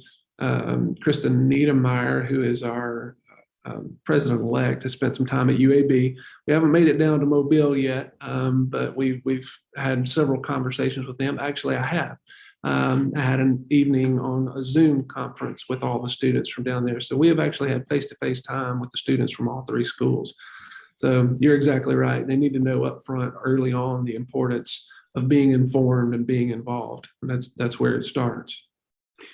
And I guess the last question I would have for you would be, when you guys communicate with your organization, so obviously a lot of your discussions are based on, you know, legislative things that are coming out, how it's going to impact your practice. When you communicate, what percentage would you say your communications are directed to a specific issue? Most. The social media has opened up the door to allow us to communicate more generically, to engage people. Before, we would send out emails when it was a very specific thing that we wanted you to know about or that we needed your action on, right? Whether it was a meeting coming up, hey, registration deadline's coming up, or hey, a certain bill has hit the floor and it will have a very negative impact on the way CRNAs practice. We need a call to action. So it was very specific and very pointed when we would reach out. Currently, like I talked about with the social media, trying to build and expand our footprint, that's one of the goals that we've had, is to engage more and more people. That includes our membership, not just the aunts and uncles and moms and dads, but our membership as well. So we're constantly, you know, kind of in their feed so we can see. So we're engaging people with funny posts. We're engaging people with discounts on other anesthesia related products. We're engaging people on giveaways, you know, for the most likes or the most shares, which helps us increase that footprint as well. So I would say, I guess, to answer your question, is a little bit of both. Sometimes it's very, you know, shotgun approach. If it's something that's extremely important, we'll go social media as well as a targeted type marketing campaign. Sometimes if there is a certain a specific piece of legislation or something that's going to a committee that's limited by a certain area of the state, we'll target by sending things only to CRNAs that are constituents of the people that work in that area, if that makes sense. It does. It does. And I appreciate that. Like I said, we really are, looking to not only work with other organizations like you guys, but we also want to make sure that we are getting timely information to our members so they can do those things that they reach out when they need to reach out. Especially, we need to know that they need to know when things are in session and then when things are being planned. So, but any other questions out there? Well, Wesley, thank you so much for participating today. We really appreciate it. Thank you for the time. I appreciate it.